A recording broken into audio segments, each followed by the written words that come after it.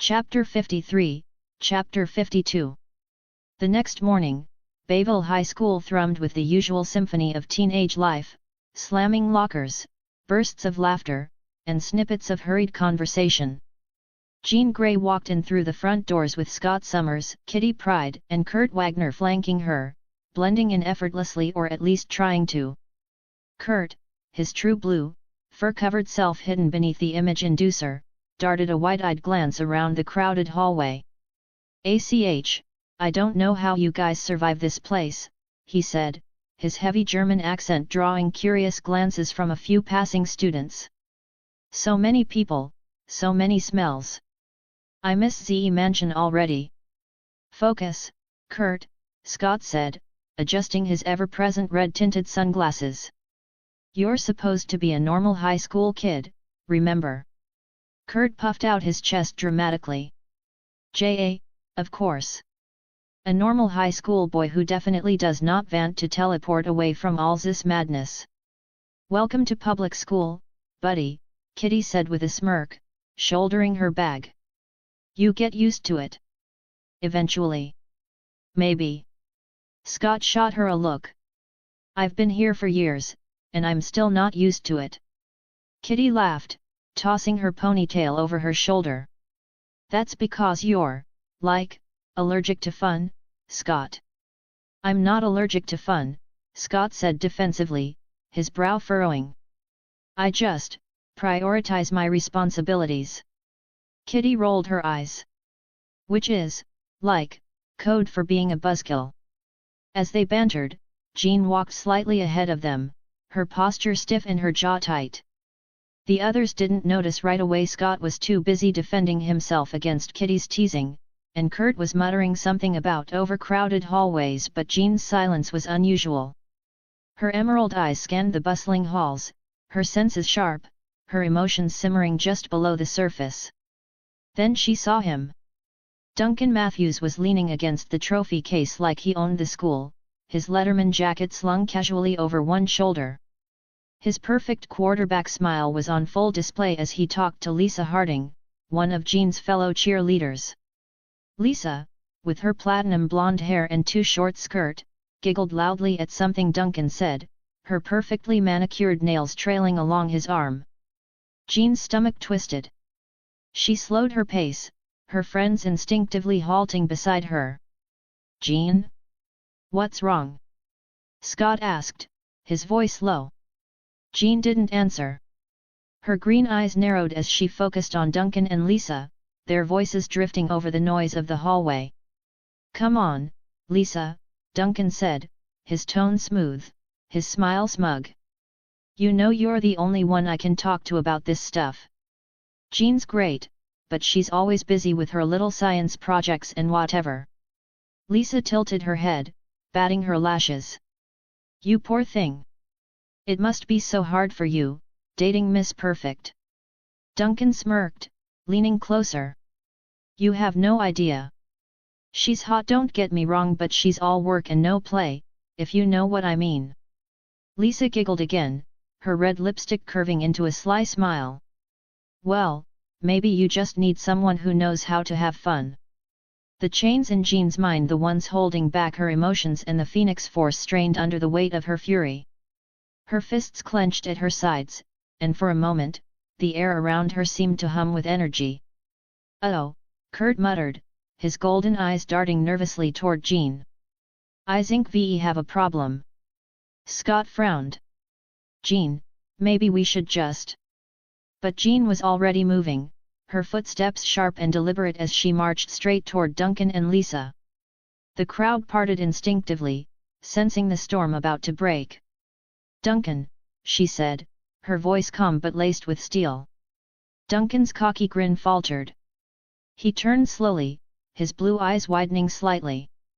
"Jean. Hey, babe. I didn't see you there."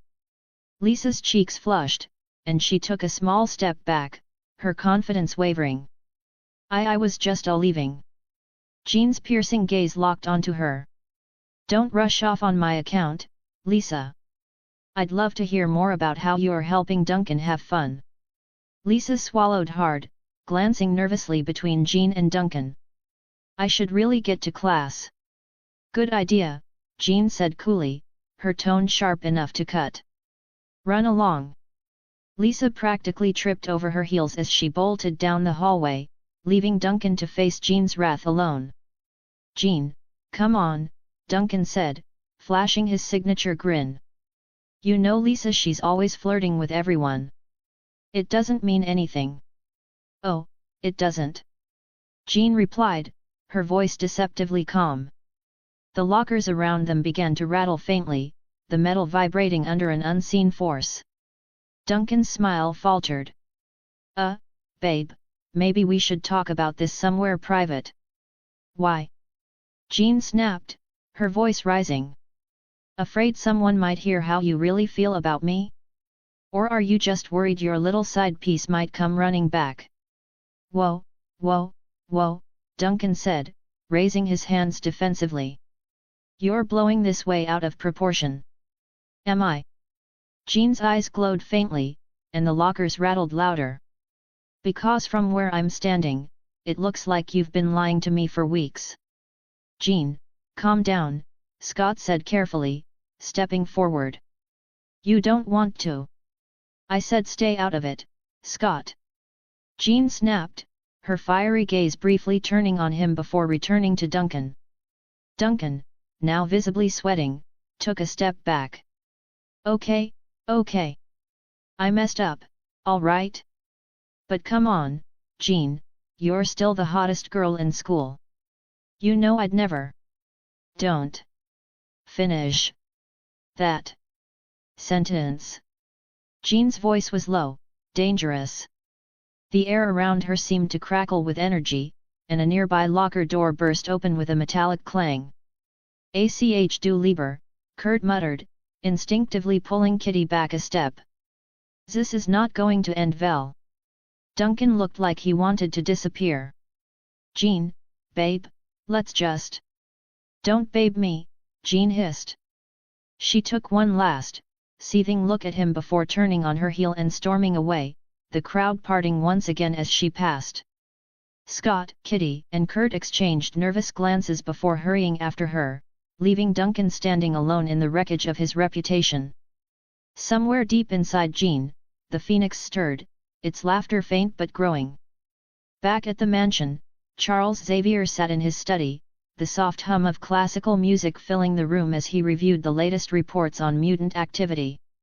The reports were detailed, as usual, an endless stream of data on mutant rights, political movements, and educational initiatives. It was supposed to be a routine morning, one of those moments where he could step away from the endless demands of leading the X-Men and focus on the mundane logistics of running a school for gifted youngsters. The momentary luxury of being ordinary. But as he sat back in his chair, the steam from his tea curling upward, a sharp, unnatural pulse flared through his mind, jagged and unmistakable. Xavier froze, his fingers instinctively tightening around the delicate porcelain teacup. It wasn't just a ripple in the psychic field, no, this was something different, something far more significant. A crack. Loud. Sharp. It reverberated through his consciousness like the sound of splintering glass. The calm he had tried to cultivate shattered with the force of it. He closed his eyes, his brow furrowing in concentration as he reached out with his telepathic abilities, his mental senses extending outward, probing the origin of the disturbance. His mind stretched, seeking the source in the sea of thoughts and emotions that filled the mansion. And then, he found it. It led him to Jean Grey. "No." Xavier whispered under his breath. His body stiffened. He hadn't expected this. Not after all these years. He reached deeper, pushing past the layers of Jean's thoughts, her memories, the familiar warmth of her presence. But what he found wasn't Jean. It wasn't her mind. It was something else. The sealed fragment of her mind that he had locked away so many years ago now burned like a molten ember, the psychic walls he had painstakingly constructed, brick by brick, flaring up in response to the intrusion. His psychic barriers, their delicate architecture, reinforced with every ounce of skill and power he possessed, were cracking. Splitting. A sense of panic began to rise in Xavier's chest as the realization settled in. This wasn't the usual agitation from stress or emotional turmoil. This was different. It wasn't just testing the barriers, probing their strength. No, the force behind these cracks was far more deliberate, intentional. Malicious, even. His heart clenched in his chest as he focused harder, his hands trembling on the armrests of his wheelchair. This time, the psychic force was different. Stronger. More overwhelming than anything he'd experienced before. How can this be? Xavier thought, his mind racing. I've held this in check for so long. Charles? The familiar voice sliced through his thoughts, and Xavier's eyes snapped open, pulling him back to reality. Standing in the doorway, framed by the light of the hall, was Logan.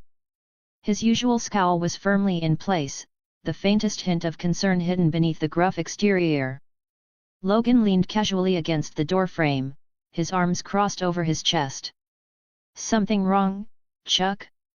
You look like you just saw a ghost. Xavier blinked rapidly, forcing himself to regain his composure. The psychic pressure was still there, still pounding at the walls of his mind, but for the moment, he needed to control it. He couldn't let Logan see the fear creeping into his thoughts. No, Xavier said, managing a thin, professional smile, his voice a little too smooth. Nothing of immediate concern, Logan. Just, an old matter that requires my attention. He forced the words out with a sense of finality, but it wasn't enough. Logan wasn't fooled. Not by a long shot. Logan's gaze never wavered, his sharp eyes narrowing as he studied Xavier, the slight furrow in his brow betraying his concern. Uh-huh. Sure. You don't look like you're dealing with nothing right now, Chuck. You've got that look. The IV got a million things on my mind, but I am gonna pretend like I don't look. Xavier's smile wavered, his fingers tapping the rim of his teacup in a nervous rhythm. It's not something you need to worry about, Logan. Logan took a step closer, his heavy boots sounding like a dull echo against the marble floor. You think I'm gonna let you sit here and play the nothing's wrong game? You know I've got a nose for this stuff. His voice dropped an octave, a low growl of sincerity. Look, if it's important, if it's really dangerous, I'll help. You don't have to carry everything on your own. Xavier didn't respond right away. He wanted to tell Logan the truth, wanted to confess what he had done to Jean all those years ago, the guilt, the weight, the secret that had been festering inside him for so long. But he couldn't. Not like this. I can't let him know, Xavier thought. He wouldn't understand. I appreciate your concern, Logan, Xavier said, his voice tight but controlled. But this is something I must handle alone. It's personal. Logan studied him for a long moment, his gaze unyielding, but Xavier couldn't hold it anymore. He broke eye contact and looked away, his mind slipping back to Jean's fractured psyche. You're still making a habit of pushing people away, Logan muttered, his tone darker now, but with a trace of concern beneath it. Don't do something stupid, Chuck. You're the one who always talks about the team. Don't forget about it now. Xavier barely registered Logan's footsteps as the man turned and walked out of the room, his presence lingering in the air long after the door had clicked shut. When the room was finally silent, Xavier let out a breath he hadn't realized he was holding. His hands shook, but only slightly. The sense of urgency was real now, too real to ignore. He turned his full focus back to Jean's mind. The fragments of her psyche were unraveling before his eyes, and deep within, something else was stirring. Jean. He whispered to himself, but his voice was tinged with more uncertainty than he cared to admit. In the distance, he felt the dark energy, the phoenix, stretching like a wave through the fractures, consuming everything in its path. The barriers Xavier had built were no longer enough. The entity within Jean, its presence was undeniable, its intentions unclear, and Xavier, for the first time in a long while, felt like the student and not the teacher. What have I done? And far off, somewhere deep within the bowels of Jean's mind, the phoenix force stirred its fiery eyes gleaming, waiting for its moment to rise. Charles Xavier's mind had always been a place of order, a sanctuary of carefully curated thoughts, each piece in its rightful place. But now, standing on the edge of Jean Grey's consciousness, he felt the very ground beneath him tremble. The mental landscape he once knew calm, serene, and anchored had become a roiling storm, a violent maelstrom of energy and power. It was a force that he had never fully understood, yet he had always feared it, always known that this day would come. That fear now crackled in the very air of Jean's psyche, a tangible thing he could taste like ash in his mouth. As Xavier moved forward, his mental form wading through the tumultuous waters of Jean's mind, the sensation of something dark, something ancient, gnawed at him. The psychic barriers he had constructed to contain it, to protect Jean from its overwhelming force, had always been strong. He had hoped they would last forever, but as his steps brought him closer to the core of the storm, he could feel the walls weakening, breaking down under the pressure. The cracks in the mental shield were no longer faint tremors, they were full-blown rifts, jagged, glowing fissures filled with raw, undulating energy. Tendrils of power, dark and twisting, spilled through the cracks, writhing like serpents, pulling at his mind with an unnatural force. No! Xavier whispered to himself, disbelief clear in his tone. He reached out, extending his psychic presence, attempting to mend the fractured walls. But as his power brushed against the breach, it recoiled, as if the energy on the other side had a will of its own. It was like trying to tame an uncontrollable fire with a glass of water, futile, dangerous. He reached deeper, pushing against the power's resistance, his brow furrowing in concentration. "What is this?" he asked aloud, almost pleading. His voice was steady, but there was a tremor beneath the calm facade he struggled to maintain. "What are you?" The answer came not in words, but in a presence so overwhelming, so undeniable, that it shook him to his core. The air around him seemed to hum, vibrating with the force of its awakening. His mental form seemed to bend and twist under the weight of it. It was not just a force, it was alive. And it was aware of him. There was a ripple, a shudder in the landscape, before the voice came. It was rich and deep, reverberating through his thoughts, carrying with it an ancient echo of power, of destruction. "You dare imprison me," the voice boomed, each word laced with an unearthly fury. It was a voice that could tear worlds apart. The very space around Xavier bent, the walls of Jean's mind groaning under the pressure. He stumbled, barely able to maintain his presence as the force slammed against him. "You think you can control me, a being of cosmic power? You, a mere mortal, think you can hold me back?" Xavier's heart thundered in his chest, but he remained rooted. "I didn't want to," he said, his voice strained yet resolute. "I sought only to protect her, to protect Jean." The laughter that followed was not human, it was cruel, a sound like the crackling of 1,000 infernos, like thunder crashing over a silent valley. "You foolish little man," it mocked. "You were never protecting her. You were hiding her from what she is. From what I am." Xavier's mind reeled. What she is? He had always suspected, but the reality of it was so far beyond his understanding, beyond even his wildest fears. The Phoenix. It was real. It had always been real. A cosmic entity of death and rebirth. A force too vast, too powerful to ever be contained. The mental storm before him roared to life, and suddenly, an image appeared, a magnificent, fiery bird, its wings stretching across the horizon like an inferno consuming the sky.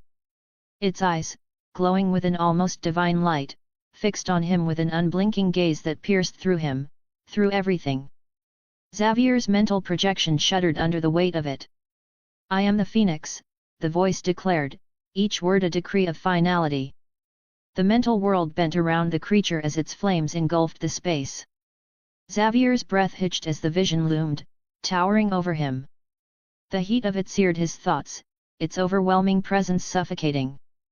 The sheer magnitude of its power threatened to crush him beneath its weight. And you, pathetic mortal, you dare to cage me? Xavier's heart pounded in his chest.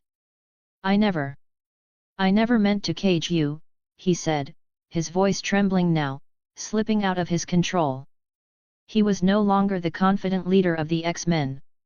He was a man standing in the presence of something that dwarfed his comprehension. I just wanted to protect Jean. The Phoenix's laughter filled the space, louder than thunder, more blinding than the sun. It was the laughter of eternity itself. Protect her? You cannot protect her from herself, it purred, its voice a low hum now, full of disdain. I am her, and she is me. You cannot hide me forever. You cannot hide from me. Xavier struggled, pushing himself against the overwhelming power, reaching out with everything he had, trying to establish some form of control. But it was like trying to grasp the wind. He tried to speak, tried to reason, but the Phoenix's presence flared in a burst of fiery energy, sending Xavier's mental projection reeling backward, his mind crashing against the ground of Jean's psyche. The force was unbearable. He gasped, his body shaking with the impact as his connection to the mindscape faltered. Jean! He whispered, his voice barely audible, lost in the wake of the Phoenix's overwhelming presence. The image of the Phoenix flared brighter, and Xavier's projection began to dissolve into nothingness. The heat was unbearable. But before his form faded completely, a voice dark, ancient, yet strangely full of compassion spoke once more. I will rise, Charles Xavier, it said, its tone now a whisper, almost pitying. And when I do, you will understand the truth of everything. The truth of her. Xavier awoke with a start, his body jerking forward in his wheelchair. His heart pounded painfully in his chest, and sweat poured down his face. He gasped for air, trying to steady himself, trying to reconcile the terror that still gripped him. His hands shook as he reached for the arms of his chair. His head throbbed, his thoughts disjointed and frantic. No, no. I couldn't have. He whispered, staring ahead in horror, as though the Phoenix itself had physically pressed against him. The weight of the revelation crashed down on him. What have I done? Dash. Jean Grey stormed through the halls of Bayville High, her mind a tempest of fury and betrayal. The confrontation with Duncan had been the final straw. The revelation that he had been seeing someone else behind her back felt like a slap across her face. She had always trusted him, believed in their relationship, but now that trust was shattered beyond repair. Her emotions surged in a chaotic flood, her psychic powers flickering dangerously at the edges of her control. She didn't care that the hallways were crowded with students, she barely noticed their glances as she stalked through the corridors, her eyes flashing with an intensity that sent people scattering out of her path. The anger radiated from her like an electric current, sparking in the air. Her steps were sharp, purposeful, as if she was trying to outrun the mounting pressure inside her mind. Her thoughts were in disarray, flashes of Duncan's smirking face, his lies, the harsh words they'd exchanged during their argument. And, worse than all of that, the sense of being humiliated, of being played the fool.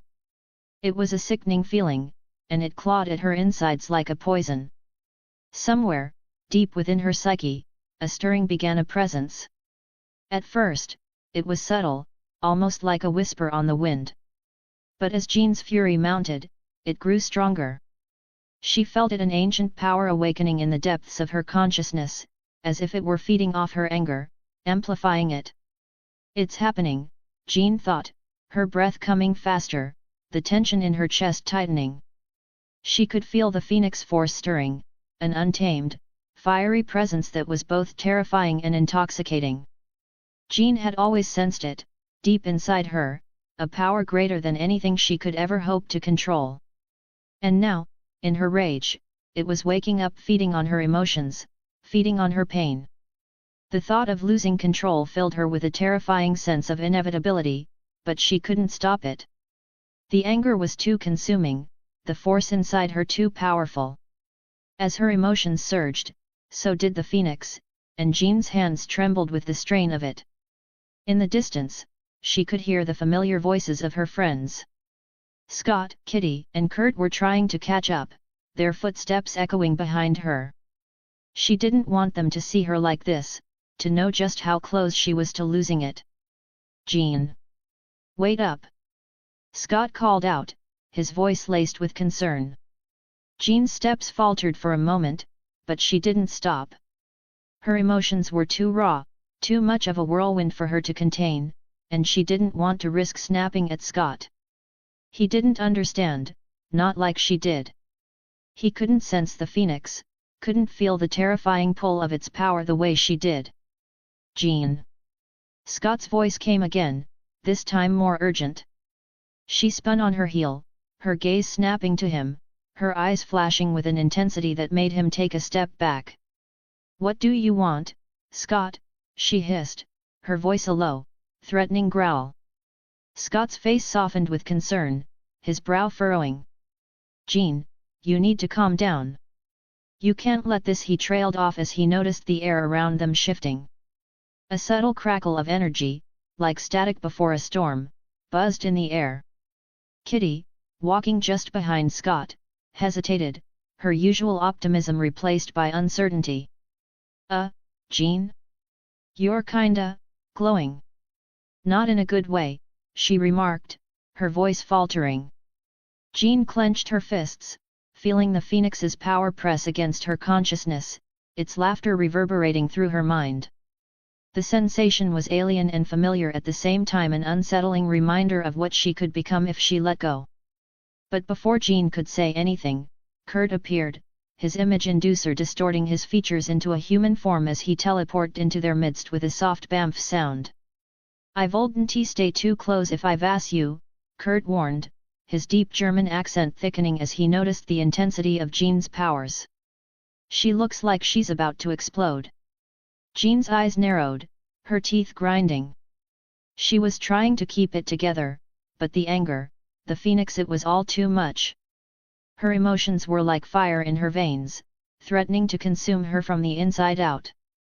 Get out of my way, all of you, she snarled, her voice trembling with barely contained power. The phoenix inside her pushed at the barriers of her mind, its flames licking at her control. Before anyone could respond, a voice rang out from behind them. What's going on here? Rogue asked, her southern drawl cutting through the tension. She was supposed to arrive with them, but she had been running late for some reason. Now, she stepped into the hallway, looking at the group with a raised eyebrow. Rogue was wearing her usual attire, a green and yellow jumpsuit, but there was an edge to her voice that suggested she was not about to put up with any nonsense. As she took in Jean's obvious agitation, she raised her hands in a gesture of peace. Y'all look like you're about to start a war or something. What happened? Scott, still trying to keep the situation under control, quickly filled her in. Jean found out Duncan's been cheating on her. Rogue's eyes flickered with understanding, then softened with sympathy. Oh, sugar, I'm real sorry to hear that, she said, her tone warm but tinged with a sharpness that Jean didn't expect. But don't let that fool tear you apart. You're better than that. Jean's lips twitched into a grim smile. Better than that. She had heard that before, countless times, from so many people. But this wasn't just about Duncan. It was about everything. The anger inside her, the sense of betrayal, and the phoenix, all of it was a storm inside her, an inferno that she was barely holding back. I don't need your pity, Rogue, Jean spat, her voice hard. I don't need anyone's pity. You don't get it. None of you get it. Her body trembled as the phoenix stirred, the force within her pushing against the fragile limits she had left. And in the back of her mind, she could feel the presence of the phoenix force, its laughter growing louder, feeding off her rage, urging her to let go, to embrace the fire within her. She wanted to scream, to tear everything apart, to unleash the power that thrummed through her like electricity. But something just a small part of her knew that if she did, there would be no going back. No stopping it. And then, just as Jean felt she might lose control completely, a voice her own whispered, faint but resolute, "I have to fight it. I have to control it."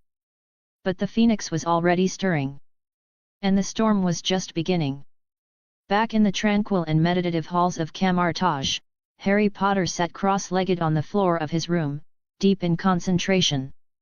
His mind was attuned to the flow of magical energies around him, each pulse of power resonating with the world's hidden currents. The air was thick with the hum of mystical forces, but Harry had learned to find peace within it. He had spent countless hours honing his focus here, training under the tutelage of the Ancient One, alongside Wang. The Ancient One, seated gracefully nearby, meditated with an air of timeless wisdom. Her eyes were closed, but her presence filled the room, like an anchor in a sea of shifting energies. Wang, ever vigilant, stood slightly apart, his eyes scanning the surroundings, alert for any sign of danger, his hand resting on the hilt of his sword as always. For a long moment, there was nothing but the quiet rhythm of the room, but suddenly, Harry's eyes snapped open. His breath hitched, the calm shattering as a violent surge of psychic energy slammed into his consciousness. It was a raw, primal force untamed and raging, like a hurricane of emotion and power. His mind recoiled from the intensity, and it only took him a split second to recognize the source. "Jean. She's losing control," Harry murmured, the words almost escaping him as an involuntary exhale. His eyes burned with intensity, his thoughts racing. He could feel Jean's psyche unraveling, the raw anguish and fury that she couldn't contain, and it was feeding the phoenix force that had slumbered within her. The bond, the ember of the phoenix that had been passed to him, stirred inside him, a connection pulsing in rhythm with Jean's turmoil. It was like feeling a distant storm, one that was about to engulf everything in its path. The phoenix was awakening, breaking its chains, and Jean was at the center of it all. His heart sank as the realization hit him full force. The phoenix is waking up, it's out of control. Harry stood in one fluid motion, urgency in his every step. "I need to go. She can't handle this by herself. If I don't intervene, it will consume her. It will consume everything." Wang turned sharply, his usually calm face suddenly tinged with concern. "You cannot stop the phoenix on your own, Harry," he said, his voice low but firm. "The phoenix is a power that transcends even your abilities. It's a force of both creation and destruction. You must be cautious." The Ancient One, however, remained still, her eyes narrowing as she processed the situation. Her calm demeanor didn't shift, but there was a subtle, knowing gleam in her eyes. She spoke, her voice both ancient and clear. "You carry the ember within you, Harry. It is a bond, a tether. You must go to her. But know this, the phoenix is a force of balance. To calm it, you must not oppose it with force but guide it, help her reignite the spark of control within herself." Harry's face hardened with determination. He knew the stakes. If he didn't get to Jean now, the phoenix would burn her from the inside out. There would be no way to reclaim her, and no telling what devastation it would cause in the world. He clenched his fist and nodded. "I'll do whatever it takes." Wang stepped forward, his expression grave. "Just remember, this is not something to approach recklessly. The phoenix has always been a force beyond comprehension." "I know," Harry said, his voice tight with focus. He could feel it. Jean's power was spilling into the world, and it wasn't something to toy with. But he couldn't let her face it alone. He had to be there. The Ancient One's voice softened, but there was no mistaking the weight of her words. "Go, Harry. You are the key. But tread carefully. The flame that burns within her is ancient, and it will not be kind to those who try to tame it." With that, Harry raised his hand, his fingers glowing with the power of the mystic arts. The air around him shimmered, and a vortex of crackling energy spiraled open before him, the portal swirling with otherworldly colors and light. It was a direct path to Bayville, to the storm of power Jean was currently unleashing. Wang watched with a mixture of apprehension and trust, his gaze lingering on Harry. Be careful. If you cannot control the phoenix, no one can. I'll manage, Harry replied, though his voice carried a tinge of uncertainty beneath his calm exterior. I have to. In a swift motion, he stepped forward and into the portal, his form disappearing into the crackling vortex. Wang stood still for a moment, watching the space where Harry had just been, his eyes dark with concern. Do you think he can handle it? Wang asked quietly, though his question seemed to be more directed at himself. The Ancient One opened her eyes, her gaze distant and inscrutable. Harry has the ember of the phoenix within him. Whether he can master it, only time will tell. She paused, her voice lowering. But he will not face it alone. Wang nodded, though the unease in his expression remained. Still, I hope he's ready. The Ancient One was silent, her thoughts clearly elsewhere as she stood and moved toward the door. Wang, sensing that she was ready to leave, glanced around. I suppose we should leave before anyone starts wondering about why we were in Harry's room together, he said, his tone light but with an edge of his usual humor.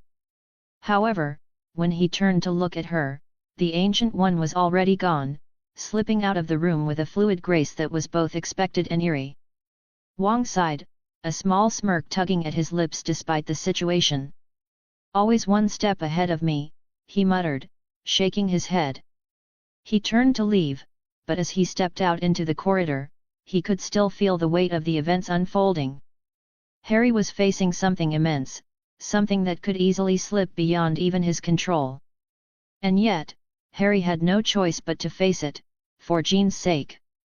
Meanwhile, back in Bayville, the storm of the Phoenix's awakening continued to build, its energy wild and uncontrolled. Jean, on the edge of madness, struggled to hold on as the power of the Phoenix threatened to overwhelm her. But Harry was on his way, he just hoped it was soon enough. Huffs. Can't wait to hear from you. If you're passionate about fanfiction and love discussing stories, characters, and plot twists, then you're in the right place. I've created a Discord server dedicated to diving deep into the world of fanfiction, especially my own stories. Whether you're a reader, a writer, or just someone who enjoys a good tale, I welcome you to join us for lively discussions, feedback sessions, and maybe even some sneak peeks into upcoming chapters, along with artwork related to the stories. Let's nerd out together over our favorite fandoms and explore the endless possibilities of storytelling. https://discord.com/invite/hhhwrsb6wd. Can't wait to see you there. If you appreciate my work and want to support me, consider buying me a cup of coffee. Your support helps me keep writing and bringing more stories to you. You can do so via PayPal here. https://www.paypal.me/vikrantutker007 or through my Buy Me a Coffee page. https://www.bemeacoffee.com/vikird001s. Thank you for your support. Chapter 54, Chapter 53. The hallway was tense, silent but for the faint hum of psychic energy radiating from Jean Grey. Her hair rippled as if caught in a fiery, otherworldly breeze, and the faint shimmer of a golden aura danced around her figure. The X-Men stood frozen, unsure of how to proceed as the Phoenix began to stir. Scott Summers raised a hand abruptly, stopping Rogue in her tracks as she moved to approach Jean. His jaw was tight, his signature laser-focused expression masking the growing fear gnawing at his insides. No.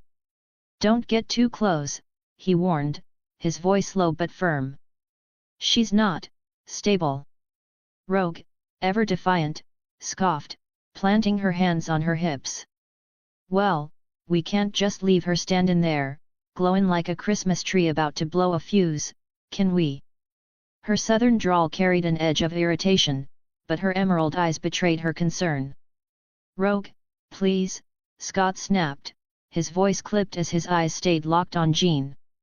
This isn't the time for sarcasm. From the corner, Kitty Pryde peeked out nervously, hugging the wall. Guys?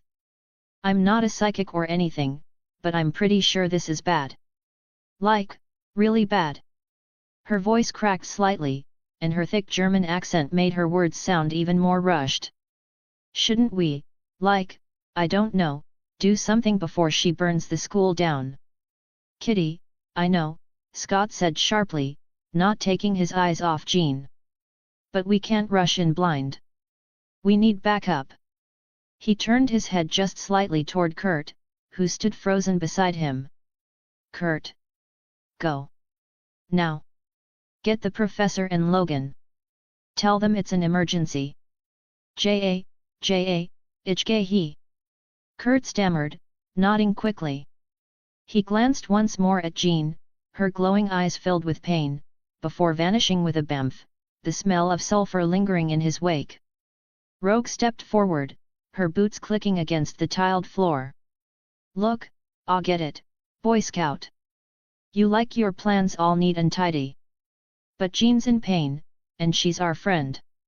If anyone can talk her down, it's us. Scott hesitated, his lips pressing into a thin line. Fine, he muttered, gesturing for her to go ahead. But stay back. If it gets worse. If. Kitty interrupted, her voice climbing an octave. Scott, it's already worse. Look at her. Jean, who had been trembling with her head bowed, suddenly looked up. Her eyes blazed with molten gold, and her voice echoed unnaturally, layered with something ancient and furious. You don't understand, she growled, her tone both pleading and menacing. It's inside me, screaming, burning, and I can't stop it.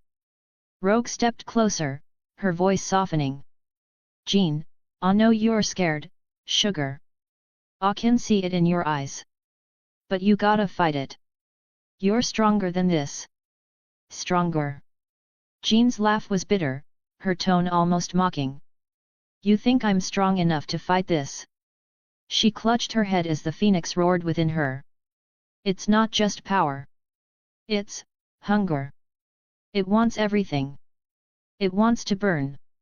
Scott clenched his fists, his heart breaking at the sight of her. He stepped closer, his voice gentle but commanding. Jean, listen to me. You're not alone. We're here for you, but you have to let us help. You're the strongest person I know. You can fight this. Jean's gaze snapped to him, her eyes narrowing. Scott, you don't get it, she shouted, her voice cracking. This isn't something you can fix with one of your plans or your stupid speeches. Kitty winced, muttering under her breath, okay, ouch. She didn't have to go for the throat. Kitty, not helping. Scott barked, barely glancing her way. Jean, please. You have to try. For a moment, it seemed like his words were getting through. Jean's breathing slowed, and the fiery aura around her dimmed slightly. But then, as if sensing her hesitation, the phoenix surged, and Jean cried out, doubling over as golden flames erupted around her. The heat in the hallway skyrocketed, forcing the others to step back. Scott! Kitty screamed, phasing halfway through the wall in her panic. She's gonna blow. Jean! Scott shouted over the roar of power, his voice desperate. Fight it! You're stronger than this. Before he could say more, a golden portal appeared behind them, its edges glowing with radiant light. The sudden surge of energy made everyone freeze, their attention shifting to the shimmering vortex. A figure stepped through, his presence commanding and otherworldly. He was tall, over 6 feet, clad in resplendent red and gold armor that seemed both ancient and futuristic. A flowing red cape billowed behind him, and his face was obscured by a sleek, angular mask that exuded regality and power. The figure surveyed the scene, his voice deep and steady as he spoke. I am the Revenant, he said, his tone carrying an undeniable authority. I'm here to help. Scott immediately moved to shield the others, his hand hovering over his visor. Help? Who are you? And how do we know you are not here to make things worse? Revenant raised his gauntlet hands in a gesture of peace. I understand your caution, Cyclops. But I'm not your enemy. I've felt the phoenix stir, and I came as quickly as I could. If we don't act now, she will lose control and the consequences will be catastrophic. Rogue tilted her head, scrutinizing him with suspicion. And why should we trust you, Shiny Pants? What makes you the expert on the phoenix? Revenant's gaze shifted to Jean, who was trembling on the verge of collapse. Because I've been where she is, he said softly. I know what it's like to be consumed by the phoenix, to feel its fire burning through every fiber of your being. But I also know it can be controlled. It doesn't have to win. Jean's glowing eyes locked onto him, her voice shaking. Who are you? I'm someone who understands what you're going through, Revenant replied, stepping closer. And I'm here to make sure the phoenix doesn't take you away from the people who love you. Scott hesitated, his mind racing. He glanced at Rogue, who gave him a small shrug, then at Kitty, who was peeking out nervously from behind the wall. Finally, he nodded stiffly. Fine. But if you try anything. I won't, Revenant assured him. He extended a hand toward Jean, his voice softening. Jean, listen to me. You're stronger than this.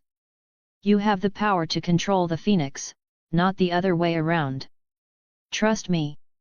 I can help you. Jean stared at him, tears streaming down her glowing face.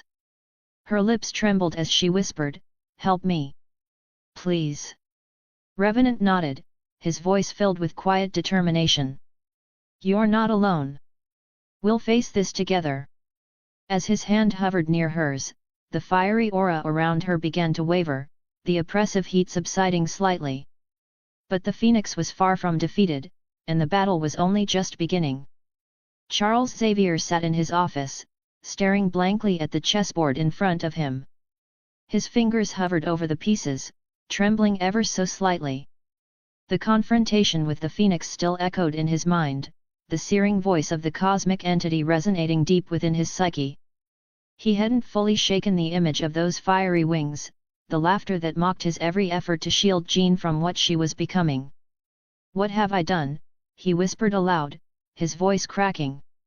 He clenched his fists, gripping the arms of his wheelchair as if grounding himself would stop the whirlwind of guilt and fear tearing through him.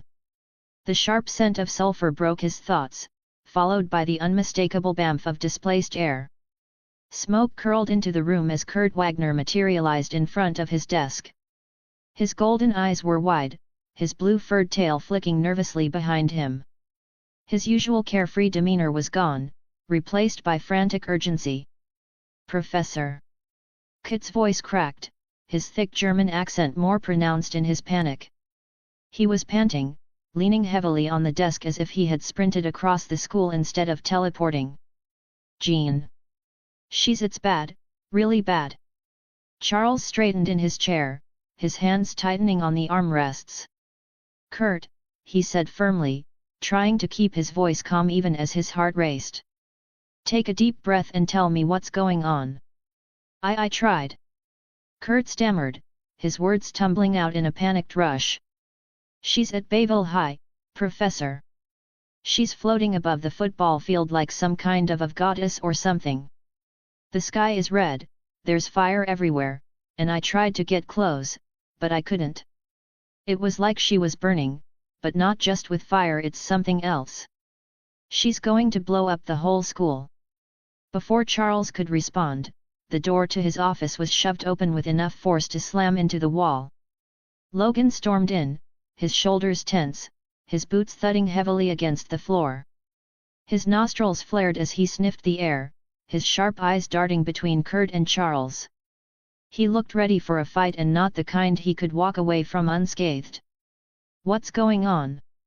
Logan demanded, his voice low and gravelly. His eyes locked onto Xavier, narrowing as he caught the tension in the professor's usually composed demeanor. Something's wrong with Jean, isn't it? J.A. Kurt cut in, waving his arms wildly. She's at the school, Herr Logan. People are screaming, running away. She's going to hurt someone, maybe everyone. We have to go now. Logan growled under his breath, his jaw tightening. He turned back to Xavier, his expression hard. All right, Chuck. Spill. What the hell's happening with Jean? Did you go poking around in her head? Xavier inhaled deeply, steeling himself. It's not that simple, Logan, he said, his voice low but steady. This is more than Jean losing control. There's something inside her. Something ancient, powerful, something I've tried to protect her from for years. But it's breaking free. Logan's brow furrowed. You're saying this is on you? His tone carried more accusation than question, his frustration clear. Damn it, Chuck. If you knew this was coming, why didn't you tell us sooner? We could've. There was nothing you could have done. Xavier snapped, his voice sharper than usual. He took a breath, forcing himself to calm down. Logan, please. I did everything I could to protect her, but this is beyond any of us. Well, isn't that just great, Logan muttered, raking a hand through his thick hair. All right, fine. We'll play the blame game later. Right now, we've got a kid about to turn a high school into a crater. What's the plan? Xavier nodded, grateful for Logan's pragmatism, even if his tone grated. Kurt, he said, turning to the young mutant. Can you get us close to her? Somewhere nearby where we can assess the situation without drawing her attention immediately. Kurt hesitated, his tail curling nervously. I can try, he stammered. But it's hard to get close to her. The energy around her, it's like a wall. I could barely bamf out of there without getting roasted. You'll manage, Logan said gruffly, clapping a heavy hand on Kit's shoulder. The younger mutant flinched slightly but nodded, swallowing hard. Logan, Xavier continued, his tone serious. We have to approach this carefully.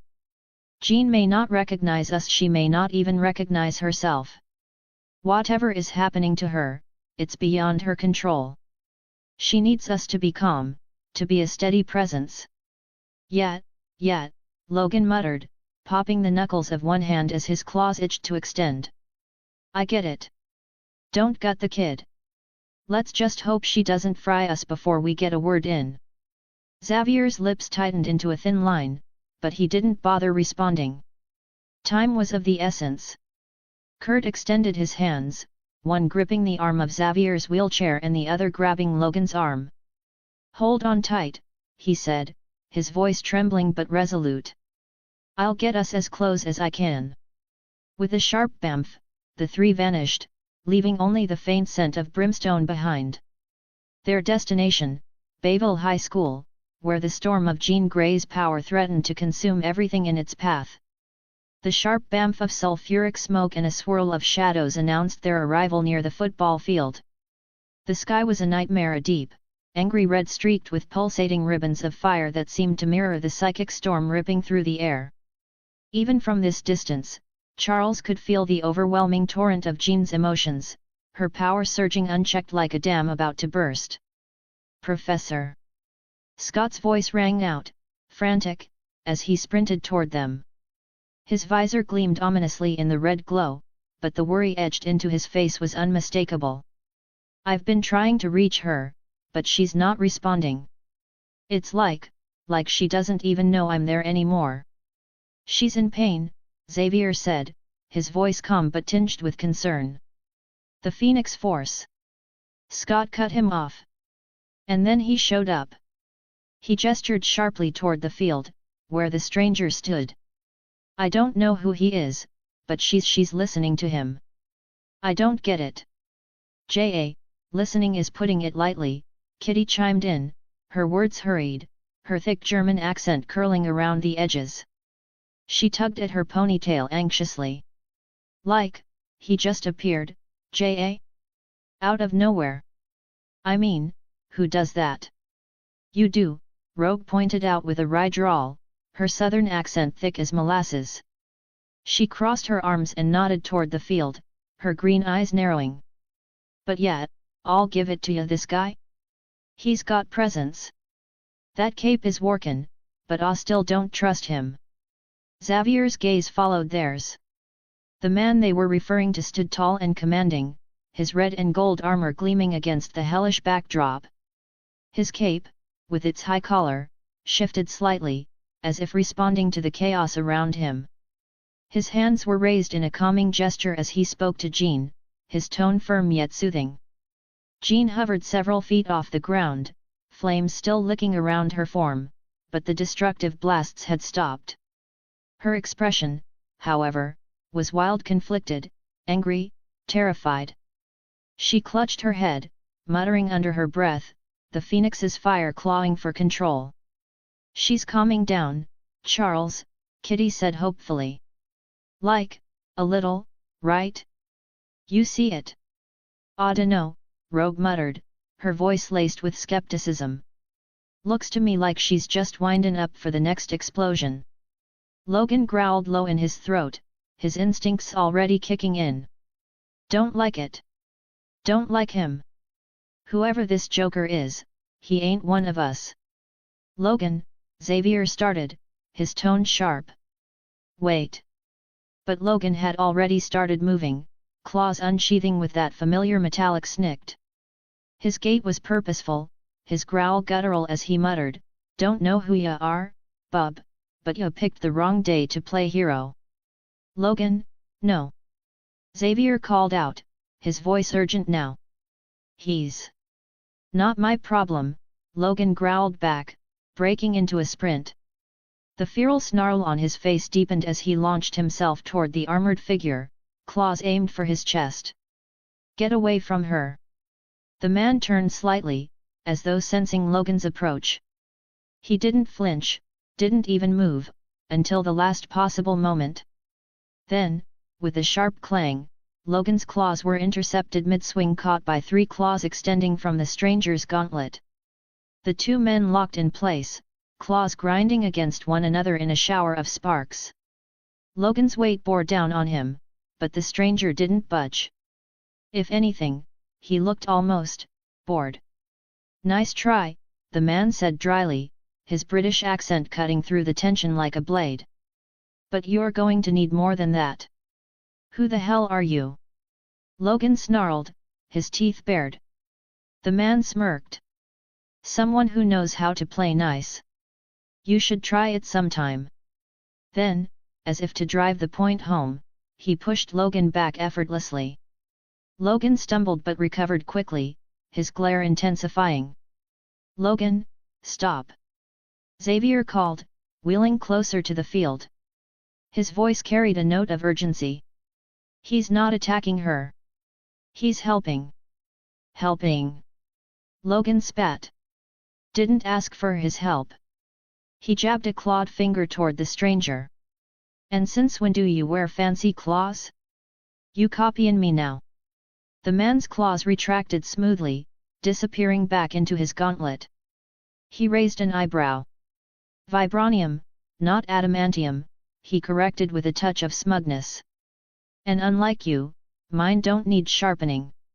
Logan's growl deepened, but before he could lunge again, the man's helmet rippled like liquid, peeling back to reveal his face. His sharp features and green eyes were instantly recognizable to Xavier, and he froze. You, Charles breathed. Harry Potter tilted his head, his smirk returning.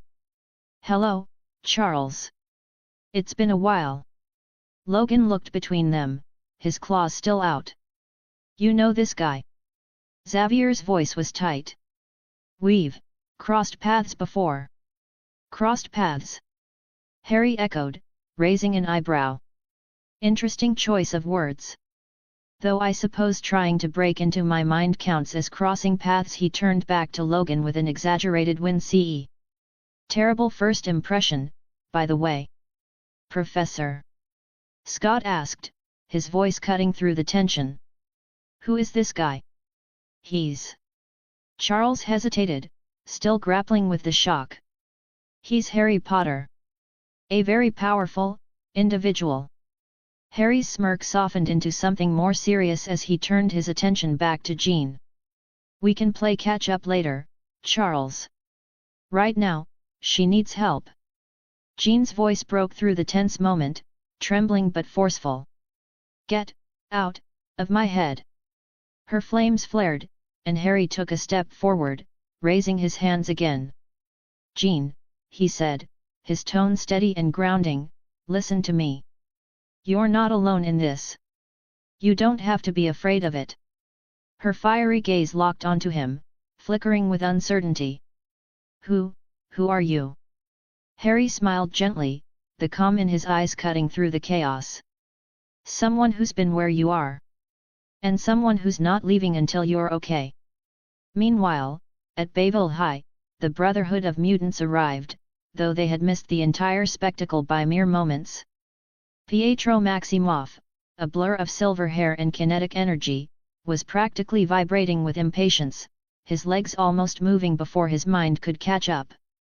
Just once, I'd like to be on time, Pietro muttered, shaking his head as he skidded to a stop in front of the empty football field.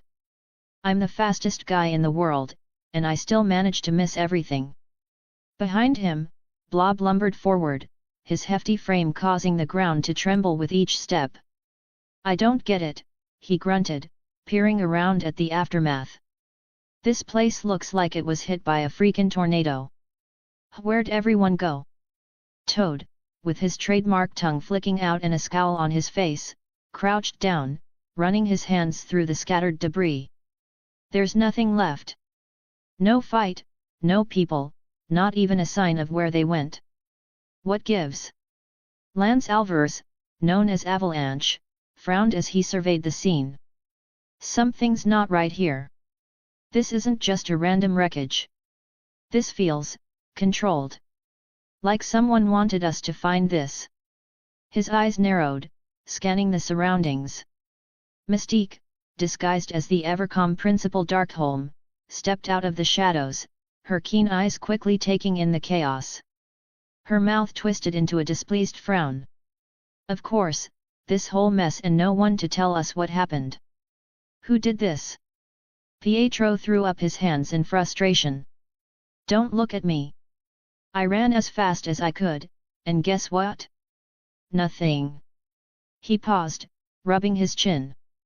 Well, except a strange glow in the air, and that's pretty much it. So, unless you've got a superpower that lets you talk to the ground, I've got nothing. Mystique didn't reply immediately. Instead, her gaze turned cold as she started to walk around, carefully inspecting the wreckage. This isn't just some random mutant fight. Whatever happened here, it was too big to be ignored. And we need to find out what. Yeah, but we missed it, Blob added, a hint of frustration creeping into his voice. What now? Do we just go back and pretend like we didn't almost catch the action? Toad shrugged. At least we know it's not just some mutant showdown. You saw the sky, Blob? It was burning red. Weird stuff's going down. Mystique raised a hand, cutting off the chatter. Enough. We don't have time for excuses. Pietro, go check the surrounding area. Lance, use your powers, see if you can find any traces of what happened here. The rest of you, keep your eyes peeled. We'll find out what really went down, and when we do, we'll make sure we're in a position to take advantage of it. Pietro grumbled but nodded. In a blur, he was gone, leaving nothing but the faint hum of his speed in the air. Blob and Toad followed Mystique's orders, slowly beginning to fan out and search the perimeter. I don't like this, Mystique, Blob muttered as he trudged toward the edge of the field. Feels too clean for a fight. Mystique smirked, her eyes glinting with suspicion. That's because this wasn't a fight. This was something else entirely. And it's time we found out exactly who else was involved. As the team spread out, the sounds of their footsteps mixed with the growing silence around them. The only sign of recent activity was the strange shimmer of energy that lingered in the air, but it was quickly dissipating. Mystique's thoughts were already moving, calculating, and she knew that whatever had caused this was only the beginning of something far more dangerous. Something that had far more to do with their next move than they realized. "Let's hope we're not too late," she muttered under her breath, her eyes narrowing as she scanned the horizon. Back at the mansion, as Harry and the X-Men settled in for their conversation, none of them knew that the real danger was far from over and their enemies were already closing in, just out of sight. The fiery maelstrom around Jean had dwindled to a soft, flickering glow, her levitation faltering as Harry's calm, measured voice wove through the chaos. Each word seemed to act as a tether, anchoring her in the storm of her own mind. "You're stronger than this, Jean," Harry said firmly, his tone carrying a warmth that felt at odds with the dangerous situation. "This power doesn't own you. It's a part of you, but it doesn't define who you are. You're Jean Grey. You're not just the Phoenix.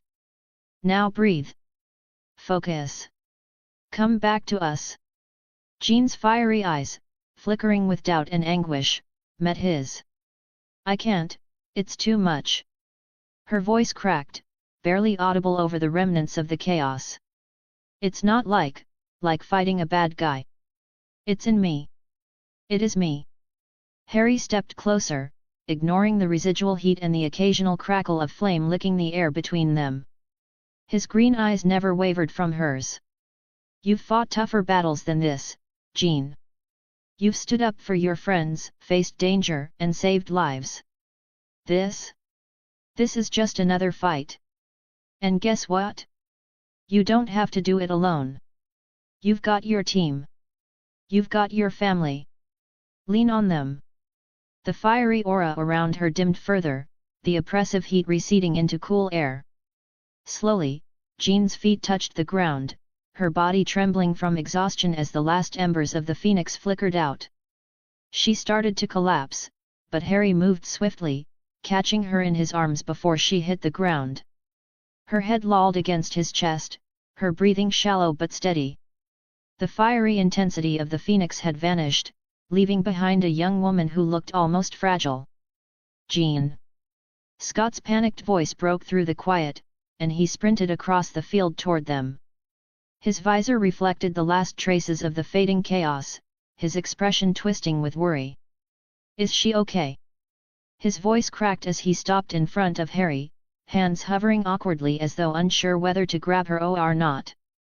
"She's fine," Harry said calmly, adjusting Jean in his arms. "She just needs rest."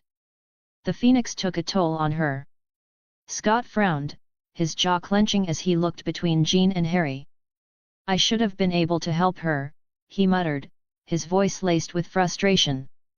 He cut himself off, his fists balling tightly. "She's on my team."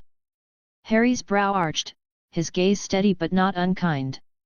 "And sometimes being a leader means knowing when to step back and let someone else take the weight, Summers.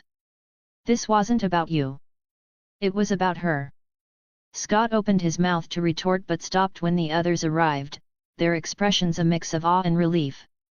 "That was, totally insane," Kitty said, her voice trembling with lingering adrenaline. She looked between Harry and Jean, eyes wide. "You just, walked right up to her and boom, no more flaming death vibes. Are you, a wizard or something?" Kurt tilted his head, his tail flicking behind him as he observed Harry with curiosity. "J.A., who are you, exactly? I've never seen anyone handle a situation like that. Not even Professor Xavier." Rogue crossed her arms, her green eyes narrowing as she gave Harry a once-over. "Yeah, sugar, you just came strolling in here all calm like you had the whole thing figured out. You some kinda cosmic babysitter, or you just got a death wish." Her southern drawl dripped with sass, but her smirk betrayed her intrigue. Harry smirked, his tone nonchalant as he replied, "Let's just say I've dealt with my fair share of angry, flame-powered entities before. This isn't exactly new territory for me." Logan snorted, stepping forward with his signature gruffness. "You've got a real knack for showing up like you own the place, bub." But if you think I'm just gonna roll over and let you play hero. Harry cut him off with a grin that bordered on cocky. Good thing I'm not looking for your approval, Logan. Before Logan could growl a retort, Xavier's voice cut through the rising tension, calm and authoritative. Enough, all of you. The professor wheeled closer, his expression thoughtful as his sharp blue eyes studied Harry. We need to get Jean somewhere safe to rest. And it seems we owe you our thanks, Harry. Harry shrugged, still holding Jean with surprising ease. No need for thanks. Just doing what needed to be done. He turned to the group of teens and added, by the way, you lot Scott, Kitty, Kurt, Rogue, you've earned yourselves a day off after all this excitement. No more classes today. Kitty's eyes lit up like Christmas morning. Wait, seriously? No school? Best day ever. Kurt grinned, his fangs flashing as his tail swayed happily. I like him already. Rogue raised a skeptical brow but couldn't suppress a smirk. I'll take it. Beats sittin' through algebra, that's for sure. Scott, however, frowned, his arms crossing defensively. Wait a second, you can't just... Harry cut him off with a raised hand. Relax, Summers. Consider it a mental health day. You'll thank me later. With a flick of his wrist, Harry conjured a swirling portal of golden energy. The edges crackled with power as it expanded, revealing the polished wood floors and warm lighting of Xavier's office. Follow me, Harry said, stepping through with Jean still cradled in his arms. Let's have this conversation somewhere more comfortable. The group hesitated for a moment before Xavier nodded. You heard him. Let's go. One by one, they stepped through the portal, their awe and curiosity growing with each step. Logan was the last to follow, muttering under his breath, fancy portals, fancy claws. What's next? This guy's got a private jet, too. As the portal closed behind them, they found themselves in the familiar surroundings of Xavier's office. Harry gently laid Jean on the couch, tucking a blanket over her as Xavier used his telekinesis to float it into place. Turning to the group, Harry's smirk faded, his tone growing more serious. All right, he said, his emerald eyes scanning the room. Let's talk about the Phoenix and how we're going to stop it from torching the next town. The atmosphere in Xavier's office was heavy with tension. Harry leaned against the edge of the desk, his arms crossed, his emerald green gaze steady as he surveyed the room. Jean lay unconscious on the couch, her breaths even but shallow. The team Scott, Kitty, Rogue, Kurt, Logan, and Xavier himself stood or sat nearby, their expressions a mixture of exhaustion, confusion, and frustration. I know this is hard to hear, Harry began, his voice calm but firm, but this entire Phoenix situation? It didn't start today. It's been brewing for years. And it started because of a choice Xavier made. Scott's head snapped up, his expression immediately shifting from worry to anger. What are you talking about? He demanded, stepping forward, his fists clenched. Don't you dare pin this on the professor. He's done nothing but protect Jean, protect all of us from the beginning. Harry held his ground, his gaze unwavering. I'm not trying to villainize him, Summers. But facts are facts. Ask him yourself. All eyes turned to Xavier, who looked deeply troubled. He took a slow breath, his fingers steepled as he composed himself. Harry is correct, Xavier admitted, his voice quiet but carrying the weight of authority. I made a mistake. One I deeply regret. Scott froze, his expression a mix of disbelief and betrayal. What? Xavier sighed, wheeling himself closer to the group. Years ago, when I first met Jean, she was only a child. She had just experienced the traumatic death of her best friend, Annie. She watched her die, unable to save her, and that event triggered the emergence of Jean's mutation. Her telepathy, Rogue said, her southern drawl thick with curiosity and a touch of skepticism. I heard she had trouble controlling it back then. More than trouble, Xavier admitted. Jean was completely overwhelmed. She could hear the thoughts of everyone around her loud, chaotic, intrusive. And amidst all that noise, I sensed something foreign within her mind. A presence, ancient and powerful, stirring in response to her awakening abilities. Logan, leaning against the wall with his arms crossed, narrowed his eyes. And let me guess, Chuck, you decided to meddle. Xavier's jaw tightened. I was afraid of what that presence might be. I thought I was protecting her and everyone else. So I made the decision to seal off that part of her mind. I created psychic barriers to suppress the presence and Jean's memories of it. I believed it was the right thing to do at the time. Scott's anger boiled over. He stepped forward, pointing an accusing finger at Xavier. You did what? You messed with her mind, sealed away part of who she is, and you didn't think that might have consequences. Scott, Xavier began, his tone gentle but firm, please understand. No, you don't get to tell me to calm down. Scott shouted, his visor glowing faintly as his emotions threatened to unleash his optic blasts. You're supposed to help us, guide us, not mess with our heads. How could you do this to her? Logan pushed off the wall, his voice a low, dangerous growl. The kid's got a point, Chuck. You don't just go rootin' around in someone's brain like that. You're supposed to be the guy who respects people's choices, their free will. What you did? That's not protection, that's control. And now look where it's gotten us. Xavier looked pained, his gaze dropping to the floor for a moment before he met Logan's eyes. I thought I was helping her, Logan.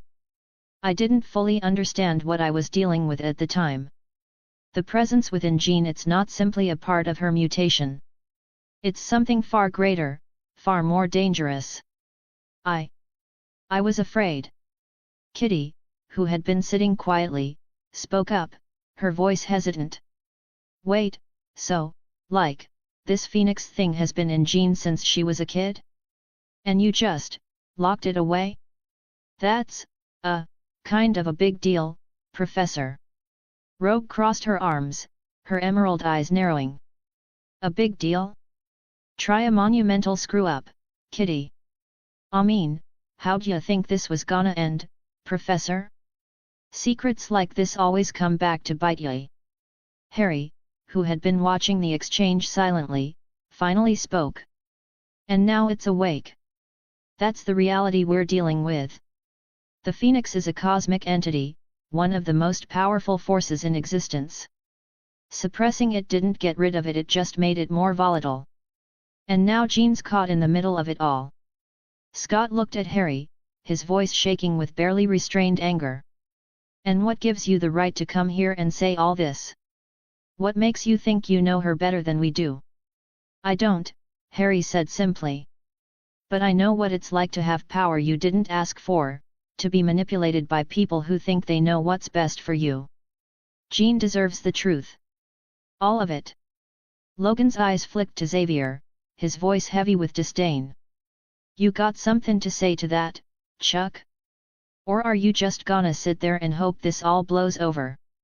Xavier closed his eyes briefly, exhaling slowly. Harry is right. Jean deserves the truth. I made a grave mistake, and I must take responsibility for it. But we don't have time to dwell on my failings. Our priority now is helping Jean regain control and ensuring the Phoenix doesn't consume her or anyone else. The room fell silent, the weight of Xavier's words settling over everyone. Finally, Logan broke the silence, his tone gruff but with a hint of grudging respect. Fine. But if we're gonna fix this, you'd better let her be the one calling the shots from now on, Chuck. No more secrets, no more mind games. Got it? Xavier nodded solemnly. Agreed. Harry straightened, his expression resolute.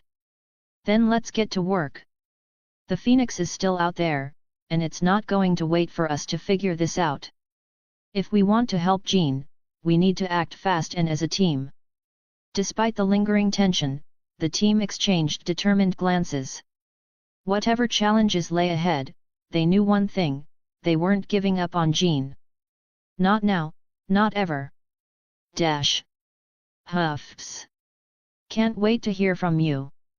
If you're passionate about fanfiction and love discussing stories, characters, and plot twists, then you're in the right place. I've created a Discord server dedicated to diving deep into the world of fanfiction, especially my own stories.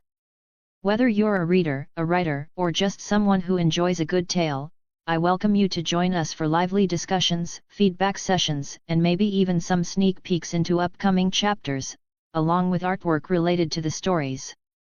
Let's nerd out together over our favorite fandoms and explore the endless possibilities of storytelling. https://discord.com/invite/hhhwrsb6wd. Can't wait to see you there. If you appreciate my work and want to support me, consider buying me a cup of coffee. Your support helps me keep writing and bringing more stories to you. You can do so via PayPal here. https://www.paypal.me/vikrantutker007 or through my Buy Me a Coffee page. https://www.bemeacoffee.com/vikird001s. Thank you for your support. Chapter 55, Chapter 54. The tension in Xavier's office could have been cut with one of Logan's claws. Harry leaned against the edge of the desk, arms crossed and his emerald green gaze fixed on Logan, who was already eyeing him like a puzzle he couldn't quite put together. Across the room, Jean lay unconscious on the couch, her face serene but pale, while the rest of the X-Men formed a loose semicircle around her. They were exhausted, confused, and more than a little irritated. And Harry? Harry was bracing for impact. Logan broke the silence first, his gruff voice laced with suspicion. "All right, kid. Enough dancing around it. Let's talk about the claws." Harry groaned, rubbing a hand down his face. "Logan, we've got bigger problems right now. You know, like the cosmic death bird currently nesting in Jean's brain." "Don't dodge the question," Logan shot back, stepping closer. He jabbed a finger toward Harry's hands. "Those claws ain't just for scratchin' furniture. You've got something going on, and I'm not buying the coincidence." This is getting good." Kurt chimed in from the corner, his German accent thick and playful. "Are you saying he's, how do you Americans put it, your illegitimate son, Herr Logan?" Kitty clapped her hands together, practically bouncing on her toes. "Oh my gosh, is this, like, one of those soap opera things? Are we gonna find out Harry's secretly Logan's long-lost kid? Because, like, that would be so wild." Harry raised a hand, palm outward, his voice exasperated. "Okay, let's shut that train of thought down right now. Logan, I'm not your kid. I don't even have claws like yours. Mine are vibranium, not adamantium." Logan's eyes narrowed, but his tone remained smug. "Vibranium, hey? Real convenient. Still doesn't explain how you got bub. Or why you smell like me." Scott, who had been stewing quietly near the back, finally snapped. Wait. Can we just rewind a second? What the hell is going on here? Harry, are you saying you've got claws, Logan's DNA, and you're not some random mutant? What are you even?" "Geez, Summers," Rogue drawled, her southern accent dripping with sass. She leaned against the wall, arms crossed and a smirk tugging at her lips. "Give the guy a chance to explain 'fore ya blow a gasket. Ain't his fault you can't keep up." Scott shot her a glare but stayed quiet, his jaw tight. Harry sighed, pushing off the desk. "All right, you want the full story? Fine. Buckle up, because it's a doozy." The team collectively leaned in, their curiosity outweighing their fatigue. Even Xavier looked intrigued, his fingers steepled as he watched Harry intently. "When I was 5 years old, Hydra kidnapped me, Harry began, his tone measured but heavy. The room went deadly quiet. Kitty gasped, her hands flying to her mouth. Wait, like... Hydra? Evil Nazi science Hydra? Are you serious right now? Dead serious, Harry confirmed. They found out I was a wizard. This just keeps getting better. Kurt exclaimed, his tail flicking with excitement. And decided they wanted to make a magical super soldier. So they experimented on me. Injected me with their version of the super soldier serum. Rogue whistled low, shaking her head. Damn, sugar. Hydra just doesn't know when to quit, do they? Scott frowned, still trying to process. Wait, the serum didn't kill you? That stuff's unstable. How are you even standing here? It didn't kill me, Harry said grimly, but it did change me. This whole tall, muscular, ridiculously strong thing? That's the serum. It also aged me up. Technically, I'm almost 7 years old. Kitty's eyes went wide. Shut up. You're, like, a giant 7-year-old? That's insane. Also, kinda cool. Harry smirked but continued. And just when you thought Hydra couldn't get any more twisted, they decided to splice my DNA with Logan's. They wanted his healing factor, his enhanced senses, well, let's just say they wanted a lot. Logan growled low in his throat, his fists clenching. Those bastards! What else did they do to you? Harry's expression hardened. They coated my skeleton in vibranium. Just because they could. Rogue let out a low whistle. Well, ain't that something? So you're basically a walking, talkin' indestructible tank. Something like that, Harry admitted. He turned to Logan, his gaze firm. But let me make this crystal clear, I'm not your son, Logan. Hydra used your DNA, but that's it. We're not family. Logan stared at him for a long moment, his expression unreadable. Then he nodded slowly, though the tension in his shoulders didn't ease. All right, kid. I'll take your word for it. But if I ever find out those Hydra bastards are still breathin'. They won't be, Harry said firmly. Trust me. Scott, still visibly irritated, crossed his arms. So let me get this straight. You're a wizard, a super soldier, and part Wolverine? And we're just supposed to accept that like it's normal. Kitty beamed. Honestly, I think it's awesome. Like, can you do magic tricks? Or, like, make stuff float? Because that would be so cool. Harry chuckled despite himself. One crisis at a time, Kitty. Xavier, who had remained quiet throughout the explanation, finally spoke, his voice calm but thoughtful. Harry, your story is extraordinary, to say the least. But I have to ask, why reveal all this now? What's your stake in this fight? Harry's expression turned serious. Because I know what it's like to have power you didn't ask for. To have people try to control you, manipulate you, because they think they know what's best. Jean deserves the truth. And she deserves to make her own choices. Logan nodded approvingly, a rare smile tugging at the corner of his mouth. You're all right, kid. Bit of a pain, but all right. Thanks, Logan, Harry said dryly.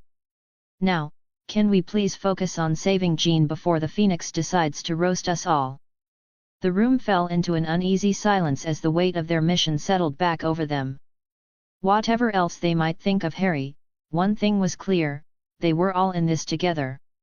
Mystique, still in the guise of the ever-calm Principal Darkholme, surveyed the wreckage of the football field with cold, calculating eyes. Her mind was racing, already piecing together the scattered bits of information. The strange, shimmering energy in the air, the charred sky above the signs were unmistakable. This wasn't just another random mutant skirmish.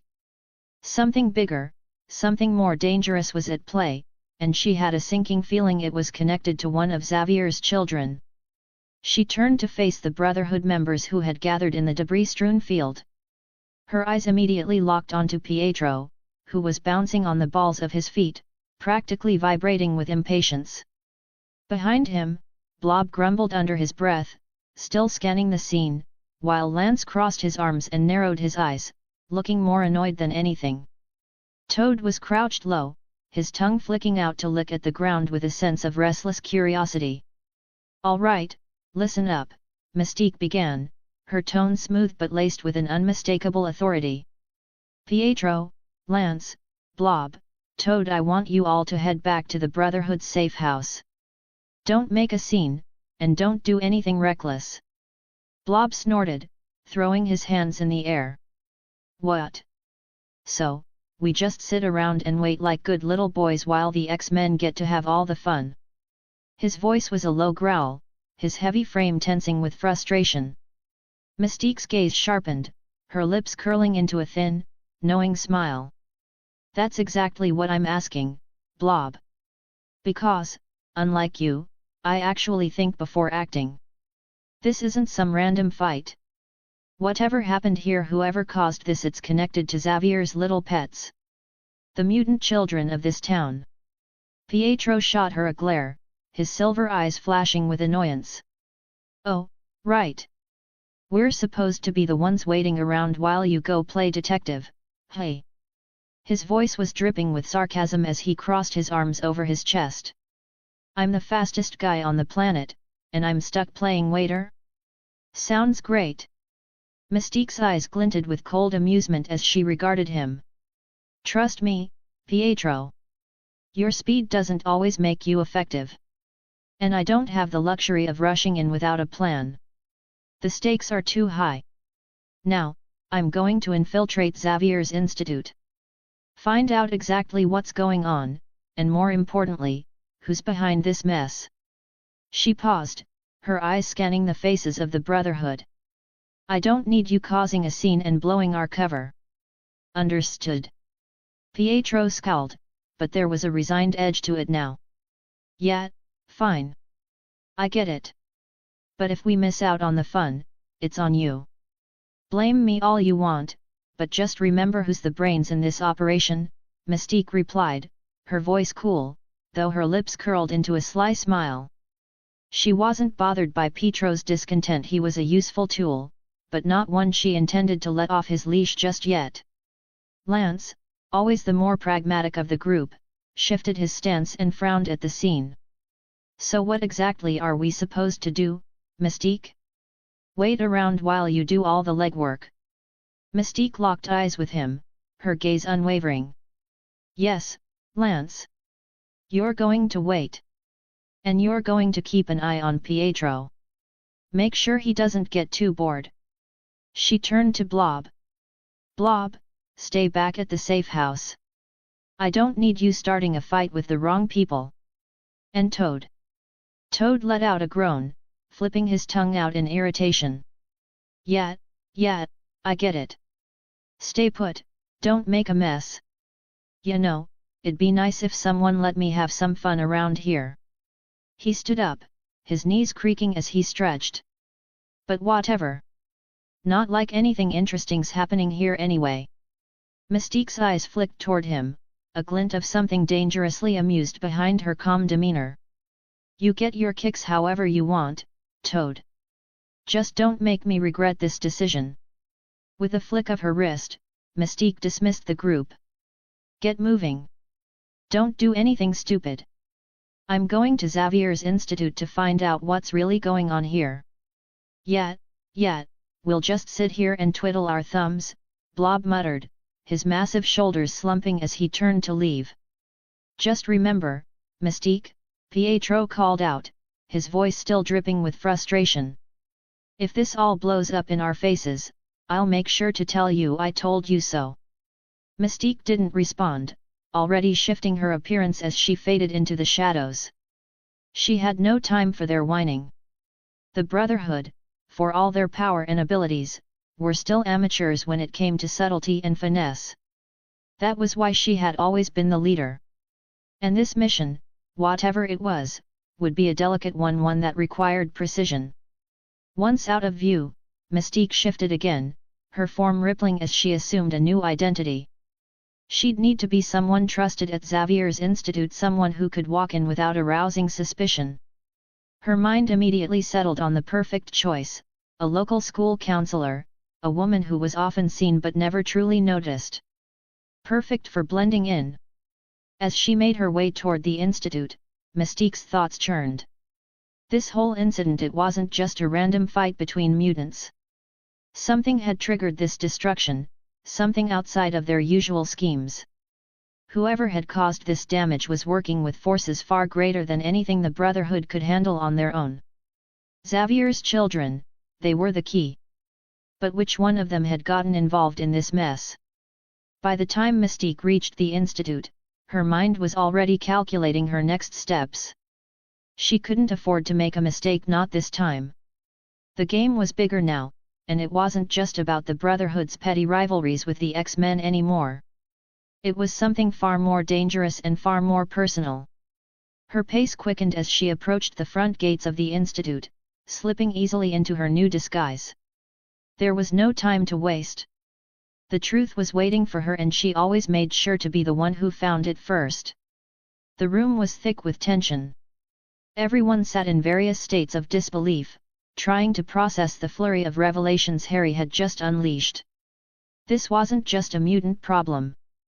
No, it was something far bigger, cosmic, and far harder to control. Jean's condition, the Phoenix Force, and now Harry was asking them to trust in a series of unlikely allies. "Professor," Harry began, breaking the silence, his tone measured but urgent, "Jean's condition is much worse than you realize. The Phoenix is an uncontrollable force, dangerous and unpredictable. You're dealing with more than just a mutant power here. We need more than just medical expertise to handle this." Xavier, usually the calm center in any storm, sat up straighter in his chair, his brow furrowing slightly in thought. "We do have the resources here, Harry. Hank could run diagnostics." "No," Harry interrupted, shaking his head firmly. "I'm not saying Hank isn't brilliant, but this is beyond a scientific approach. The Phoenix isn't just a mutation, it's a cosmic, mystical force. You can't just run tests and hope to fix it. We need to call in the right kind of help." Logan, who had been pacing by the door, narrowed his eyes. "Right, so you've got a plan then, kid? Spill it." Harry turned to him, his tone still serious but a little impatient. "I'm not saying it's hopeless, Logan, but we need experts in mysticism, in magic, not just science. And I happen to know a few people who are equipped to deal with a force like the Phoenix." Scott leaned forward, brow furrowed in skepticism. "What, you mean like wizards? Are we calling in some guy with a pointy hat and a magic wand?" Harry met Scott's stare, a little amused by his skepticism. "You're not wrong to be skeptical, Scott. I get it. But this isn't some fairy tale magic. The Ancient One is one of the most powerful sorcerers alive. She's the Sorcerer Supreme of Earth. And trust me, if anyone can understand the Phoenix, it's her." Logan snorted. "Sorcerer Supreme, hey? Sounds like a fancy title. And a little out of our league, don't you think?" "Logan, this is exactly the kind of thing we need," Harry said, his voice steady despite Logan's dismissive tone. "The Phoenix doesn't play by normal rules, and it's certainly not something you can just punch into submission. We need someone who can deal with cosmic forces." Rogue, who had been unusually quiet, crossed her arms, her voice dripping with suspicion. "Hold up. You're seriously telling me we need to call in some wizard to save Jean? I've been down this road before with all this hocus-pocus nonsense. Ain't nobody got time for that." Harry's expression softened, but his words were firm. "I get it, Rogue. Believe me, I do. But this is Jean's life we're talking about, and you've seen what the Phoenix can do. We need every tool at our disposal, no matter how unconventional." "Xavier," who had been quietly absorbing the conversation, nodded thoughtfully. I can't say I fully understand, but if what Harry is saying is true, perhaps it's time to consider options outside our usual methods. Harry's eyes flicked to Jean, her breathing shallow on the couch, her face pale. The room was heavy with the unspoken weight of the situation. Exactly. But that's not all. I've got another ally in mind, Andromeda Tonks. She's one of the best healers I know. Specializes in restoring people who've been damaged by forces beyond normal comprehension. If anyone can stabilize Jean while we figure out the Phoenix, it's her. Kitty's eyes lit up at the mention of Andromeda's name. Ooh, a healer? That's so cool. I love meeting new people, especially when they're really good at what they do. Harry gave her a small grin. You'll like her. She can handle both magic and mutant powers, which is exactly what we need. Xavier leaned back in his chair, thoughtful. I've heard of Andromeda Tonks. She's a skilled healer. But do you truly believe she'll be able to help Jean? I'm still not entirely clear on how all of this ties together. Harry nodded, his face grim. Jean's condition is volatile, and the Phoenix is awakening inside her. We need someone who understands both the magical and the mutant side of things. Andromeda's one of the few who can pull that off. Scott, always the voice of reason, spoke up again. Okay, I'm willing to hear it, but how exactly do we handle the Phoenix? What if it decides to take over Jean completely? Harry's eyes were intense. That's why we need the best of the best. The Ancient One and Andromeda Tonks. But there's one more person I want to call in. Everyone turned to Harry, waiting for the next revelation. My mother, Harry said, his voice steady, though there was a trace of warmth when he spoke her name. Lily Potter. She's an expert in merging magic and technology. If anyone can help us understand how to neutralize the Phoenix's influence without killing Jean in the process, it's her. She's got the mind and the experience for this kind of work. There was a long pause. Then, Logan let out a low whistle. Your mom's like that powerful? Harry's lips quirked into a small smile. If you think I've got a good head on my shoulders, you should meet her. She's the kind of person who gets things done, and she won't waste any time with fancy speeches. She'll do what needs to be done. Rogue raised an eyebrow, impressed despite herself. Well, shoot. If she's that good, I'm all for it. Logan folded his arms across his chest, eyeing Harry with a newfound respect. All right, kid. So we're bringing in a wizard, a healer, and your mom. You sure this'll work? Harry nodded, his face set with determination. We don't have time to waste.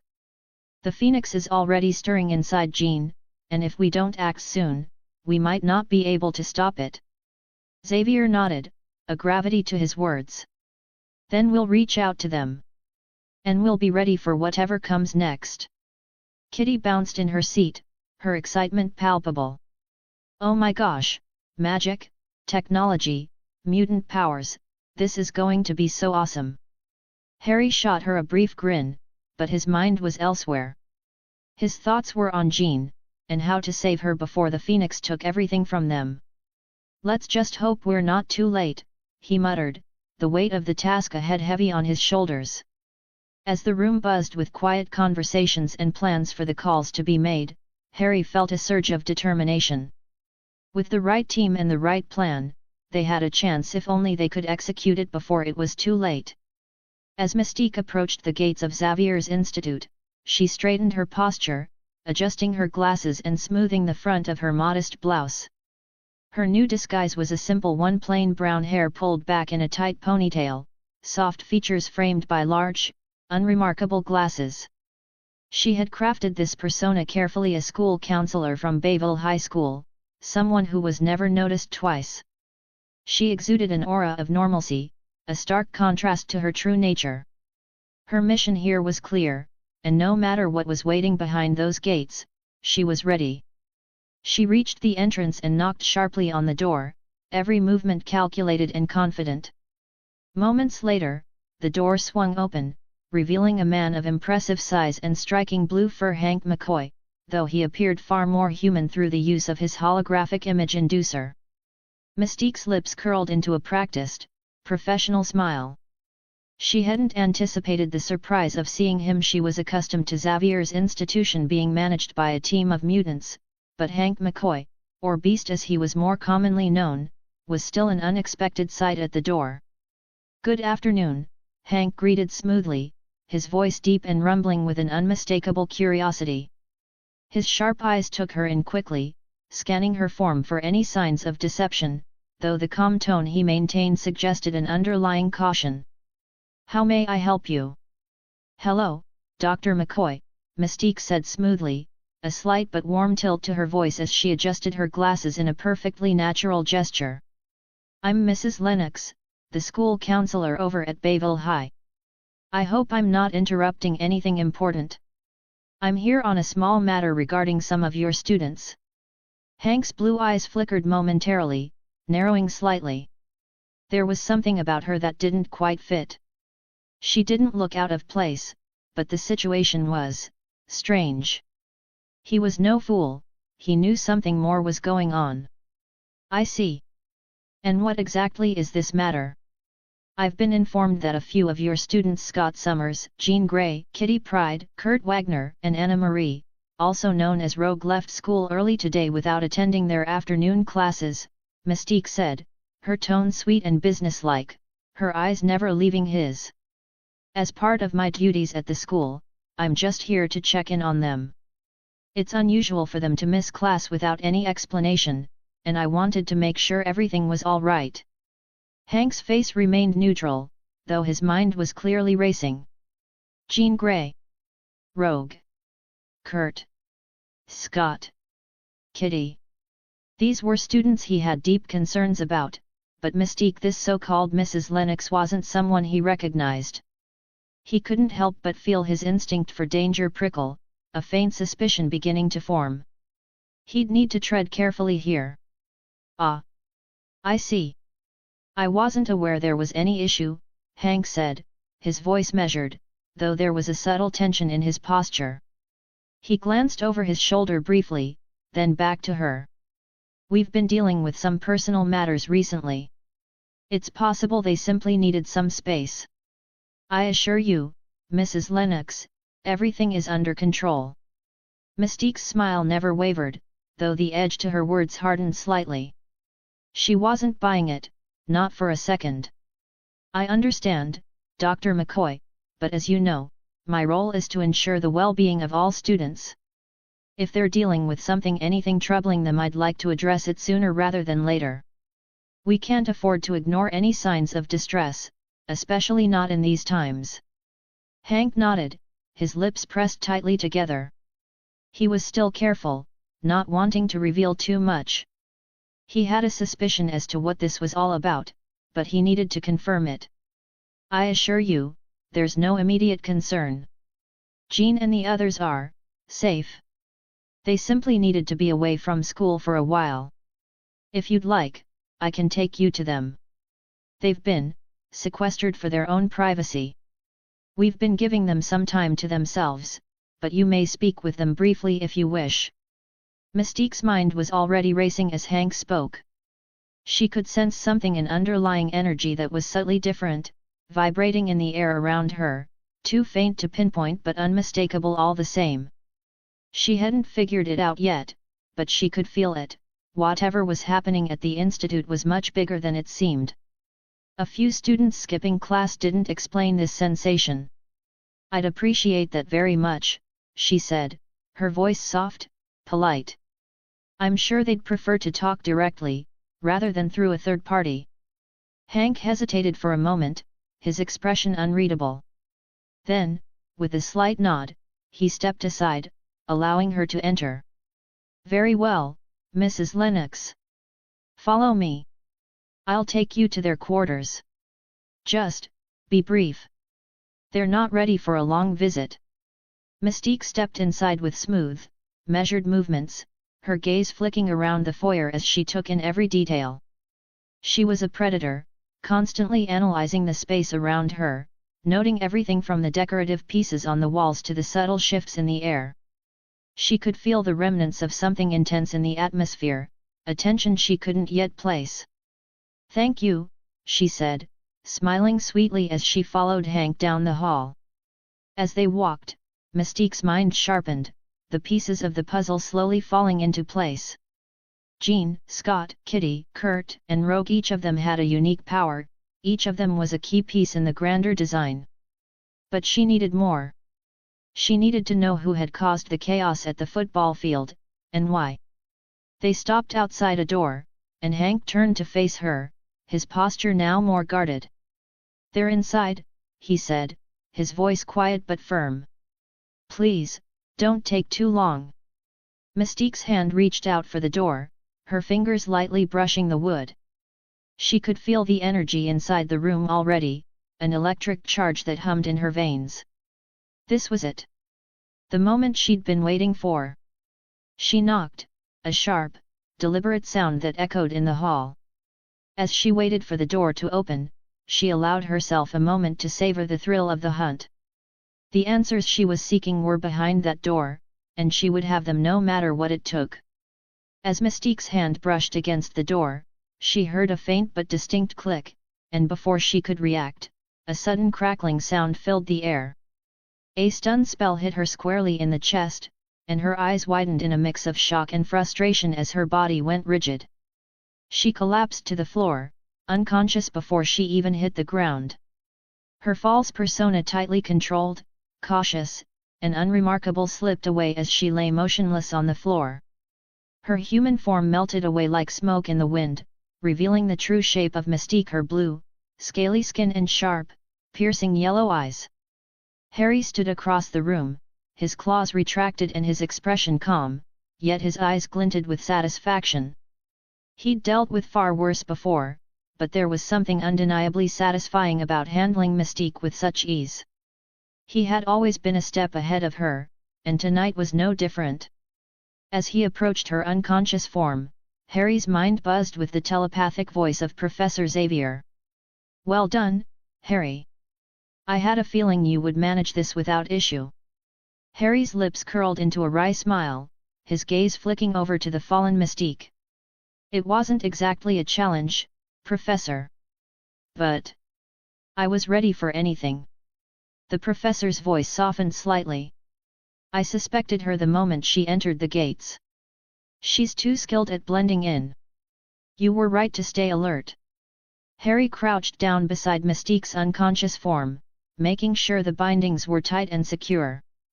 "I guess some people forget that I don't need to rely on my wand anymore." He flexed his claws absently, his gaze flicking over to the immobile woman. "Though this is getting a bit more complicated than a simple teacher visit." Behind him, the sound of approaching footsteps caught his attention. He turned to find Logan, leaning casually against the door frame, arms crossed, with a smirk tugging at the corner of his mouth.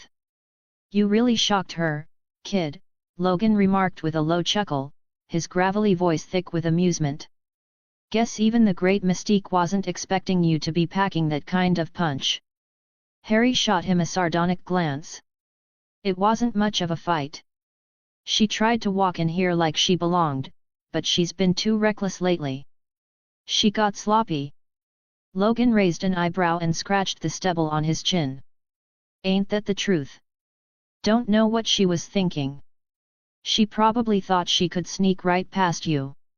He took a drag from the cigar hanging from his mouth, his face illuminated by the faint glow of the burning end. "Still, gotta give her credit. She's good at what she does." Harry straightened, looking down at Mystique's still form, his eyes narrowed. "She's better than good. But she's not the one calling the shots here." He then flicked his gaze to Logan, a wry smile playing at his lips. "Besides, I don't need a wand to handle her. These claws do just fine." Logan snorted, amusement flickering in his eyes. "Yeah, sure. But don't go trying to cast any spells with those things. Last thing we need is you turning into a magic show." Harry couldn't suppress a chuckle. My claws aren't for that kind of magic, Logan. They do the job just fine. Now, let's see what she was after. At that moment, Mystique stirred, her eyes fluttering open, and she let out a low, guttural snarl. Her eyes locked onto Harry, her yellow irises full of venom as she bared her teeth, hissing through clenched fangs. You think you've won, boy, she spat, her voice thick with disdain. You have no idea what you're dealing with.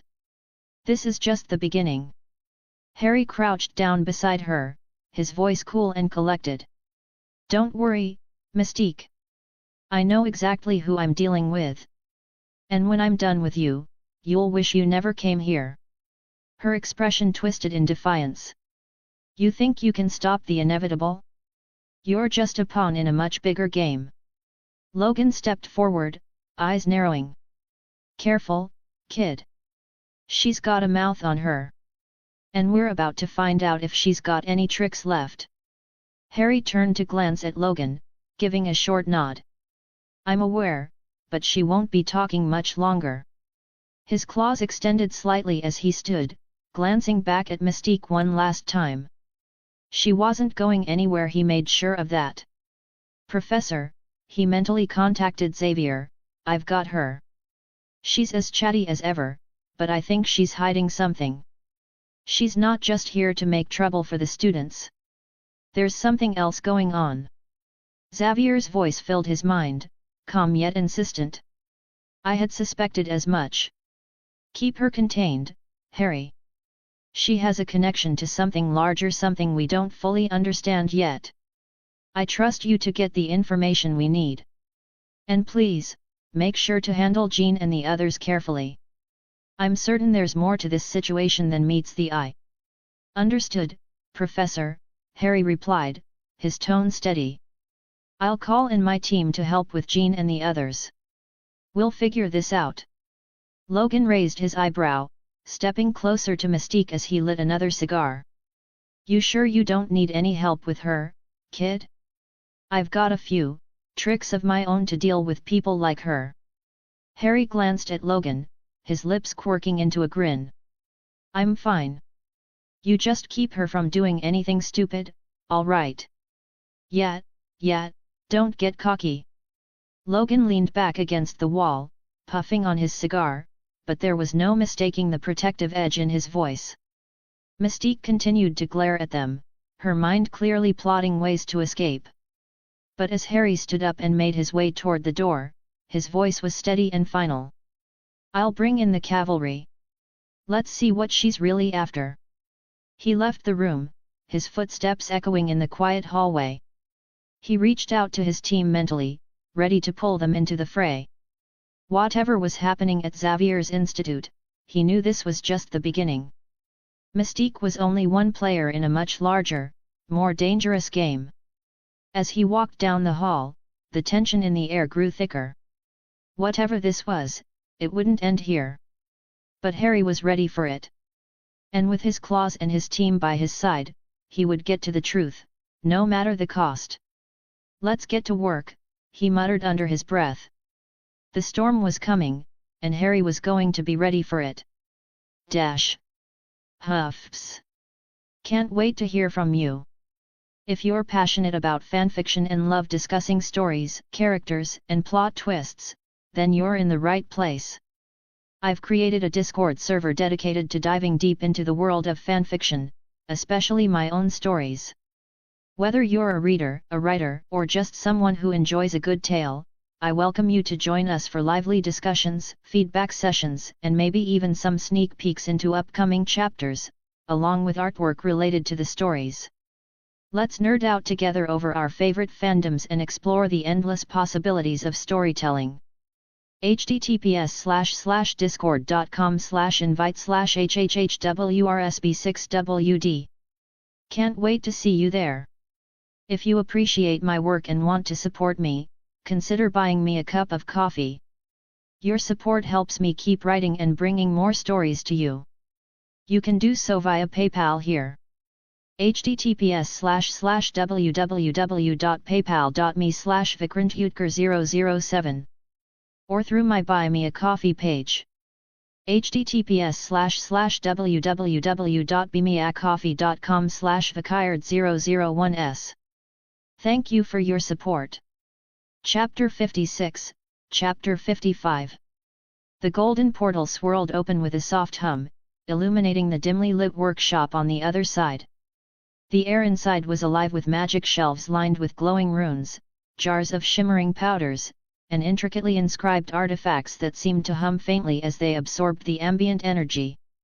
At the center of the controlled chaos stood Lily Potter, her fiery red hair tied back and a faint smudge of ink on her cheek, which she had clearly forgotten to wipe off.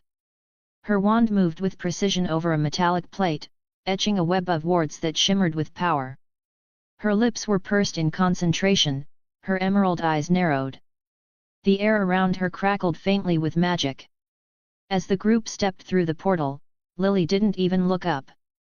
"Harry James Potter," she said in a tone that was both exasperated and loving, "if this is another the world is ending, and only Mum can save it situation, I'm officially cashing in a spa weekend. With mojitos. Lots of mojitos." Harry winced at her tone but stepped forward, gesturing for Xavier, Hank, Logan, and the unconscious Jean to follow. "Mum," he began, his voice tight with urgency. "I swear this is serious. And I promise, I'll explain everything. But first, I need you to get Andromeda. She's in the infirmary." Lily straightened, finally setting her wand down. Her piercing green eyes scanned the group, lingering on Jean's limp form in Hank's arms, then narrowing at the somber expression on Charles Xavier's face. "Harry," she said slowly, her voice low and warning, "what have you gotten yourself into this time? I'll explain everything." "I promise," Harry replied quickly, his tone pleading. "But Andromeda is crucial for this. Please, Mum." Before Lily could respond, the workshop door swung open, and Andromeda Tonks stepped in. Her dark curls were pinned neatly back, and her sharp, aristocratic features softened with a touch of warmth as her eyes landed on Harry. She held a small medical kit in one hand and raised an eyebrow at the scene before her. Behind her, moving with ethereal grace, was the Ancient One, her pale robes flowing around her like water. She radiated calm authority, her serene expression betraying no surprise at the unexpected gathering. "Harry," Andromeda said in a voice that carried both warmth and sharpness, "you didn't exactly give me much notice, but thankfully, I ran into the Ancient One. She was kind enough to share tea and some rather cryptic warnings. Care to explain?" The Ancient One gave a small, enigmatic smile. "I sensed Harry would need assistance and thought it prudent to prepare." Harry sighed in relief, rubbing the back of his neck. "Great! You both saved me a lot of time.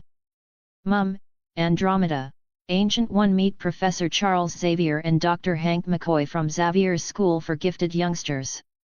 That," he gestured toward Jean, "is Jean Grey. And, well, we've got a Phoenix Force-sized problem." The room went still. Lily's hand tightened on her wand, her face paling. "Phoenix Force," she repeated sharply, her voice rising. "Harry, please tell me you're joking." Andromeda's expression darkened, her sharp brown eyes narrowing. "The Phoenix Force? Merlin's bloody beard, Harry. Do you have any idea what you're dealing with?" The Ancient One stepped forward, her hands tucked into her robes. "It is no longer a matter of choice," she said evenly. "The Phoenix Force has already bonded with Jean Grey. The issue lies in how it was mishandled. Professor Xavier." She turned her calm gaze to Charles, chose to suppress it when Jean was a child. "That decision, while well-intentioned, has created a volatile imbalance." Lily's eyes snapped to Xavier, her fury barely restrained. "You did what?" she demanded, her voice sharp enough to cut steel. Xavier stepped forward, his usual composure faltering under Lily's glare. He began, his voice soft, "I believed I was protecting her. She was a child, and the power was too much. I thought I was helping." Andromeda folded her arms, her voice icy. You thought wrong. The Phoenix Force isn't just raw power, it's a cosmic entity. You don't suppress it, you guide it. Locking it away was reckless. I had no other options. Xavier shot back, his frustration evident. Jean was only a child. I didn't know. And that's the problem, Lily interrupted, her voice low and deadly. You didn't know, but you still played with fire. Now my son and the rest of us have to clean up the mess. Hank cleared his throat nervously, adjusting his grip on Jean. If I may, he interjected, I believe we're past blame. The question is, what do we do now? The Ancient One nodded. Precisely. Jean's mind is a battleground. To save her and the world we must carefully release the Phoenix Force and help her coexist with it. Lily sighed, running a hand through her hair. All right, she said, her voice still laced with frustration. Let's say we manage to release the Phoenix without blowing up New York. How do we ensure it doesn't burn Jean or the rest of us to ash? Harry stepped forward, his expression grim. That's why we need all of you. Mum, you're the best ward specialist alive. Andromeda, you know more about magical mind healing than anyone. Ancient One, you've dealt with cosmic threats before. Together, we can give Jean a fighting chance. For a moment, no one spoke. Then Lily squared her shoulders, her green eyes blazing with determination. All right, she said firmly. Let's get to work. Andromeda nodded, already pulling out supplies from her medical kit. Let's hope the Phoenix Force is feeling cooperative. The Ancient One gave a faint smile. If not, we shall make it so. The room was filled with an intense hum of magical and mystical energy as Lily Potter, with a focused expression, traced the air with her wand, conjuring glowing symbols that hovered around her like a delicate web of intricate patterns. Her fiery red hair, a shade so vivid it almost seemed to glow, framed her face as she worked, and the determination in her eyes was unmistakable. Beside her stood Andromeda Tonks, her sharp features illuminated by the glowing magical constructs, her dark eyes constantly analyzing, calculating. She spoke in a voice as precise as her thoughts, her posture poised yet intense. The two women had worked together countless times before, but the challenge before them taming the Phoenix Force within Jean Grey was unprecedented. The Ancient One floated a few steps back, her ancient eyes betraying no emotion, but the air around her crackled with an unfathomable energy. Her presence was a calm, still center in the midst of the storm. She was an enigma, a being whose wisdom stretched back to times when magic itself was still young. Her pale, ethereal appearance contrasted sharply with the grounded, fiery nature of the others, but her sense of serenity was something they all needed now. In the corner, Harry stood with his arms crossed, his brows furrowed in thought. His posture was casual, but his mind was a whirl of strategy and theory. The Phoenix Force was a terrifying force to deal with, and he was the only one who had both the magical and scientific background to truly understand the consequences of this delicate operation. His unique physiology, his connection to magic, and his extensive study of the wards from Camartage had all led him here. He could feel the weight of the situation bearing down on him, but he trusted in their ability to make it work. Charles Xavier, ever the empathy and strategist, was seated at a workbench, his fingers lightly resting on his temple as he tried to tune into the magical field surrounding them. His brow was furrowed in confusion. "I don't understand," he muttered, his Scottish accent tinged with a touch of frustration. "All this talk about cosmic forces, resonance, it's like I'm listening to a foreign language. I'm sure you're all brilliant, but this is beyond my expertise." Hank McCoy, standing next to him, nodded in agreement. "And you're telling me? I've had my share of decoding mutant biology, but this mystical energy? You might as well be speaking in tongues." Lily gave them a warm but exasperated smile, her voice carrying the sharp wit and charm that had earned her respect in the wizarding world.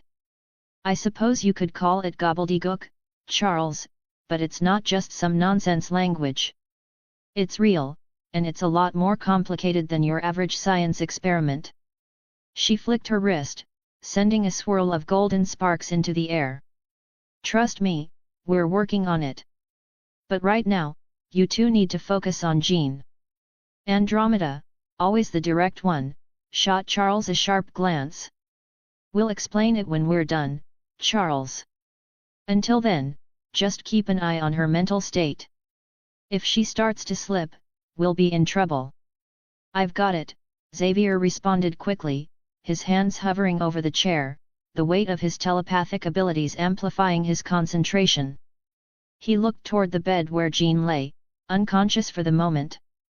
The strain between her and the Phoenix Force was apparent even in her stillness. We'll be watching her closely. We don't want the Phoenix to overwhelm her. Hank's blue furrowed brow creased in concern as he glanced over at Jean. You sure about this? Taming that thing inside her? That's not a task I would wish on my worst enemy. Lily, her expression now serious, fixed Hank with a piercing gaze. It's not about taming it, Hank.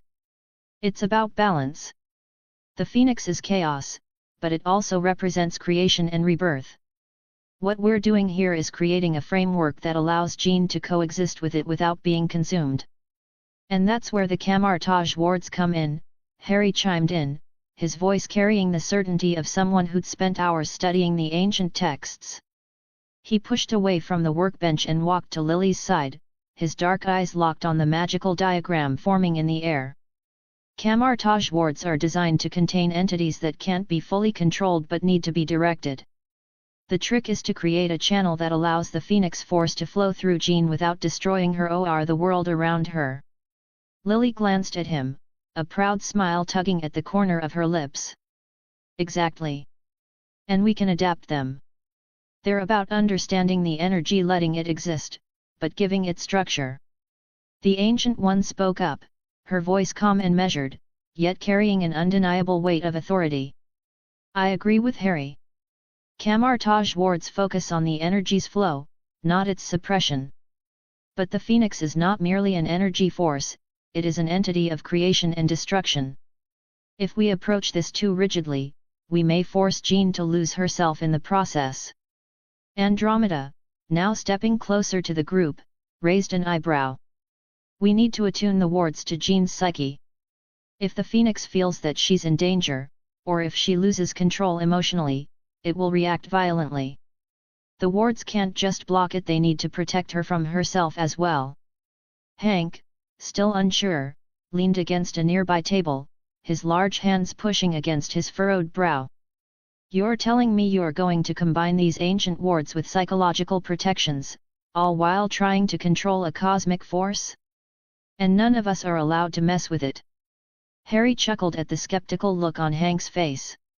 It's a delicate operation, but we've got it covered. Trust me, Hank, I've studied both wizarding and camartage magic for years. The Phoenix Force won't be controlled, but it can be channeled.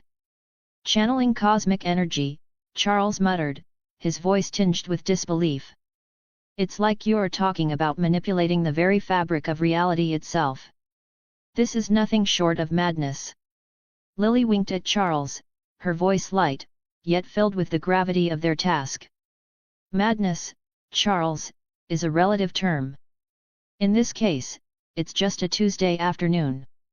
Andromeda smiled at the banter, but her eyes never left the diagram in the air. Enough talking. We've got work to do. The foundation is critical. We'll start by building the basic structure of the wards. Then we'll layer them with the necessary psychological protections. Harry turned to the group, his hands clasped behind his back. Right. So we need a structure that can lock down the Phoenix's chaos, give it a channel, and then slowly allow Jean's psyche to integrate with it. I'll take the outer layers of the wards, guiding the flow with the camartage influence. Lily, you and Andromeda work on the psychic shields, while the Ancient One oversees the cosmic alignment. Lily gave him a thoughtful look before raising her wand to the air, the sparkling lines of magic flickering to life, forming the skeleton of a ward that seemed to hum with raw power. Let's begin. As the four of them began to weave the wards together, the room seemed to vibrate with energy. The soft light of the wards contrasted sharply with the sharp, focused gazes of the women as they worked. Harry stood to the side, watching the intricate dance of magic unfold, a quiet excitement bubbling within him. This was what they were all capable of, not just magic, not just strength, but the ability to shape the very fabric of existence to their will. Charles and Hank could do nothing but watch in awe, their minds struggling to comprehend the delicate work being done in front of them. Their confusion was palpable, but they trusted the experts. For now, they would wait, hoping that their friend's plan would work, and that Jean could be saved from the overwhelming force inside her. And in that moment, the Ancient One's voice rang clear, like the first note of a symphony. "We begin." The room crackled with an electric hum, the air dense with anticipation as Harry Potter stood at the periphery, his gaze focused on the intricate weave of wards suspended in the air. Every thread of magic, every sigil, glowed with a faint, pulsating light. The wards had been carefully constructed with a blend of Camartage sorcery and the ancient magic of the wizarding world. But now came the most delicate part of the plan, the moment when Harry would step inside the sphere, an energy construct created to help Jean Grey combat the Phoenix Force within her. Lily Potter, standing close by, exhaled a shaky breath, her expression one of barely controlled worry.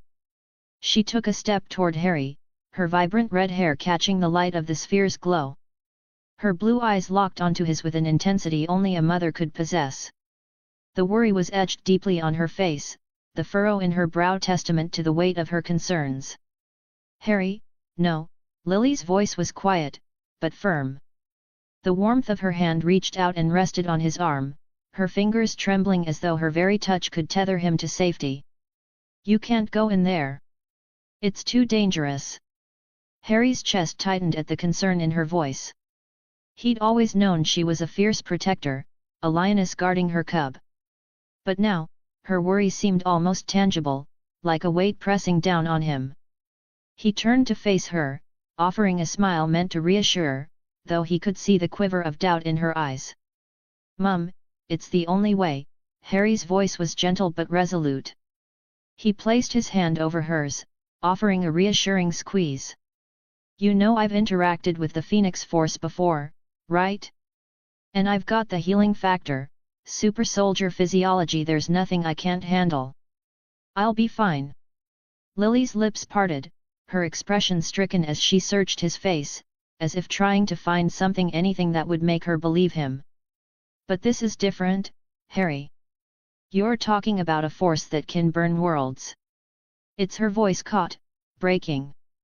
She struggled to find the words. "I can't lose you again." Harry stepped closer, tilting her chin gently with his fingers, his gaze softening as he brushed a lock of her red hair behind her ear. "Mum, you won't. I promise. I've got this." His voice was steady, but the fear in his own heart was hard to suppress. "You have to trust me." For a long moment, Lily didn't speak. She only gazed at him, her eyes filled with love and an unspoken fear that threatened to crack her. Finally, she nodded, her lips trembling as she whispered, "Just be careful, Harry. Please." The weight of her words pressed heavily on him, and Harry offered her one final, gentle smile before turning back toward the glowing ward. Standing behind them, the Ancient One, as stoic and composed as ever, regarded the scene with a quiet, unreadable expression. Her pale face seemed almost ethereal under the dimming light, her white hair floating like a halo around her. She stepped forward, her voice cutting through the tension like a calm breeze. "Lily, I understand your concerns," the Ancient One said softly, her tone even, like the steady hum of a distant bell. "But Harry is the only one who can do this. His physiology and his prior encounters with the Phoenix Force give him a unique edge. He has the strength to withstand it." Lily shot the Ancient One a wary glance but didn't argue. Her eyes flickered back to Harry, as if she could somehow stop this by sheer will alone. "You're sure about this?" she asked, her voice strained. The Ancient One nodded, a flicker of resolve in her ageless eyes. I am. He is the right choice. Before Lily could protest further, Charles Xavier stepped forward from the corner, his face a mask of quiet concern. His arms were crossed over his chest, his posture rigid but strained, as though battling an internal conflict. His sharp gaze shifted from Harry to Jean, whose still form was encased in the shimmering sphere of energy. "I'm sorry," Charles said, his voice calm but insistent, "but I'm going with him." Harry turned to face Xavier, who was already stepping closer, his penetrating eyes locked onto him. "I know Jean. I can help her," Xavier continued, his voice low and urgent. "I can reach her." Harry's eyes narrowed slightly as he studied the telepath.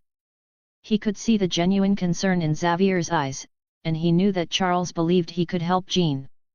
But Harry also knew the risk involved. "Charles, you can't," Harry replied, his voice firm but not unkind. "The Phoenix Force doesn't exactly have a soft spot for you, does it?" He paused, watching as the words hit Xavier like a blow. "You were the one who helped imprison it. That's not something the Phoenix Force forgets. If you enter the sphere, it could go wrong."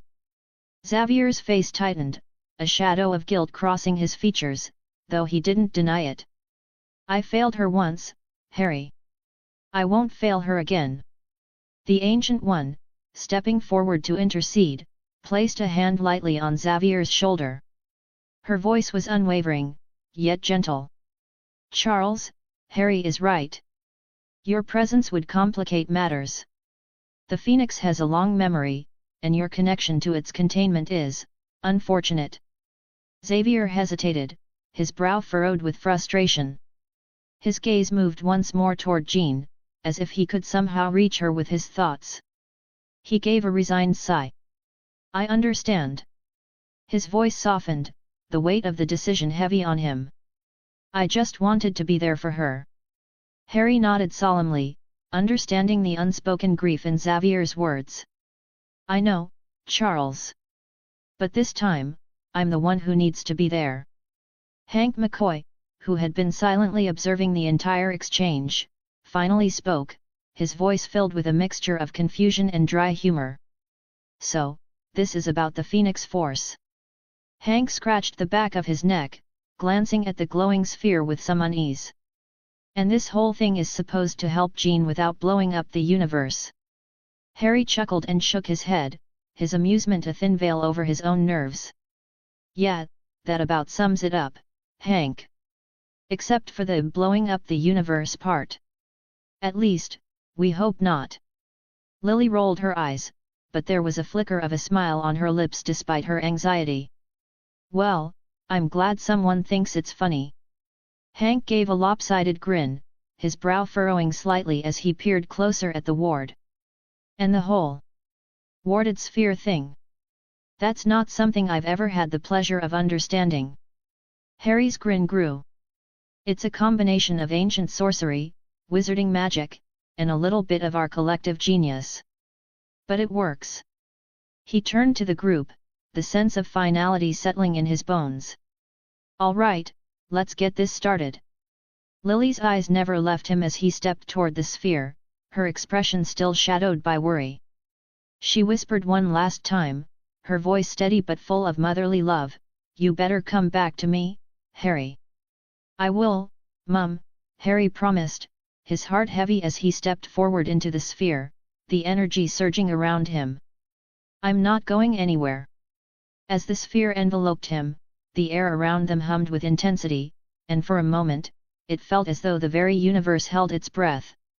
Inside the warded sphere, Harry could feel the overwhelming power of the Phoenix Force, the heat, the raw, untamed energy coursing through the air, beckoning him into the unknown. But he wasn't alone. Not now. Not ever. They would face this together. Inside the mindscape, Harry felt his senses stretch to their limit as he entered the chaotic swirl of Jean's mind.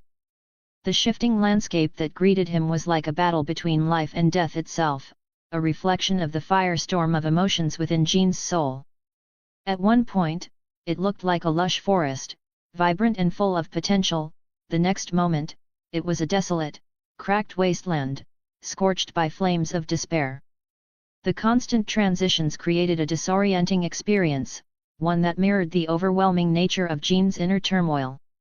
In the center of this storm, floating in an ethereal trance, was Jean herself. Her body hung suspended in mid-air, her eyes closed in a peaceful unconsciousness that contrasted with the chaos around her. Her flaming red hair floated in a halo around her, but her entire being was tethered to the Phoenix Force trapped.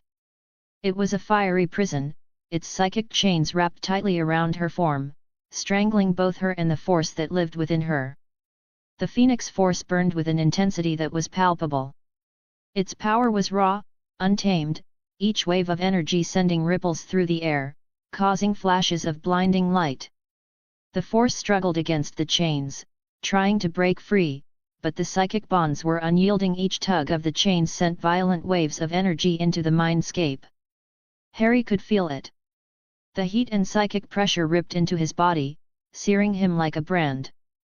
He gritted his teeth as the first wave hit. His skin flared with heat, the pain of it almost unbearable. His body burned as though the very fire of 1,000 suns had touched him, the skin on his arm blistering and curling, his muscles seizing in protest. He staggered forward, his heart hammering in his chest, sweat pouring down his face. And then, in an instant, the pain was gone. The healing factor kicked in, his skin knitting back together. The blisters disappeared as if they had never existed, but Harry could still feel the sharp, lingering sting, the smell of charred flesh in the air. His legs shook with the effort as he continued forward, the next wave of psychic flame already surging toward him. His body twisted in response to the heat, but he refused to stop. He pushed onward, determined. He wasn't sure how much longer he could endure this, but he knew he had to reach Jean. He had to free her. From outside the sphere, Lily watched in horrified silence. Her fingers curled into fists, her knuckles white from the tension. She could see Harry's form flickering in and out of existence, his body burning with every wave of the Phoenix's energy. She wanted to scream, to rush in and pull him out, but the barrier between her and the sphere was impenetrable. She could only watch, helpless, as Harry burned for her daughter's sake. "Harry!" she whispered, her voice trembling, her heart aching as she saw him stagger under the weight of the energy crashing against him. She could see the marks, the burns that covered him, and she felt each one in her bones. It was unbearable to watch. "Please!" she whispered again, the desperation in her tone undeniable. Back inside the mindscape, Harry's mind raced. He had to find a way through this. The chains weren't just binding Jean, they were binding the Phoenix itself, chaining it to Jean's psyche, suppressing its full potential. These chains weren't just physical, they were emotional, mental. They were a representation of the blocks Xavier had placed inside Jean's mind to protect her from the Phoenix's power. But Harry knew that those chains could be broken. They had to be. "Jean," Harry's voice echoed through the chaos of the mindscape, ringing with authority and determination. "I know you can hear me. This isn't you. You're stronger than this." The chains around Jean vibrated in response, their psychic grip tightening with each word. Harry could feel the pressure intensifying. The Phoenix roared in frustration, sending out another wave of energy, flames licking at Harry's skin and burning through his mental defenses like paper. This time, the flames weren't just physical, they tore at his mind, unrelenting and merciless. His vision blurred, his body convulsing as the heat overwhelmed him. He felt his muscles stretch, burn, and tear under the intensity. The pain was unlike anything he had ever felt before, the physical and mental agony blurring together in a violent crescendo. For a moment, he thought he might collapse. But then, something inside him shifted. He couldn't give up. He wouldn't. His magic flared in response to his thoughts, reaching out like a lifeline, wrapping around Jean, around the Phoenix. The power of his magic mixed with the raw energy of the Phoenix itself, creating a powerful force that pushed back against the chains, pushing back against the Phoenix's rage. "You're not alone, Jean," Harry called out again, his voice firm and unwavering. I'm here. We'll do this together. Outside, Lily's gaze remained fixed on the sphere, her breath catching in her throat as the light inside pulsed more violently. She could see Harry being consumed by the waves, his body writhing in agony, the burns consuming him and then fading away, only to be renewed by the next wave. It was a cycle of destruction and healing, of life and death. It was unbearable. Harry! Lily cried out, as though hoping that her voice could reach him. Her eyes blurred with tears as she clenched her fists tighter, watching in anguish. Andromeda Tonks stood nearby, her jaw clenched tightly, her gaze focused on the sphere. She couldn't help but admire Harry's resilience, but the sight of him being burned over and over again was a grim reminder of the stakes. Her hands were trembling at her sides, but she didn't dare speak. What could she say? What could anyone say to stop this? Inside the sphere, Harry was struggling to maintain his focus. The chains around Jean flickered, twisting as they buckled under the weight of his magic, but they were not yet fully broken. The Phoenix Force, sensing his efforts, roared in response, sending another violent blast of psychic flame that threatened to incinerate him. But this time, Harry didn't flinch. He stood firm, his body still racked with pain, his skin burning as if he were being cooked alive. He could feel his flesh tear again, but the healing factor kicked in instantly. It was gruesome, the skin splitting, the muscles churning and reforming, but Harry's will was unwavering. He was here for Jean. He was here to free her. And then, a crack. The chains, once unyielding, now trembled and shifted. The chains snapped with a resounding psychic pulse, the force of it sending shockwaves through the mindscape. The Phoenix Force roared in approval, its energy surging. Jean's eyes flickered open, glowing bright with the intensity of the Phoenix. She was free from the chains, free from the suffocating grip of Xavier's mental blocks.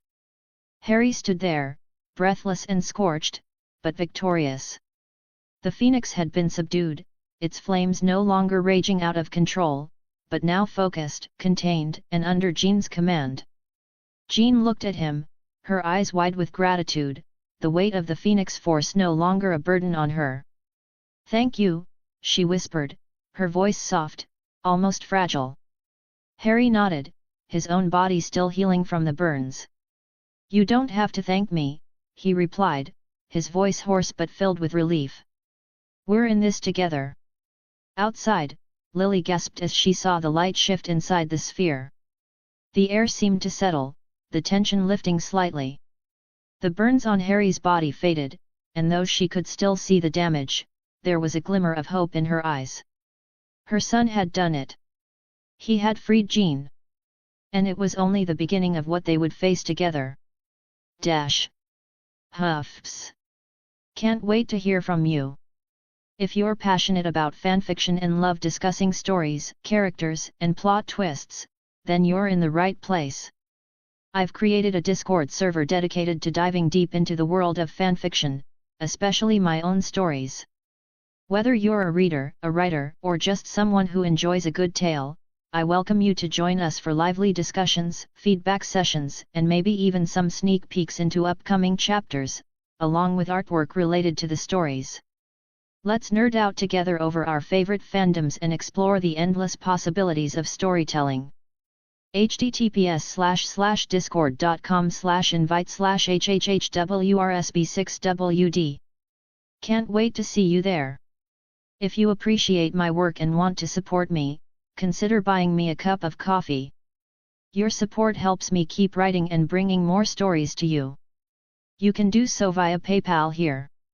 https://www.paypal.me/vikrantutker007 or through my Buy Me a Coffee page. https://www.bmeacoffee.com/vikard001s. Thank you for your support. Chapter 57, Chapter 56. In the ethereal mindscape, Jean's consciousness began to stir, the edges of her awareness flickering in and out like a dying light. Around her, the flames of the Phoenix Force roared like an untamed beast, swirling with heat and chaos. Her mind was a battlefield, one side consumed by fire, the other by fear. And in the center, she stood, caught between the overwhelming power of the Phoenix and her own fragile sense of self. It was always like this, the internal war never ceased. As the swirling fire subsided, a figure emerged from the flames, his presence like a calm oasis in the center of a storm. Jean's eyes focused, her brow furrowing in confusion. She didn't recognize him, not yet. The fire that surrounded her was too intense, the Phoenix's roar too deafening. "Who are you?" Jean's voice cracked, the rawness of it reflecting the emptiness that had consumed her mind for what felt like an eternity. She was lost in this place, with only the Phoenix as a constant companion, and even it was no longer a comfort. The figure in front of her remained still, undeterred by the raging flames. His presence didn't waver in the face of the Phoenix's fury. He seemed unscathed, as if he were part of the fire itself, yet immune to its destructive force. "My name's Harry," he said, his voice deep and unwavering. "I'm here to help you, Jean. I know what this feels like. But you don't have to fight alone." Jean blinked, her thoughts scrambling, trying to make sense of this sudden, foreign presence in her mind. She felt him, his calmness, his warmth, but it felt different from everything else. There was something grounding about him. She couldn't quite place it. "How?" Her voice trembled as the Phoenix Force seethed around her, fiery wings flickering, encircling her with a mind of its own. "How can you help me?" Harry didn't step back, even as the Phoenix roared louder, its fiery tendrils reaching toward him like claws. He didn't even flinch. Instead, he simply met her gaze with those piercing, calm blue eyes, a soft but unwavering resolve in them. "Because I understand, Jean. The Phoenix, it's powerful. But it doesn't have to be your enemy." The words hit her like a cold wave. Jean clenched her fists, but the chains, those psychic barriers that had been placed upon her, pulled tighter. She winced, her expression faltering as the weight of her past mistakes flooded her thoughts. "The chains," she whispered, her eyes darkening with guilt. "I can't control it. I've hurt people, Harry. So many people. And I can't stop it. Not when it's like this." The fiery wings of the Phoenix curled around her as if to embrace her, to remind her of the immense power that still thrummed beneath her skin, like an ever-present flame waiting to burn out of control. It was a tempting thing, to give in to the fire, but Jean knew too well the destruction it could bring. Harry's voice was soft but insistent, cutting through the chaos like a lifeline. "You don't have to be afraid of it, Jean. You're not alone in this anymore. You don't have to control the Phoenix. You have to coexist with it. I'm here to help you find that balance." Jean's heart skipped a beat as his words sank into her consciousness. She wanted to believe him, she needed to believe him, but the overwhelming power of the Phoenix was so much to bear. It was like a storm inside her mind, one she could never calm. "You don't understand," Jean said, voice shaky. "It's too much. It always has been. The Phoenix, it's too powerful. I can't." "Jean," Harry said, stepping forward, his presence a steady anchor in the midst of her turmoil. "I've been there. I know what it feels like to be consumed by something that's far bigger than you. But I'm not telling you to control it. I'm telling you to embrace it. To trust yourself." Jean closed her eyes, feeling the intense pull of the Phoenix, the heat and power, but this time, there was a sense of hesitation in the fire, as if waiting for her permission. It was no longer a monster. It was a force, yes, but a force that could be guided. "You can coexist," Harry continued, his voice soothing, but strong, as if he were speaking to her, and to the Phoenix within her at the same time. "The Phoenix doesn't have to be a prison. It can be a part of you. But you've got to let go of the fear that's holding you back. Let go of the chains. The barriers that are keeping you trapped." Jean looked down at the psychic chains that still bound her, remnants of Professor Xavier's influence, his attempts to protect her from herself. They were a symbol of her own weakness, her inability to fully harness her power without losing control. "I can't. I don't know how," she whispered, feeling tears sting at the corners of her eyes. "I've hurt everyone I've loved, Harry. What if I lose control again? What if?" Harry reached out, his hand extending toward her, not as a command, but as an offering. "You won't. Not if you trust yourself. Trust me. Let me help you break those chains." Jean hesitated, her mind swirling, her thoughts clashing like storms, but she felt something stir within her, a flicker of the person she used to be, the Jean Grey who once controlled her power with purpose, the Jean who could lead without fear. The moment her hand reached for his, something shifted. The chains, those psychic barriers, began to crack. The Phoenix Force roared in her mind, but this time, there was no desperation in it. No fury. It was a call, a plea, to be free. To coexist with her, as Harry had said. Jean's breath hitched as the psychic chains shattered, falling apart like glass shattering on the floor. The Phoenix Force surged around her, but this time, it was different. It was no longer a wild beast to be tamed.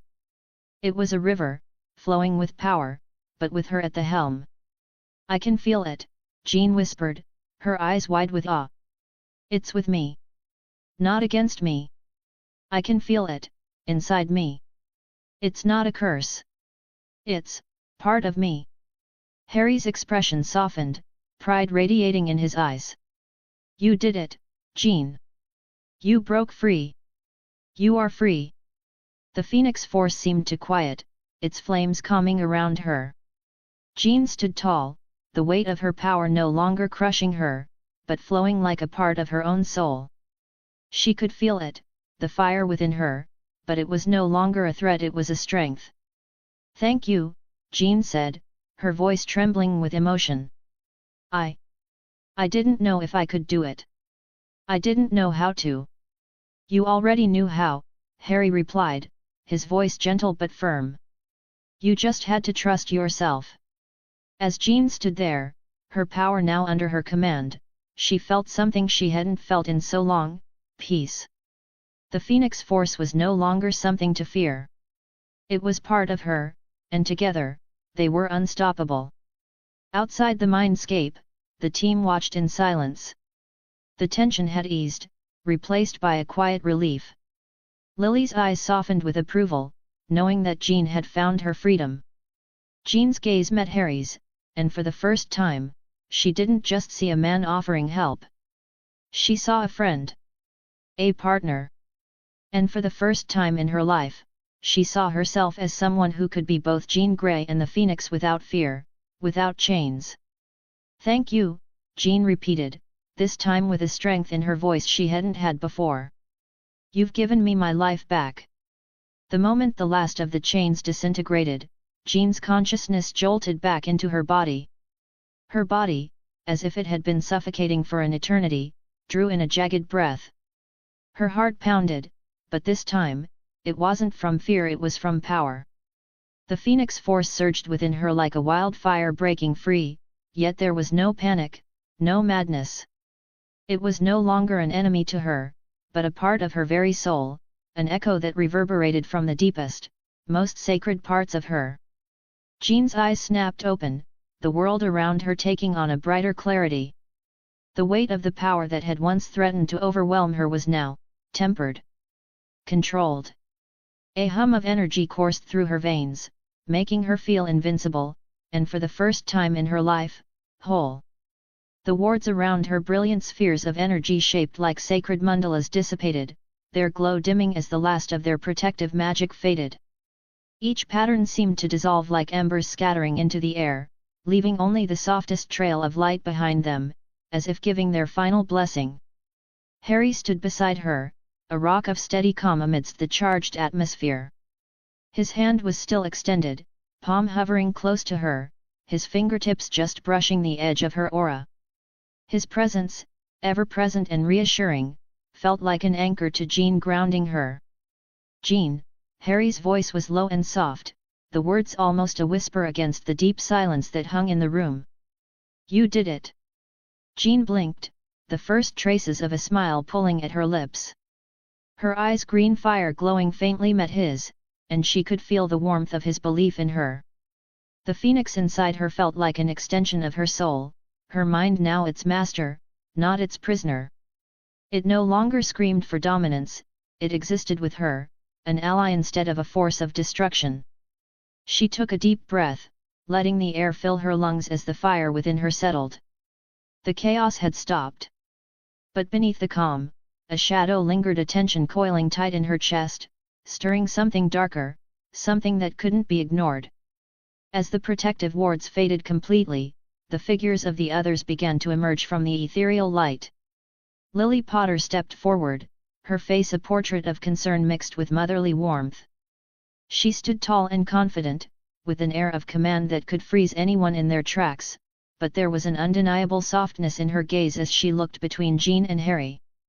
Andromeda Tonks, her sharp features framed by strands of dark hair, followed close behind, her eyes studying Jean with a careful intensity, the same watchfulness she'd always carried when protecting her family. The Ancient One stood beside them, her timeless gaze unwavering, emanating calm strength. Her expression was unreadable, but there was a subtle nod of acknowledgement toward Harry, who had shared the burden of guiding Jean through this journey. Charles Xavier was the next to approach, his footsteps measured, and Hank McCoy was a silent presence beside him. The weight of their gazes on Jean was palpable, though it was Charles who Jean found herself fixating on. His face was a mixture of relief and caution, a battle between pride for her achievement and something else, guilt. Jean, Harry, Lily said softly, her voice rich with concern, but tinged with a note of gentle authority. Are you both all right? Jean's eyes flicked to Xavier for only a moment, and that's when the chill descended upon her like a freezing gust of wind seeping into her bones. Xavier's gaze locked with hers, and a strange tension hummed between them. She could see it in his eyes, the mixture of warmth and regret, but something was missing. Trust. Trust she had once given so freely, now shattered. I'm fine, Jean's voice was steady, though the undertones of something more, something unspoken echoed within her words. She stood slowly, the power within her humming softly, but it no longer threatened to burn her alive. She felt grounded, in control, but there was a disquiet lingering in the edges of her mind. The phoenix was calm, but her thoughts were anything but. Charles moved toward her, concern etched into his features. Jean, what you've done, what we've done, this is a step forward. The phoenix is a dangerous force, but I've always believed you could control it. Jean's eyes narrowed, her lips pressing into a tight line. Control it. Her voice rang with quiet fury. She shook her head slowly, the anger building inside her. You locked me away in my own mind, Charles. You built those psychic barriers to trap me. You kept me from feeling anything. You made me think I was insane. A wave of silence swept through the room, and even the phoenix force pulsed uneasily within her at the words. It was as though a piece of her soul, her trust, her very sense of self had been shattered. Charles's face faltered, guilt flashing across his features like lightning. His voice was strained, yet still tinged with the gentle authority that had once comforted her. Jean, I did it to protect you. To protect the world from the phoenix's power. You weren't ready to face it. I couldn't let you. You couldn't let me, Jean repeated, her voice barely a whisper, but the words were like a knife to Charles. You couldn't let me choose. Her chest rose and fell with each breath, her anger and hurt mingling in a tangled, fiery mass within her. She was no longer a fragile, vulnerable girl lost in the chaos of the phoenix. No, she was Jean Grey, the full force of the phoenix now part of her, and she would choose her path. No one else would decide for her. The tension in the room thickened. Andromeda glanced at Lily, her gaze flicking to Charles, uncertainty painted across her features. Hank, ever the calm and collected presence, remained silent but clearly uneasy with the growing conflict. Lily, sensing the fracture in the room, stepped forward, her voice soothing yet firm. "Jean," she said, her tone more authoritative than before, though it still held the warmth of a mother who would never abandon her. "What Charles did, he did out of fear. But it wasn't just fear for you. It was fear for the world. The Phoenix Force, in the wrong hands, is destructive." Jean's green eyes flared for a moment, the flames within them intensifying. "I am the wrong hands?" she asked, her voice dangerously low. "No," Lily said firmly, taking a step closer. "No, Jean. You are not. But even the strongest of us need time to heal and understand their power." Jean blinked, taking a shaky breath. Her heart pounded in her chest, and the fire within her momentarily stilled. She wasn't sure if she could forgive what had been done to her, but she could understand. For the first time, she allowed herself to see Charles, not just as the mentor she had once trusted, but as a man who had made a decision out of love and fear, however misguided it had been. Jean's eyes shifted back to Charles. "I deserved to know," she whispered, the words a painful admission. "I deserved to know what was inside me." Charles nodded slowly, his gaze softening, the guilt still palpable. "I'm sorry, Jean. I thought I was doing what was best for you." For a moment, everything was still. Then, slowly, Jean's gaze softened, her expression faltering as she looked at the people around her. Harry's unwavering presence beside her felt like the only thing holding her together. "I understand," she murmured quietly, her voice barely audible. "But I'll never be your prisoner again." In that moment, the pieces of Jean's fractured world began to reform. The Phoenix Force, once an uncontrollable tempest, now settled with a sense of peace, and with Harry by her side, she felt stronger than she ever had before. Even with the weight of betrayal lingering in the air, she knew one thing for certain: she was free. The room was heavy with a silent tension, the kind that could suffocate even the bravest of souls. Jean Grey stood before them, her presence electric, her aura glowing with the power of the Phoenix Force. Her eyes burned with a fiery intensity that seemed to radiate from her very core, yet behind that intensity was something else: a wariness, a need for control that she hadn't yet found. The Phoenix was a part of her now, yes, but it was still a force of unimaginable chaos, and she had only just begun to understand it. The Ancient One, ever calm and serene, broke the silence. Her voice was like a whisper of wind, carrying centuries of wisdom, yet it cut through the tension like a blade. "Jean," the Ancient One began, her eyes fixed on the young woman, "the Phoenix Force is a power unlike any you have known. It is a part of you, yes, but it is also far more. Until you understand it fully, until you learn to control it, you must separate yourself from the distractions of this place." Jean's brows furrowed, her expression one of confusion and disbelief. "You want me to leave the Institute?" she asked, her voice steady but the undercurrent of emotion still pulsing beneath. The Ancient One nodded, her gaze unflinching. "Camartage is where you will learn. It is a place of enlightenment, where you will be free from the weight of your past, free to learn what it means to wield this power. You cannot do that here, Jean. You need to be in a place where you can learn to master what has awakened inside you." Jean looked to Charles Xavier, her mentor and father figure, standing at the far side of the room. His face was tight with frustration, and his posture rigid with a sense of ownership over the young woman who had once been his student. "Absolutely not," Xavier said, his voice firm, though tinged with an edge of disbelief. "Jean is not leaving. She's part of the Institute. She's family. I've spent years helping her control her powers, and now you want her to just leave? No, I won't allow it." The tension in the room thickened, and Harry stood to the side, observing. The weight of the situation was palpable. He had seen Jean struggle with her powers before, seen the pain and the destruction that came with the force she now carried. He knew, perhaps better than anyone, what it was like to struggle with something so immense. The Phoenix was dangerous, yes, but it was also a part of her, something she had to learn to wield. And he, too, would be with her, no matter what. Charles, the Ancient One said calmly, yet her words carried an undeniable authority, I understand your attachment to Jean. But the Phoenix is a force beyond anything you can control, beyond anything your methods can contain. You've tried to help her, yes, but you cannot contain the fire inside her. Not anymore. Camartage is the only place where she will find the training she needs to truly understand herself. Xavier's gaze snapped to Jean, his telepathic abilities searching her mind for any trace of doubt, any sign of uncertainty.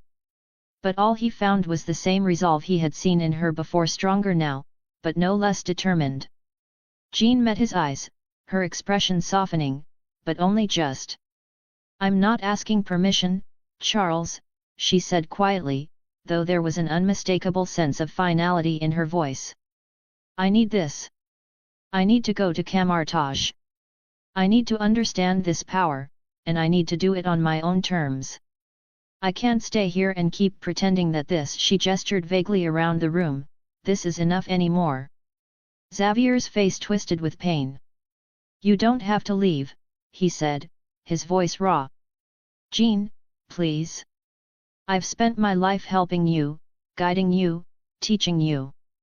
You don't have to walk away from all of this. Jean shook her head slowly. You've been trying to protect me, Charles. But you can't protect me from myself. Not anymore. The silence that followed was thick, suffocating. Xavier stood there, torn between the mentor he had always been and the father figure he had come to see himself as. The weight of his failure was heavy in his chest, and he knew, deep down, that Jean was right. She had outgrown him in a way he hadn't been prepared for. Hank McCoy, ever the intellectual, stepped forward, his blue-furred form tense with the gravity of the moment. Charles, he said, his voice tinged with both reason and concern, as difficult as this is to accept, we have to acknowledge that Jean's powers are no longer something we can handle here. The Phoenix Force is far beyond our ability to control. If she stays here, it will consume her. Camartage is the only place where she can receive the training she needs. Andromeda Tonks, standing beside Harry, folded her arms, her expression sharp and calculating. It's not just about control, she added with a knowing smirk. It's about understanding. If anyone can help her with that, it's the Ancient One. I may not agree with the idea of her leaving, but I know when to trust the wisdom of someone who's seen far more than any of us. Jean turned to the Ancient One, the fire in her eyes dimming just slightly. I'm ready, she said softly, the weight of her decision sinking in. I have to be. For me. For the Phoenix. The Ancient One smiled, a small, knowing smile that held both reassurance and understanding. Then it is decided. You will go to Camartage, Jean. And you will learn, not just how to control the Phoenix, but how to be the Phoenix. Jean took a deep breath, the weight of her choice settling in her chest. She knew that the road ahead would be difficult, that she would face unimaginable challenges. But she also knew that this was the only way to truly understand herself and the Phoenix on her own terms. As the silence stretched on, Harry stepped forward, his presence steady and unwavering. He didn't need to say anything, his quiet support was more than enough. He would be with her, every step of the way. You're not alone in this, Jean, he said softly, his voice low but filled with conviction. We'll face this together. Whatever comes next. Jean's lips curved into a small, grateful smile. Thank you, she whispered, her eyes finding his and holding them for a moment. And in that quiet exchange, Harry knew just as Jean did that they were stronger together, no matter what challenges lay ahead. Lily Potter, ever the calm presence, moved toward Jean, her warm smile lighting up her face. I'll help you pack, she offered gently, her voice carrying the same soothing, maternal tone it always did. You don't have to do this alone. Andromeda, ever the pragmatist, nodded sharply. You've made your decision, Jean, she said, her voice cutting through the lingering tension. Just remember that not everything that burns is not meant to consume you. With that, the room began to shift, as if the air itself was settling after the storm. And though the road ahead was uncertain, one thing was clear: Jean's journey had only just begun. The Stark workshop, a towering monument of cutting-edge technology and precision, echoed with the steady rhythm of machinery at work. The metallic scent of freshly forged alloys mixed with the cool, sterile air. Tony Stark stood, clad in a pair of sleek black gloves, his eyes locked on the holographic projection of his soon-to-be Iron Man armor. His fingers hovered just above the console, gently swiping across the air to adjust the colors, the red deepening to a shade reminiscent of fire, the gold a rich, brilliant hue. Each tweak was deliberate, but the excitement in Tony's eyes made it clear: this wasn't just engineering. This was art. Howard Stark, arms crossed and watching his son from a few feet away, leaned against a workbench, an amused yet slightly exasperated look on his face. The sharp, graying hair at his temples caught the light as he raised an eyebrow at Tony's work, a mixture of pride and skepticism warring in his gaze. "Let me get this straight," Howard said, his voice smooth but tinged with humor. "You want your Iron Man suit to look like it just walked out of a nightclub? Red and gold, Tony? What is this, a Christmas special?" Tony didn't even glance at him. His focus was unwavering, but the smirk was audible in his voice as he responded, "Hey, Christmas suits are classic, Dad. Besides, red's for the flair and gold's for the 'I'm too cool for you' factor. You wouldn't understand. It's got pizzazz." Howard's lips twitched, his amusement barely contained. "Pizzazz? Really? What's next? A suit that plays jazz while you save the world? Maybe you'll wear a fedora and call it a lifestyle choice." Tony finally looked up from the hologram, meeting his father's gaze. "Dad, I'm revolutionizing superhero fashion here. Trust me, it'll be a hit. Look at me, I'm an icon in the making." Howard's grin was sly, almost fatherly in its fondness. "Sure, Tony. As long as the pizzazz doesn't get in the way of the actual fighting part of being a hero, I'll let you keep it. But don't get too cocky. A shiny suit doesn't always mean effective combat." Tony shrugged, his fingers still dancing across the interface. "That's where you're wrong. This suit's got more tech than the Pentagon, and I've got an army of AI at my back. It's about blending power with style. A little showmanship never hurt anyone, right?" At that, a soft, almost musical whirring sound resonated from the far side of the workshop. The hologram of Jarvis flickered to life, its blue-tinted outline shimmering against the ambient lights of the room. The smooth, British accented voice of their AI creation, now a near constant presence in Tony's life, filled the space. "Indeed, sir," Jarvis said, his tone calm and perfectly calculated. "In terms of aesthetics, the red and gold coloring scheme is operational. I've completed an analysis of the design both in terms of appearance and structural integrity. The suit will be as durable as it is striking." Howard watched as Jarvis provided a full 3D rotation of the suit, the hologram rotating fluidly in the air, offering Tony an almost godlike view of his creation from all angles. Howard raised an eyebrow, glancing at Tony. "Well, look at that. Jarvis seems to think it'll work. How do you feel about that?" Tony flashed a grin, his hand still poised over the holographic controls. "I feel like Jarvis is my only competent partner here. But hey, it's nice to know the suit isn't just a pretty face." "Indeed, sir," Jarvis chimed in, voice dripping with dry wit. "I am, of course, capable of more than simply making things look pretty. I've enhanced the repulsor systems and made the armor plating lighter, but still considerably stronger. As for the propulsion, well, I'd say it's nearly as fast as your last few hasty escapes." Tony smirked again. "Fast enough for the press to snap pictures of my grand entrance? Excellent." Howard cleared his throat, stepping forward to inspect the design. Alright, Tony. You're getting carried away again. You've got style down, but let's talk substance. The suit's gotta hold up in combat.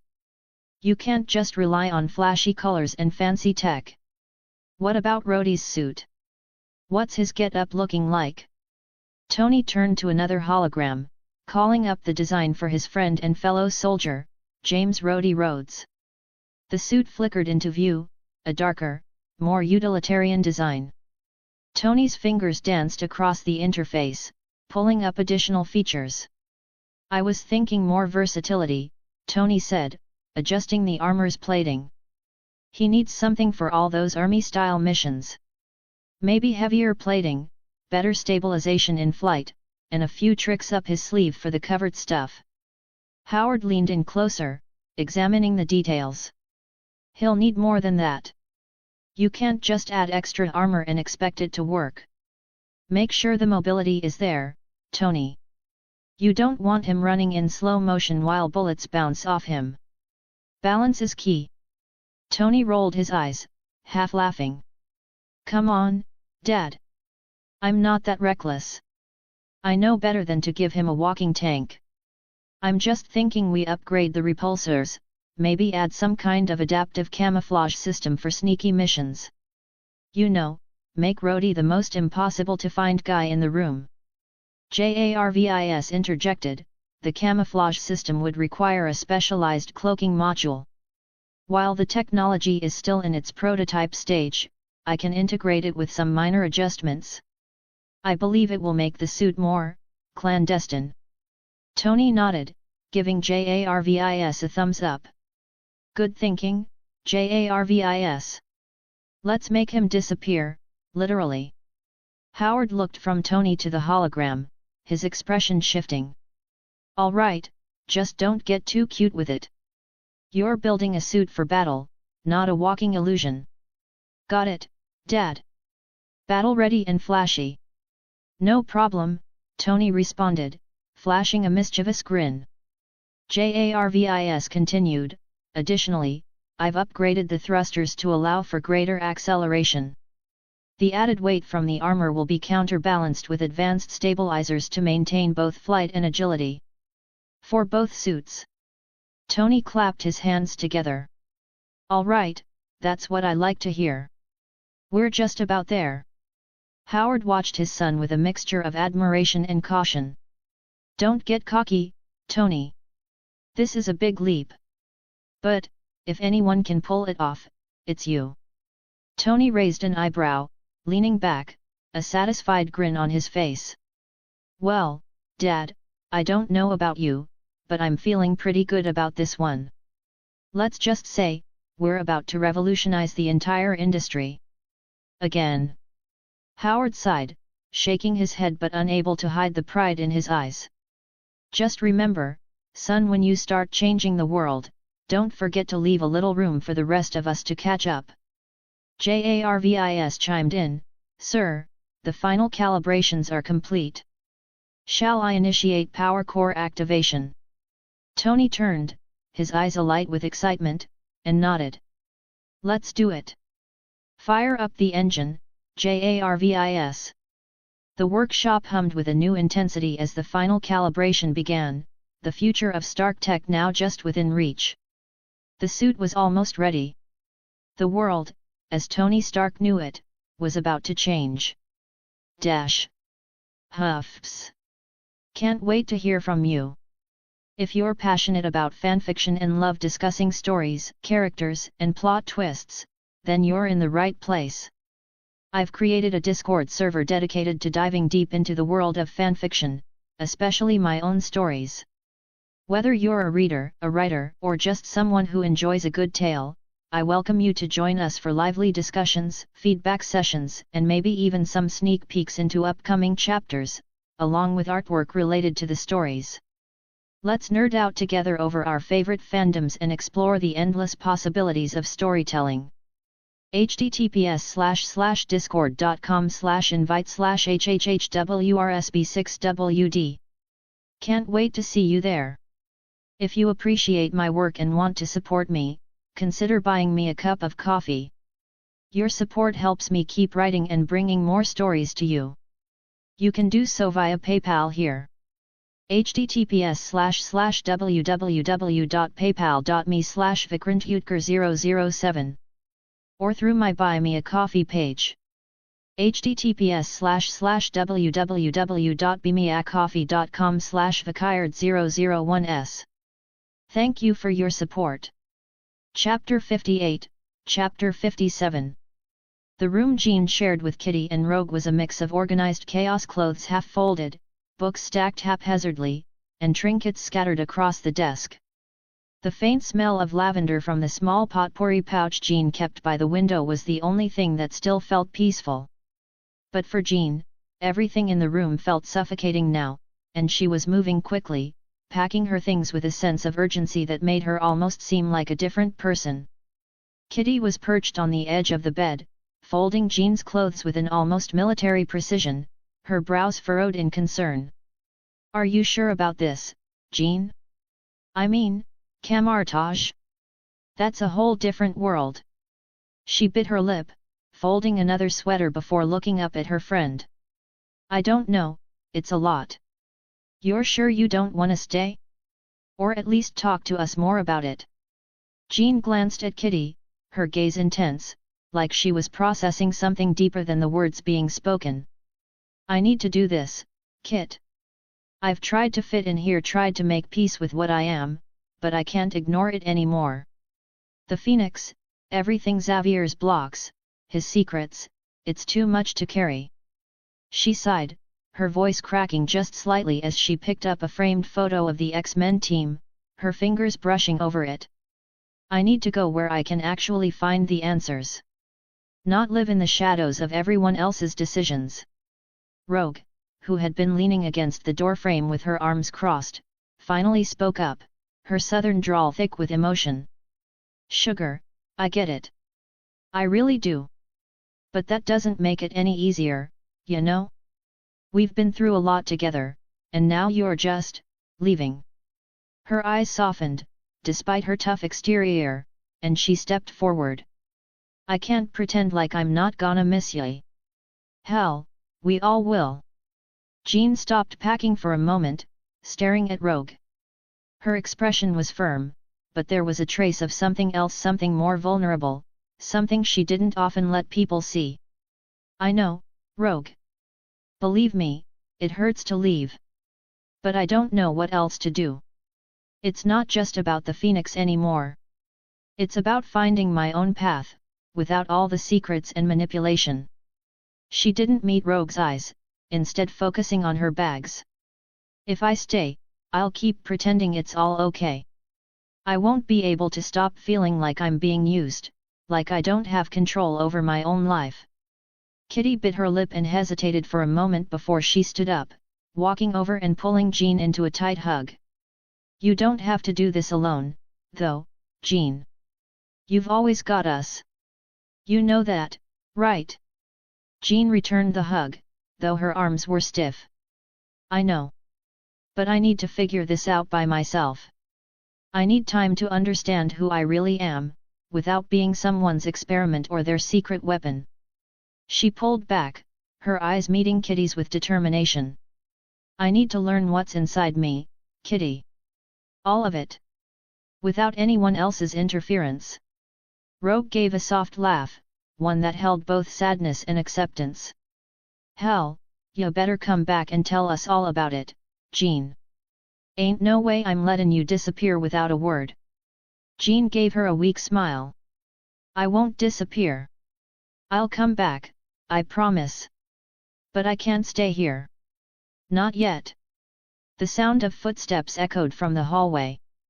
A knock on the door quickly followed, and before anyone could respond, Scott Summers' voice rang through the room, frantic but controlled.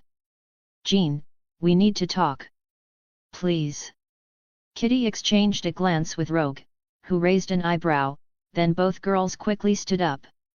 Kitty gave Jean one last hug. "We'll be right outside if you need us, okay? Just take care of yourself." Jean nodded, swallowing hard, her throat tight. She managed a weak smile, but it didn't reach her eyes. "Thanks, guys." As they stepped out, Jean could hear the door softly click behind them, and she stood still for a moment, gathering her thoughts before facing Scott. She could already feel the tension building. The door creaked open, and there he stood, Scott Summers, his jaw clenched, the ruby-tinted glasses perched on his nose. His tall frame filled the doorway, his posture stiff, and there was a mix of concern and frustration in his eyes. "Jean," he said, his voice a little too rough, "please just listen to me for a second. We can fix this. You don't have to leave." Jean turned to face him, crossing her arms tightly. Her gaze was unwavering, a challenge in her eyes. "Scott, we've been through this. You don't get it. I can't stay here. Not with what's happening inside me. Not with all the things Xavier's been hiding from me. The blocks, the manipulation, it's all too much." Scott's hands clenched at his sides. "Jean, the professor's only tried to help you." Jean cut him off with a sharp gesture. "You don't get it. He's been holding me back, Scott. He's been lying to me. Keeping things from me like I'm some kind of experiment. I can't keep pretending everything's fine. I need answers, and I'm not going to find them here." Scott's voice broke, though he tried to hide it behind his usual intensity. "Jean, you can't just run away from this. You're not alone. We can work through it, together." He took a step toward her, but she didn't move, standing her ground with the same intensity. "I'm not running away from you," Jean said, her voice almost gentle now, but still resolute. "I'm running toward something that might help me understand myself. I don't trust the professor anymore. I don't trust this place." She looked down for a moment, her expression softening ever so slightly. "I'm not abandoning you, Scott. I just need time. I need to figure out what this Phoenix Force really is and how to control it." Scott stepped back, as if her words had physically pushed him away. "So this is it? You're just leaving? Without even giving us a chance to fix things?" His voice was tight, and there was something more vulnerable beneath the anger. Jean's voice softened, but her decision was clear. "I'm sorry, Scott. But this is something I have to do on my own." She looked away, her eyes focused on the open suitcase in front of her. "I'll always care about you. But I can't stay. Not now."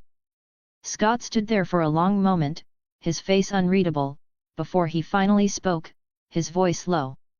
"If this is really what you want, then I won't stop you. But don't think you can just walk away from this. Don't think I'll forget what you're doing." Jean didn't look back as she zipped up the last of her bags. "You won't have to forget, Scott. I'll carry this with me, too." The door clicked shut behind him, and Jean let out a breath she hadn't realized she'd been holding. She stood still for a moment, her fingers gripping the strap of her bag as she prepared to take her first step on the journey she knew she had to take alone. Outside, Kitty, Rogue, and Kurt waited in silence, their faces etched with concern, but also a quiet understanding. Kurt broke the silence first, his German accent thick with emotion. "Do you think she'll be okay?" His voice cracked slightly. Rogue sighed, rubbing a hand over her face. "She's gonna be fine, Kurt. Jean's tougher than she lets on. She's always been." Kitty squeezed Kit's shoulder, her voice calm but filled with sadness. "Yeah. She just needs time. We all go through stuff like this." Rogue nodded, but her gaze lingered on the door. "She'll come back when she's ready. And when she does, we'll be here. Always." And with that, they waited silent, patient, and ready to be there for Jean when she returned. The sun's early light streamed through the large windows of Jean's room, casting long shadows across the bare floor. The last remnants of her things had been packed away, leaving the space feeling emptier than it ever had before.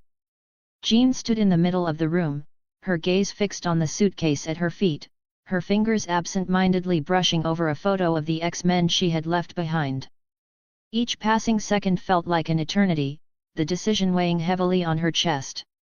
The sound of footsteps broke her reverie, soft but deliberate. She turned, expecting the familiar faces of her friends, the ones she was leaving behind. Her heart twisted at the thought. First, it was Rogue, standing in the doorway with her arms crossed. The sharpness of her southern drawl cut through the silence. "Well, sugar, looks like this is it." Rogue's voice was thick with emotion, but she kept it steady, trying to match Jean's own resolve. "I reckon I'm gonna miss ya, darlin'." She stepped forward, her usual sass taking a back seat as she pulled Jean into a tight embrace. "Just promise me, you won't forget us. You may be going off on your own, but we're always gonna be here for ya, okay?" Jean's throat tightened as she held onto Rogue, the scent of her perfume sweet and faintly floral filling her senses. "I promise, Rogue. I won't forget. I'll be back when I figure things out." Rogue gave her a final squeeze, pulling away with a weak smile. "You know where to find us. Don't be a stranger, ya hear?" Jean nodded, grateful for the gesture.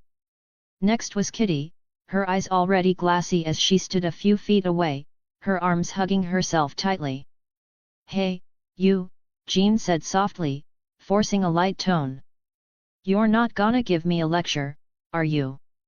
Kitty shot her a small, half-hearted grin, but the sadness behind it was palpable. "Nah, Jean," she replied, her voice catching a little. "No lectures. Just be careful, okay? Whatever you find, just know we've got your back, no matter where you go. You know we're always gonna be your friends." Her words held a quiet power, the sincerity in her voice making Jean's heart ache even more. Jean took a deep breath, trying to hold back the tears that threatened to spill. "I know, Kitty. You're always gonna be a part of me. I'll carry you with me." Kitty quickly closed the distance between them, wrapping Jean in a fierce hug. No words were needed as they held each other for a moment longer, the bond between them stronger than anything that could be put into words. Kurt was next, his blue fur and tail twitching nervously as he shuffled in, glancing at the floor before meeting her gaze. "Jean, I'm not good with this kind of thing." His thick German accent made every word sound weighted, though his gentle eyes betrayed his true feelings. "You're one of my closest friends. And even if we don't see each other for a while, I hope this journey helps you find what you need." Jean's eyes softened, the sorrow mixing with understanding. "I know, Kurt. You've been there for me, always. Thank you. I'll never forget it." He looked up at her, swallowing hard, before quickly pulling her into an awkward, but heartfelt hug. "Just don't be a stranger, okay?" he murmured as he pulled away, his tail flicking behind him. Jean chuckled lightly, wiping away a stray tear, before turning to leave. But there was still one more goodbye to make. Scott. Scott was standing near the end of the hall, his shoulders tight, his posture rigid. His usual aura of control seemed fragile today, his body language betraying just how much this was affecting him. When Jean approached, he didn't turn to face her at first. "Not yet." "Scott," Jean said softly, her voice trembling slightly, "I need to do this. Please understand." Scott's response was slow, deliberate, his fists clenched tightly at his sides. When he finally turned to face her, his voice was thick with emotion. "I don't understand, Jean. I don't understand how you can just leave like this." His words were heavy, like he had been carrying them for too long. "You're making a mistake. A huge one." Jean's heart broke at the sight of him. His eyes, usually so full of confidence and determination, were now filled with doubt and hurt. She took a deep breath, steadying herself before replying. "Scott, I'm not leaving because of you. I'm leaving because I have to understand myself. I need to find answers, and I can't do that here. Not with the Phoenix. Not while I'm still caught in the chaos of it all. Scott's face flushed with frustration, his brow furrowing as he stepped toward her, his voice rising. You don't have to be alone, Jean. The team, me. His words faltered, and the pain in his eyes was so raw it made her chest ache. Don't you trust us anymore? Jean swallowed hard, her voice barely above a whisper. I trust you, Scott. But I need to do this on my own. I need to confront this, for myself. Please understand. There was a long pause as Scott seemed to wrestle with his emotions. His shoulders slumped, and finally, he nodded, albeit with a sharp edge to his words. If this is what you want, Jean. I can't stop you. But, just don't forget what we had. I won't, she replied softly, the pain evident in her own voice. Goodbye, Scott. Turning away, Jean felt the weight of that final goodbye in every step she took, even as she exited the hall. In the foyer, Logan was waiting, leaning against the doorframe with his arms crossed. He took a long drag from his cigarette, his eyes narrowing as he regarded her. Jean, he rumbled, his gruff voice steady but filled with unspoken concern. You sure about this? Jean met his gaze, nodding firmly. I am, Logan. I need to find my own way. I can't let the Phoenix keep controlling me. It's time to take control of my own fate. Logan exhaled, flicking the cigarette butt to the floor. Hell, I don't get all that mystical mumbo-jumbo, but you've got the strength to figure it out. His tone softened, just a little, as he stepped toward her. Just don't get lost in all of it. And don't be a stranger, kid. Jean managed a small smile, stepping into his embrace. Thanks, Logan. I won't forget any of you. As she stepped out into the cool morning air, Jean couldn't help but notice Charles Xavier watching her from the balcony above. His gaze was steady, his expression neutral, but she could feel the weight of his thoughts pressing down on her. He didn't try to stop her. He didn't chase her down. He simply watched. Outside in the courtyard, Harry stood waiting for her, his red and gold armor gleaming brightly in the sunlight. The cloak of levitation swirled around him like it was alive, giving him an almost ethereal presence. His green eyes met hers as she approached, and a small, reassuring smile tugged at the corners of his lips. Ready? Harry asked, his voice steady, calm, and filled with that subtle confidence she had come to rely on. Jean nodded, taking a deep breath, feeling the weight of her decision but also the spark of something new, something she could shape. Yet. I think it's time. Harry extended his hand to her, and without hesitation, Jean took it. Together, they walked toward the horizon, her future still uncertain, but in her own hands now. As the mansion loomed behind them, Jean knew she was ready to face whatever lay ahead in Camartage and beyond.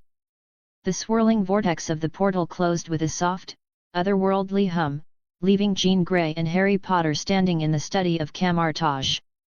The air felt alive with ancient magic, and the room itself seemed to pulse with an energy far beyond anything Jean had ever encountered. Bookshelves stacked with faded scrolls, mystical texts, and strange, gleaming relics filled the walls, while the air shimmered with an almost imperceptible hum of power. Jean's breath caught as her gaze moved across the study, her emerald eyes wide with awe. It was nothing like the Institute, or even the bustling streets of New York she knew so well. This place felt ancient, beyond time, as though the weight of the world's knowledge was contained within its walls. She felt small but not insignificant. Wow, she whispered, a smile tugging at her lips as she turned to Harry. This place is incredible. It's like stepping into a living history book. Harry grinned, adjusting his red and gold cloak. You get used to it, but yet. Camartage has a way of making everything seem a little more, doesn't it? Jean chuckled, but there was a nervous edge to it. The magnitude of her arrival, of what was happening, was sinking in. Harry's presence was the only thing that steadied her as she walked further into the room. At the far end of the study stood the Ancient One, a figure so ageless she might have been carved from the very stone of Camartage itself. She radiated an aura of calm and power, her silver hair flowing like liquid mercury, her golden robes sweeping across the floor in graceful folds. She turned to greet them with a gaze that was both sharp and knowing, as though she could see every thought Jean had ever had.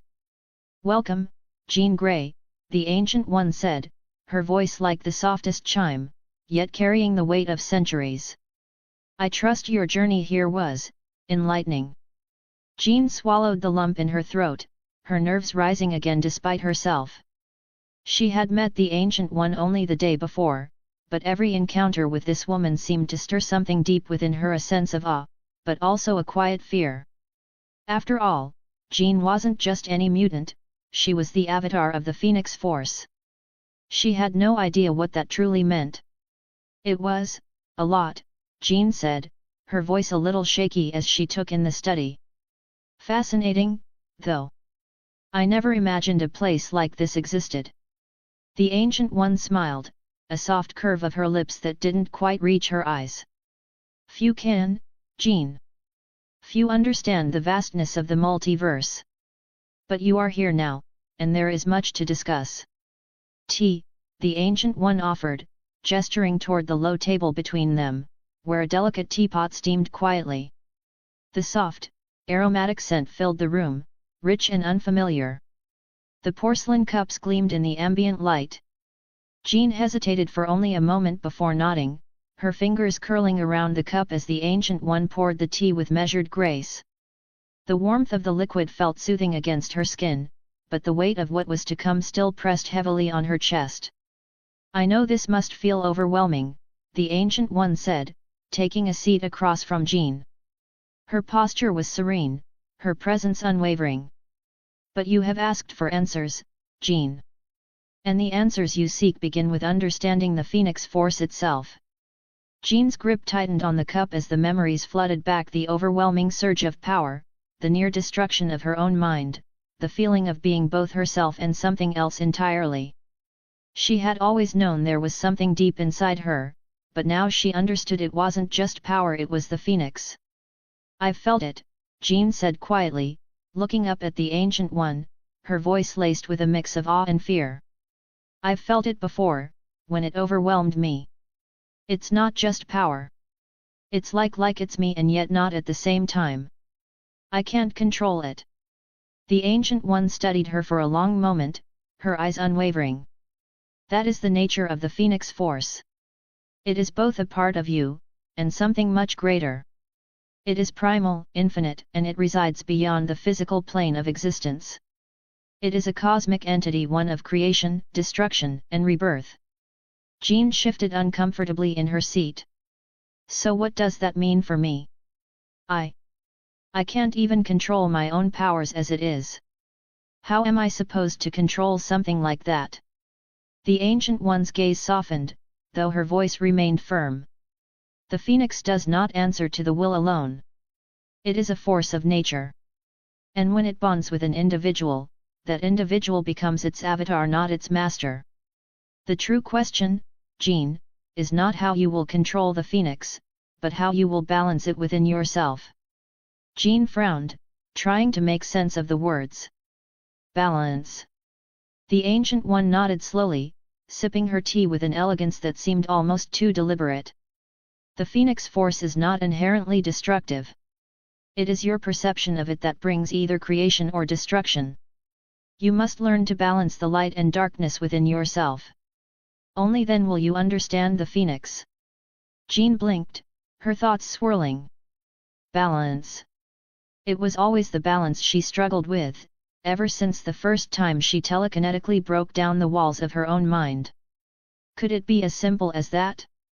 But, how do I even begin to find that balance? Jean's voice cracked slightly, her vulnerability seeping through the otherwise composed exterior. "I've never been good at controlling my emotions, or my powers. How can I trust myself with something this dangerous?" Harry placed a hand on her shoulder, his touch grounding her. "Hey, we're all a little chaotic inside. But you've always managed to keep yourself together when it counts, Jean. You can do this. You just need to believe in yourself.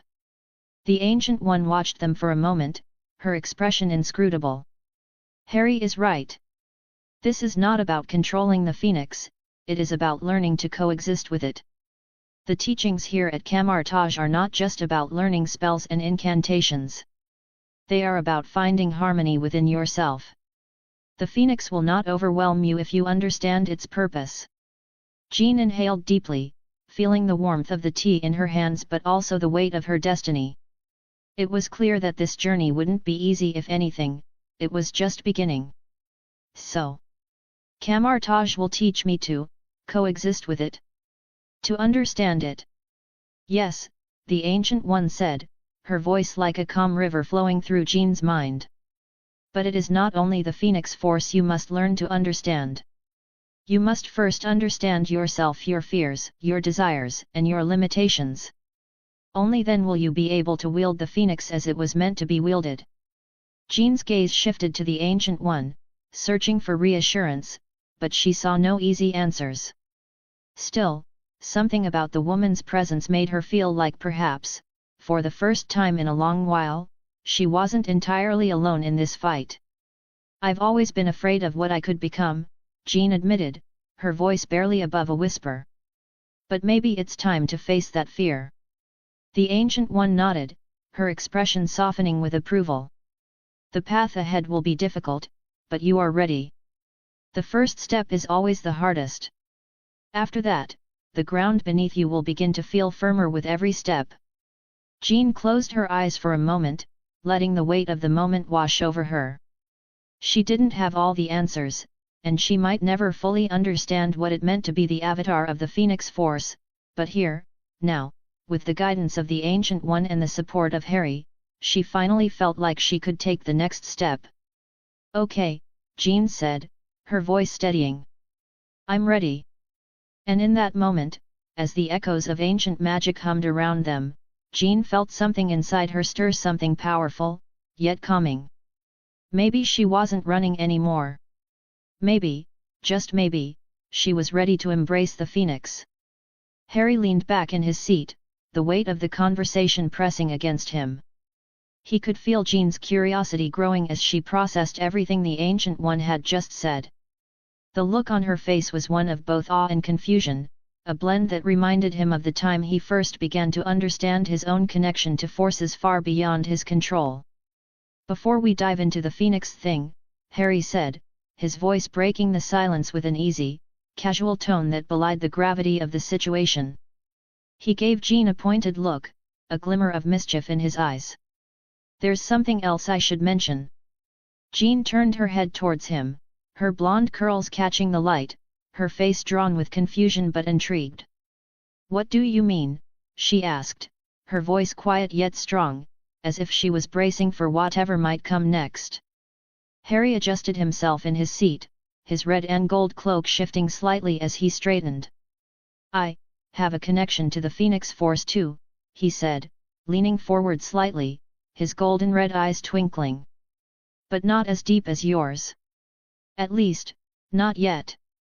Jean blinked, her bright green eyes widening in surprise.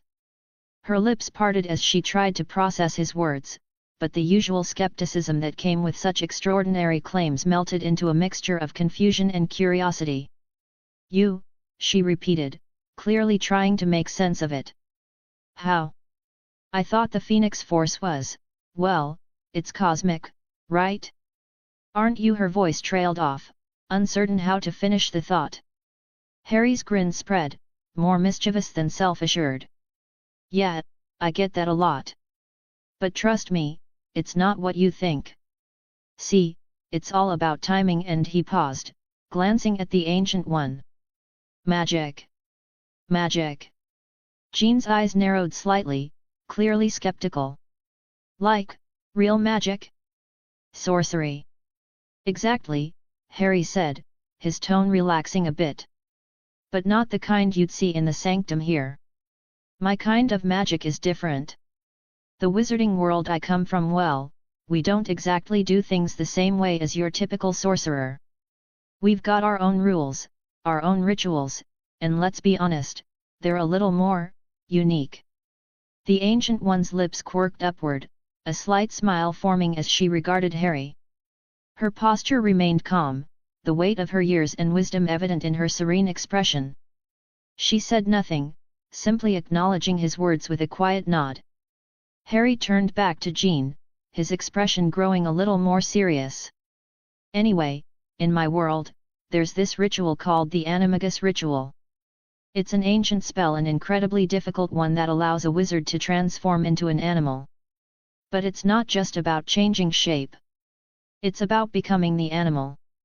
You're in its body, but you still have your human mind. It's not an easy thing to pull off. Jean's brow furrowed in thought. Animagus? I've never heard of it, she said slowly. What's the catch? Well, Harry said, leaning back again, the catch is that it's a hell of a process. Most wizards fail or take decades to master it. It takes a lot of dedication, and even more, a certain depth of magical understanding. Jean's eyes brightened slightly, the wheels turning behind them. So, you're telling me, you can transform into an animal at will? Like, at any time? Harry smirked. In theory, yes. But the process can be incredibly dangerous. My first time trying it? Yeah, I almost burned myself to a crisp. His tone lightened with humor, but then he grew more thoughtful. But I wasn't alone in that. That's where the Phoenix Force came in. Jean's face remained a mask of curiosity, but her posture stiffened. Wait, the Phoenix helped you? Harry met her gaze, his smile fading into something more serious. Not directly. I was conducting an experiment, a magical one, trying to update the Animagus ritual. Make it more, well, sorcerer-friendly, I guess. Anyway, I was struggling. I was about to hit my limit, and that's when I felt it. A spark of power, something ancient and beyond anything I could comprehend. That's when the Phoenix Force connected with me. Jean blinked, her lips parting as she digested what he was saying. So, this cosmic entity just connected with you? Yeah, Harry said, his voice soft but earnest. It wasn't like I suddenly saw the universe in a flash of light. It was more subtle, more personal. It was like an ember, just enough to light the fire. The Phoenix, she gave me a piece of herself, just an ember of her essence, to help me complete the transformation. And with that, I succeeded. It was still on me to make it work, but that ember made all the difference. Jean's gaze softened with wonder, her green eyes reflecting a mix of awe and confusion. And you think the Phoenix Force helped you just because you were trying to cast a spell? Harry shook his head. Not just that. The Phoenix spoke to me. She told me I had a role to play, a responsibility. She said that I had to help you, Jean. At the mention of her name, Jean tensed, her shoulders rigid as her gaze shot up to meet his. Me? Her voice was a mix of disbelief and something darker, something almost fearful. How? What do you mean? Harry leaned in, his voice dropping to a softer tone. You're the one she's chosen, Jean. The Phoenix Force is with you, but there's more to it. Professor Xavier, he placed psychic barriers on you, chains, really. Chains that were never meant to hold you back. Those barriers are gone now, and you're free. But the path to fully embracing the Phoenix, to becoming its avatar, that's yours to walk, and you don't have to do it alone. Jean's eyes flared briefly with something intense, some internal struggle playing across her face. But I've always struggled to control it. She faltered, her voice laced with doubt. I'm afraid of what the Phoenix can do to me. Harry's voice softened as he placed a hand gently on her shoulder, a grounding presence in the face of her turmoil. I get it, Jean. I really do. I was afraid too, at first. But you've already started to accept it. You're not alone in this. You've got me. I've been there. And we'll figure it out together, okay? Jean's face softened, the conflict still there, but something in Harry's sincerity seemed to reassure her. She nodded slowly, a faint smile tugging at the corners of her mouth. Thanks, Harry. For believing in me. Harry gave her a half grin, his eyes softening. Always, he said, his voice low but full of certainty. Now, let's get started. This avatar business won't figure itself out on its own. The Ancient One, who had been silently observing them, spoke then, her voice quiet yet filled with authority. It is true, Jean Grey. You have much to learn. But you are ready. And Harry, his path has only just begun. You are both bound by forces far older than you realize. Jean turned to the Ancient One, her green eyes shining with newfound resolve. I don't know if I'm ready. But I'll try. I have to. The Ancient One nodded, a small, approving smile crossing her face. Then we begin. And in that moment, it felt like the world shifted just slightly, the first step on a long journey that neither of them could have predicted. But together, they would face whatever came next. Huffs. Can't wait to hear from you. If you're passionate about fanfiction and love discussing stories, characters, and plot twists, then you're in the right place.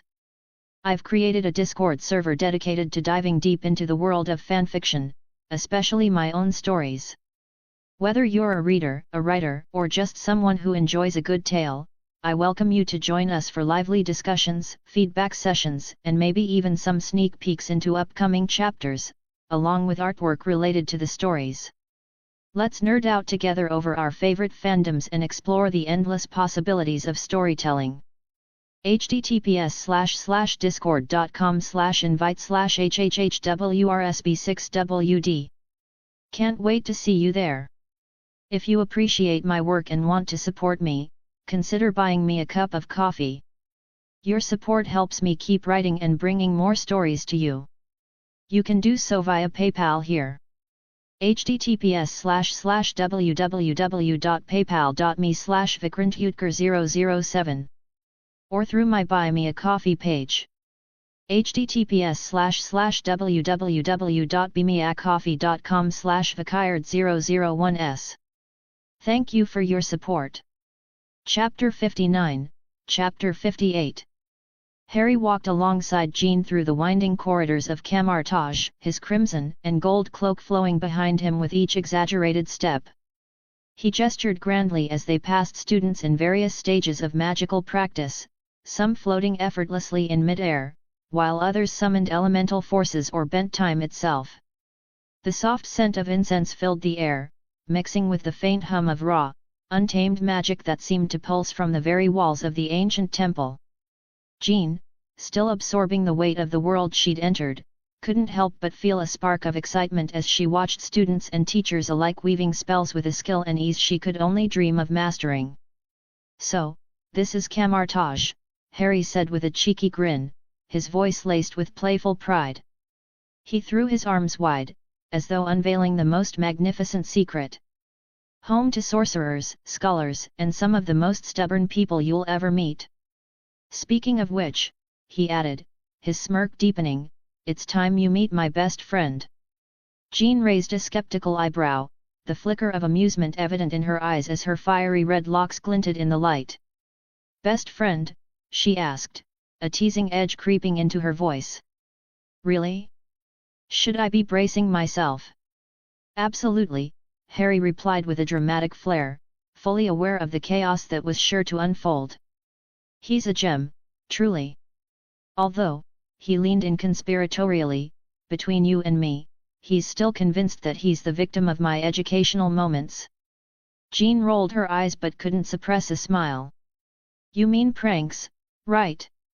Tomato, Harry said with a shrug, his mischievous glint never leaving his eyes. Don't worry. Wong loves me. Jean couldn't help but laugh, her unease melting away slightly. Sure, he does. As they entered the grand library, Jean's gaze swept over the immense collection of ancient tomes, scrolls, and artifacts that seemed to hum with arcane power. Shelves towered high above them, bending and curving in ways that defied traditional architecture, packed with countless texts. A few students wandered through the aisles, consulting scrolls or meditating in the midst of this treasure trove of knowledge.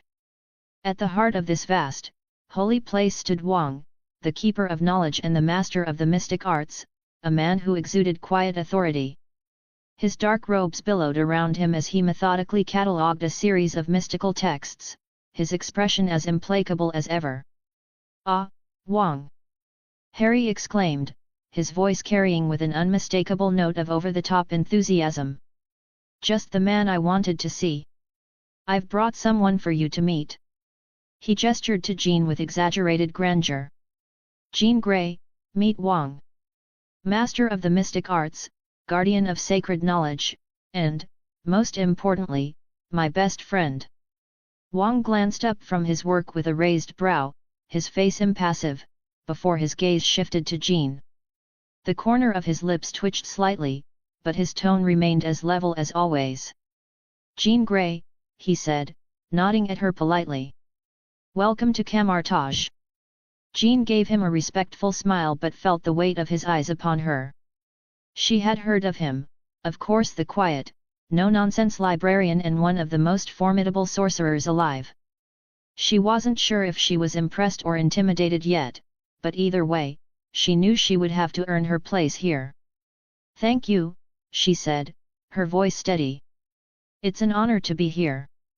Wang's gaze flicked briefly to Harry, who was leaning against a shelf with an exaggerated casualness, an expression of mock innocence plastered across his face.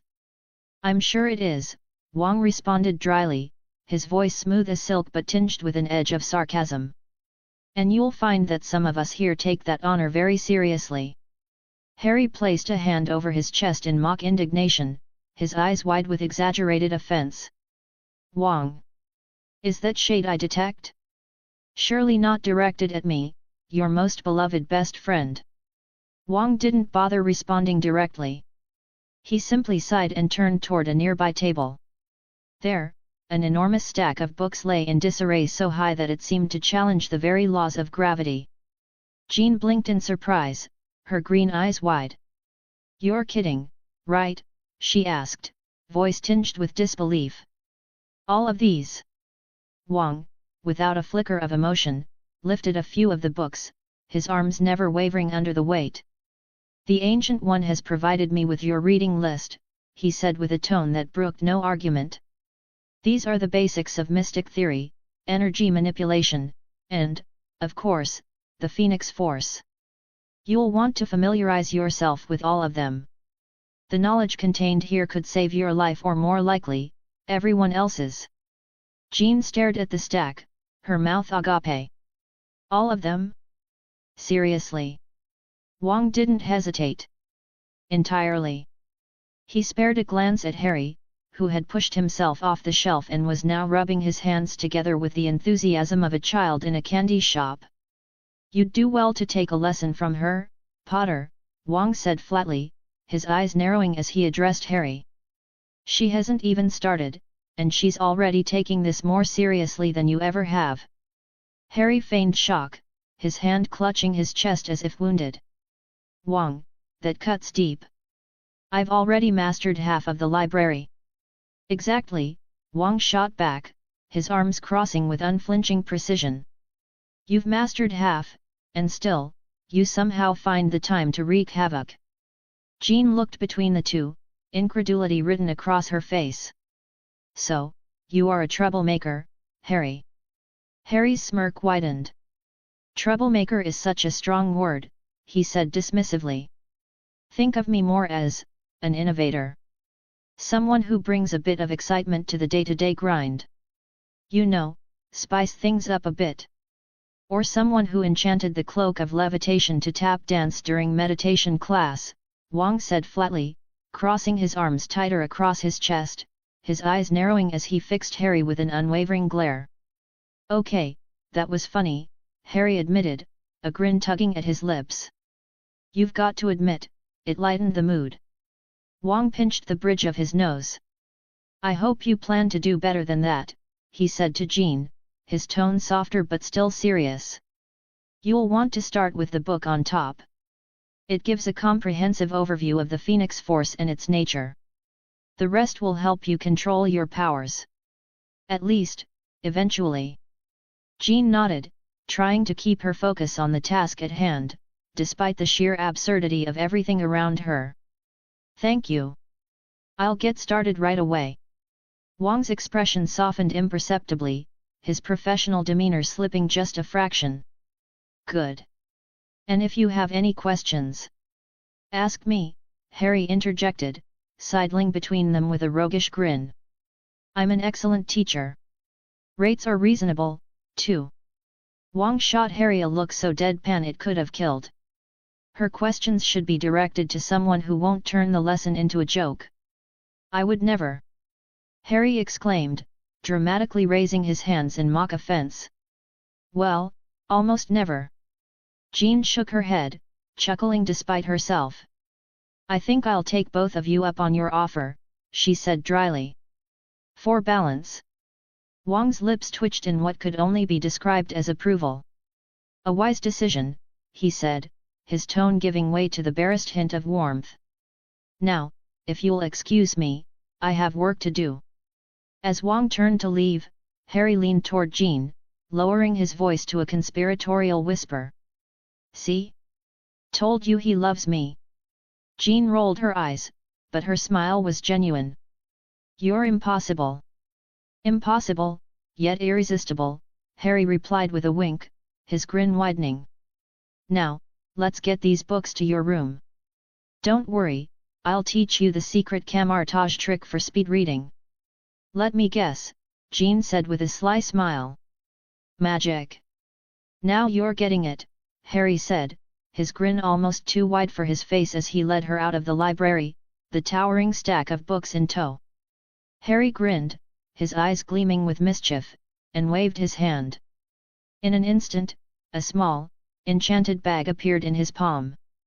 He handed it to Jean, who took it with a raised eyebrow.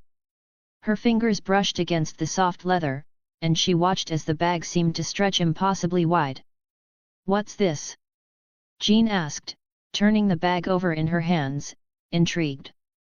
This, Harry said with an exaggerated flair, is the bag of ever-expanding space.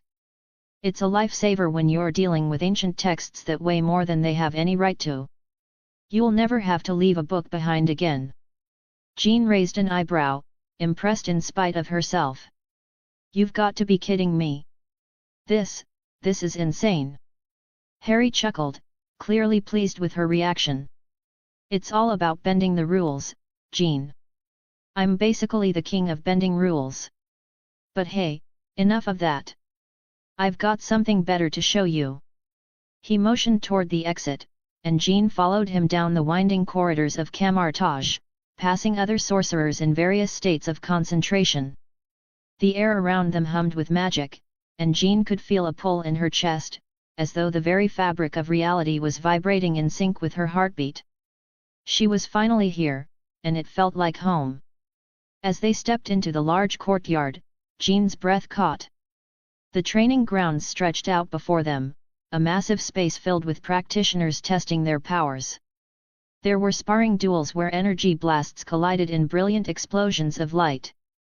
Other sorcerers manipulated elements fire, water, and wind with ease, and Jean could sense the swirling energy in the air, bending and twisting under their control. Harry grinned at her wide-eyed look. Welcome to the battlefield, Jean. This is where it gets real. Jean stood frozen for a moment, taking it all in. The sheer intensity of the energy around her made her pulse quicken. It was nothing like she had ever experienced before, and yet, it felt right. Powerful. She wanted to dive in, to test her limits.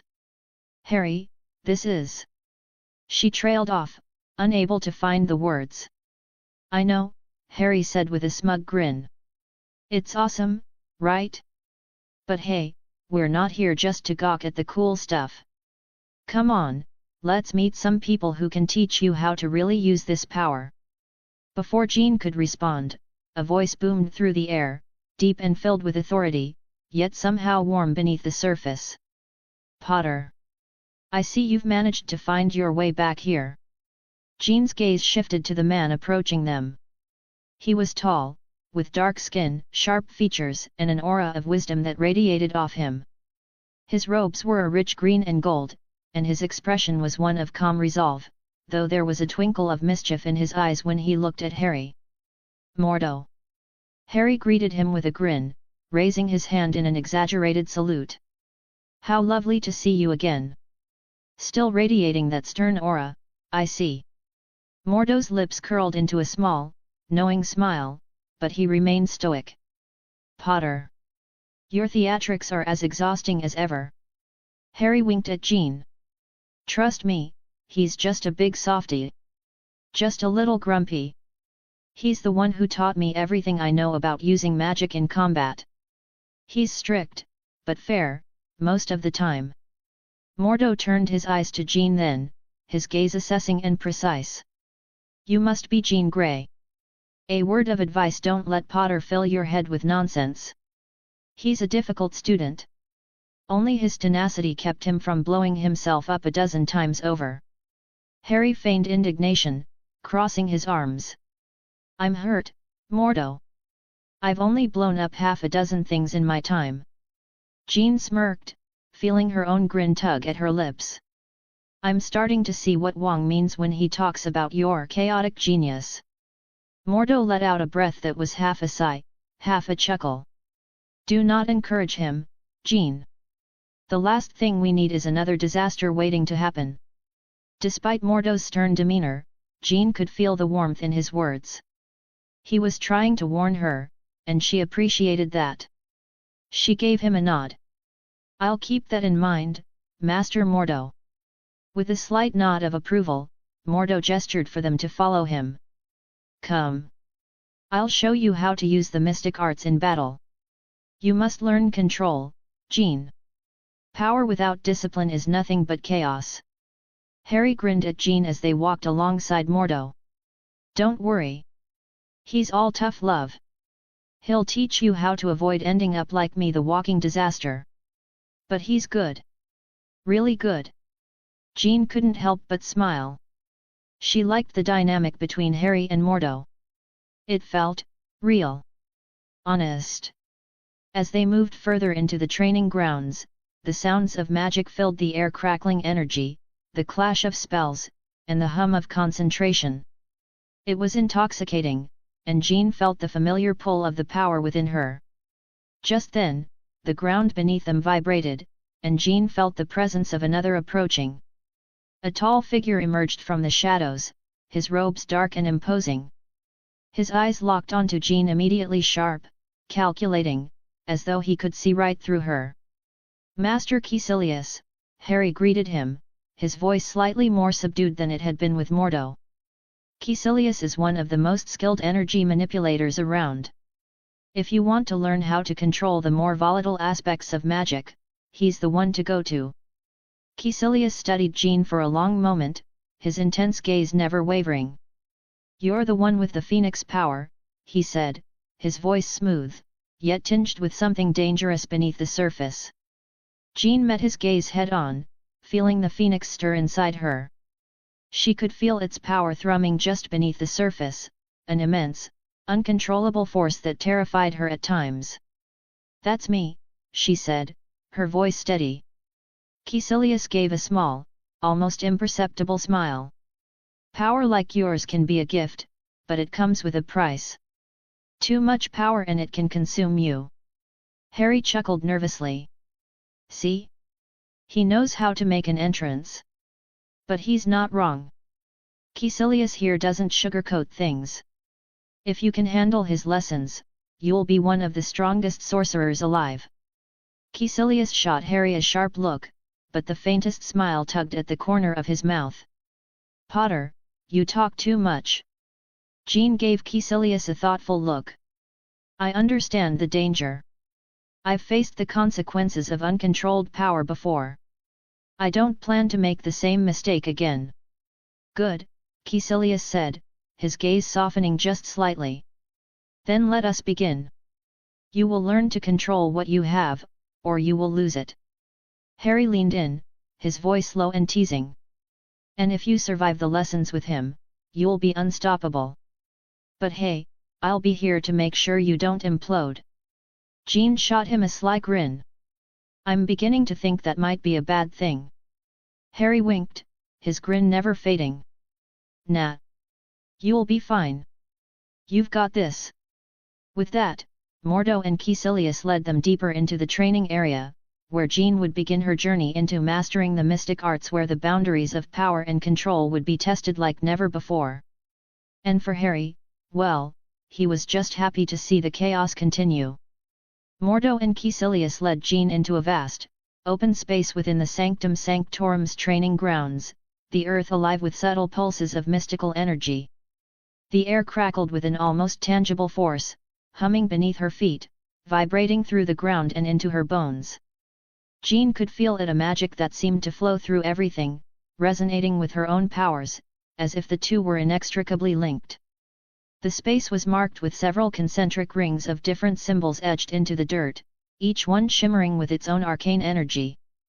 Mordo's voice sliced through the air, sharp and measured, as his gaze locked onto Jean.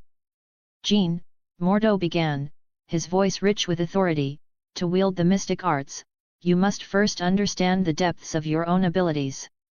Magic is not merely a tool, it is a part of who you are.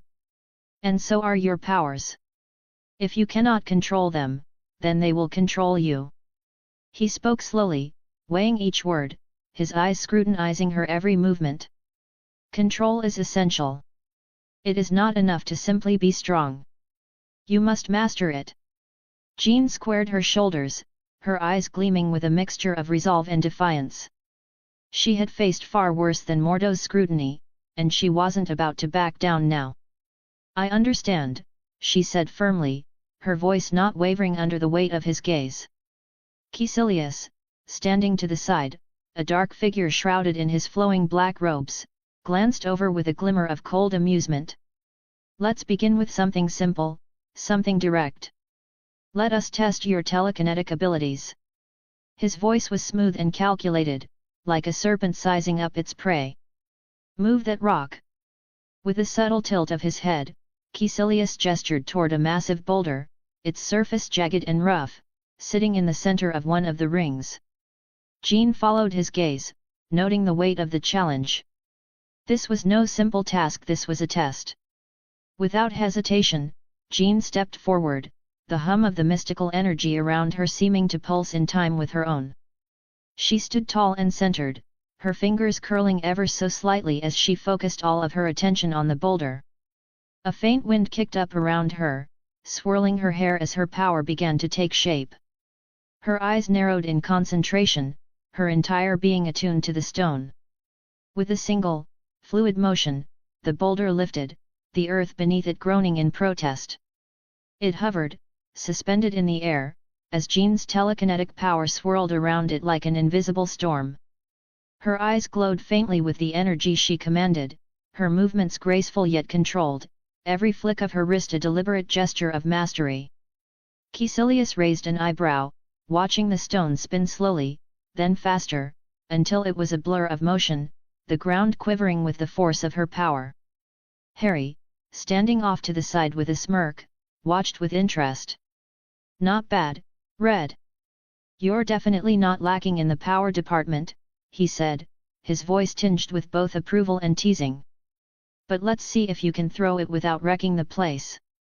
Jean's lips curled into a subtle, knowing smile. I'm in control, she replied, her voice calm, though her eyes gleamed with an intensity that made it clear she was relishing the challenge. She flicked her wrist sharply, and with a sound like a sonic boom, the boulder shot through the air, its path a blur of raw kinetic force. It slammed into the distant wall with a deafening crash, sending up a plume of dust. The wall trembled but stood firm, unbroken. Caecilius' eyes narrowed slightly, a flicker of admiration crossing his features. Impressive, he murmured, though his tone remained clinical. But remember, power is nothing without control. You have demonstrated strength, but can you harness it? Mordo, whose sharp eyes had been focused on Jean since the beginning, nodded slightly, his voice cold and commanding. Now, we test your mind. Your telepathic abilities. Focus, Jean. Do not merely resist, block me. Jean's expression shifted. The mental plane was where she felt most comfortable, most at home. She closed her eyes for a brief moment, tuning out the world around her, allowing herself to sink into the depths of her mind. She could feel it before it even happened, an intruder, like a cold tendril snaking into her consciousness.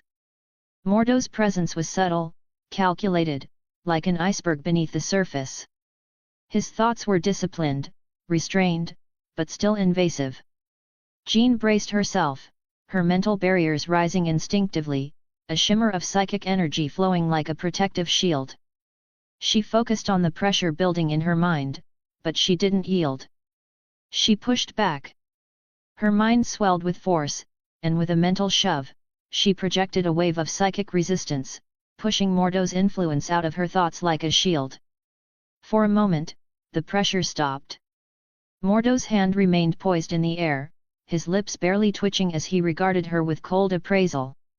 Interesting, he said, his voice low and deliberate. Your defenses are strong. Stronger than I expected. Jean's eyes flicked open, her gaze unwavering as she met his eyes. I'm not so easily penetrated. Mordo's lips curved upward slightly. That is good. But that was only a probe. Now, we shall see if you can do more than defend. He looked toward Caecilius, who stepped forward, the shadows around him seeming to shift in anticipation. Try to influence me, Caecilius suggested, his voice smooth and dark. Reach into my mind. Attempt to twist my will. Jean's brow furrowed slightly, her fingers curling in subtle concentration as she studied Caecilius. His mind was a labyrinth of dark intent, sharp and controlled, but not impervious. She could feel the edges of his thoughts like the fine threads of a web waiting to be pulled. She reached into his mind, her presence delicate at first, like a whisper of wind, before solidifying into something more tangible. Her influence was subtle, a soft suggestion, a nudge of doubt. Caecilius stiffened, his gaze narrowing slightly, but the slightest shift of his expression indicated he had felt it. He was not easily influenced, but Jean had found an opening, however small. After a heartbeat, Caecilius laughed softly, a dark, melodic sound that echoed around them. Clever, he murmured. You have a light touch, Jean. But that is not all. You have great potential, far greater than you realize. Jean opened her eyes, a little surprised at the ease with which she had bent his will, but she held her ground, her expression focused. It felt natural, she admitted quietly, her voice betraying a hint of curiosity. But I know I still have a long way to go. Mordo's expression was unreadable, but there was a hint of something approving in his gaze. Indeed. You are powerful, Jean. But power without control is a weapon waiting to turn on its wielder. We will teach you to harness your gifts, to use them without causing destruction. But remember, true mastery lies not in the power itself, but in understanding its depths. Caecilius' eyes gleamed, his tone thoughtful. You are only scratching the surface. Your telepathy and telekinesis are impressive, but they are just the beginning. Together, we will help you understand the full scope of your abilities. Jean nodded, her heart pounding with the rush of excitement and the weight of the challenge ahead. I'm ready, she said, her voice steady, filled with resolve. Harry clapped his hands together with a grin. That's enough heavy lifting for today. Time to hit the books before we blow up the whole courtyard next time, yet. Jean smiled back, her lips curling into a small, mischievous grin. I think I can handle it. As they walked off the training grounds, the air still vibrating with the remnants of their power, Mordo and Caecilius exchanged glances, their expressions unreadable. But the unspoken understanding was clear: Jean Grey was not a force to be taken lightly. She was a force in the making, and they were only beginning to shape her. The sun was dipping low, streaking the sky over camouflage with rich hues of amber and crimson. The training grounds were finally quiet, though the echoes of the day's magic lingered in the air, tangible as an electric charge. Jean Grey still felt the buzz in her veins, a heady, intoxicating sensation. Her first day had been grueling, but she had more than held her own. That alone was enough to keep a small, triumphant smile curling at her lips. Harry walked beside her through the winding stone corridors, his hands buried casually in his pockets.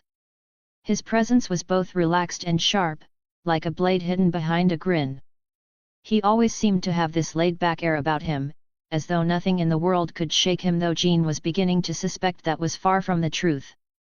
"All right, Red," Harry began, the corners of his mouth twitching upward. "I'm officially impressed. Not every newbie manages to avoid setting themselves or half the grounds on fire their first day." Jean arched an eyebrow, her lips quirking in amusement. "You're telling me the great Harry Potter, master of the mystic arts, has never blown up anything on accident? Not even a little?" "Hey, I'll admit to a small incident or two." He made a vague motion with his hand. "But those were calculated explosions. Totally intentional. I'm a man of precision." She snorted, rolling her eyes. "Sure you are." They turned a corner, the faint glow of enchanted lanterns lighting their way. Jean folded her arms across her chest as she walked, the cool stone beneath her boots grounding her amidst the surreal environment. "So," she said, glancing at him, "what's the deal with everyone here? Mordo acts like he's auditioning for the role of most serious man alive, and Caecilius." She trailed off, her brow furrowing. "He gives me a weird vibe." Harry's smirk faltered for a moment, replaced by something more guarded. "Yeah, Mordo's all about rules and discipline. Lives for it, really. Caecilius, on the other hand." He hesitated, searching for the right words. "He's passionate. Let's just say he's got a few ideas about how magic should be used, and they don't always line up with the Ancient One's teachings." "Passionate, hey?" Jean muttered, her tone skeptical.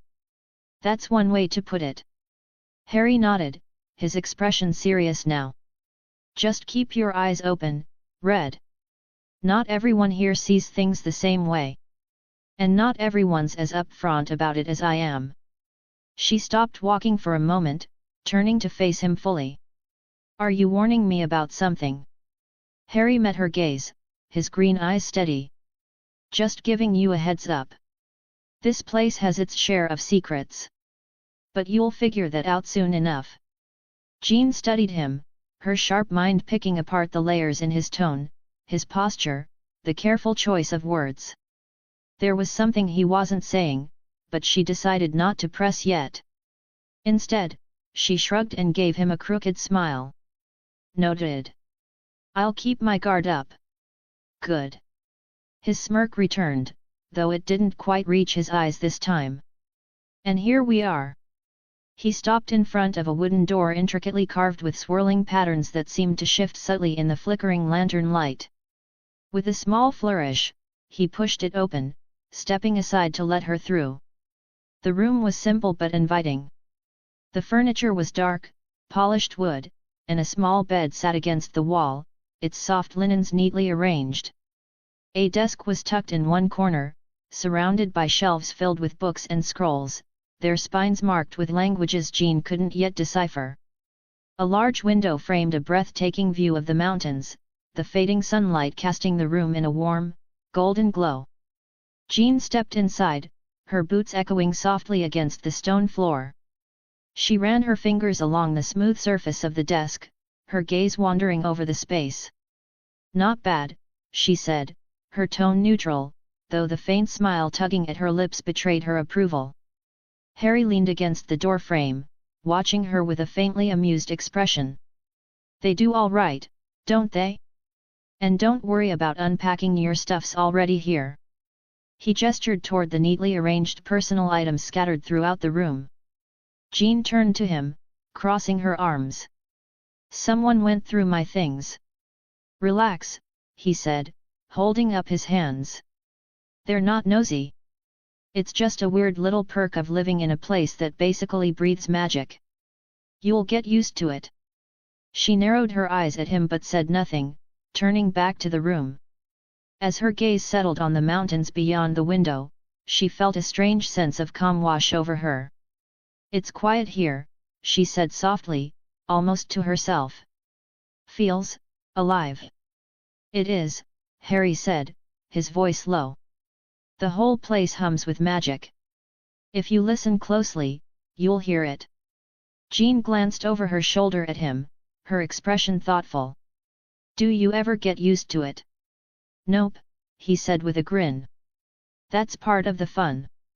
She chuckled, shaking her head as she turned back to the window. Well, thanks for the grand tour.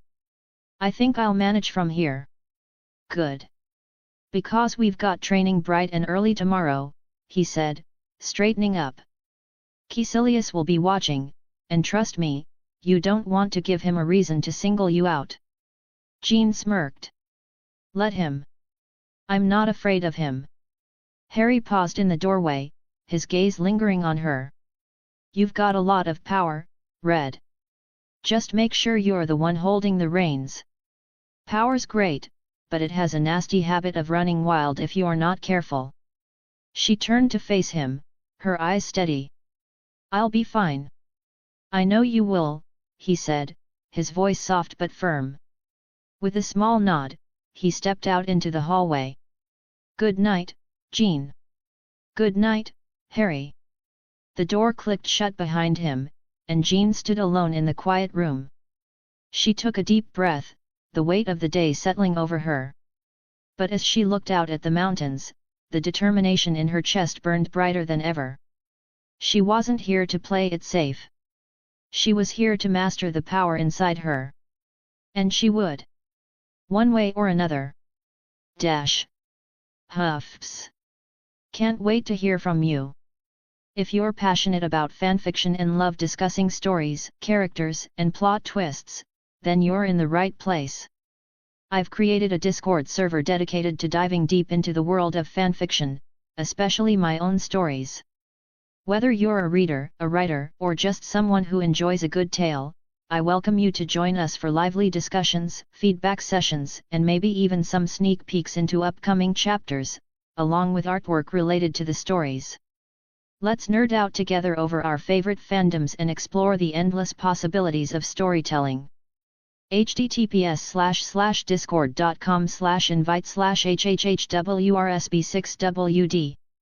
Can't wait to see you there. If you appreciate my work and want to support me, consider buying me a cup of coffee. Your support helps me keep writing and bringing more stories to you.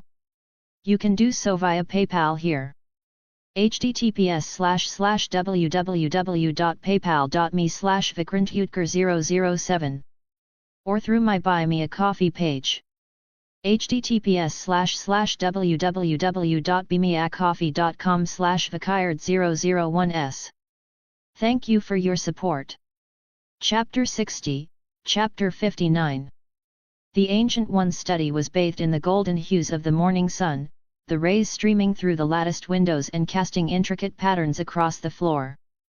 Jean stepped inside, her red hair catching the light like flames, her stride purposeful yet tinged with unease.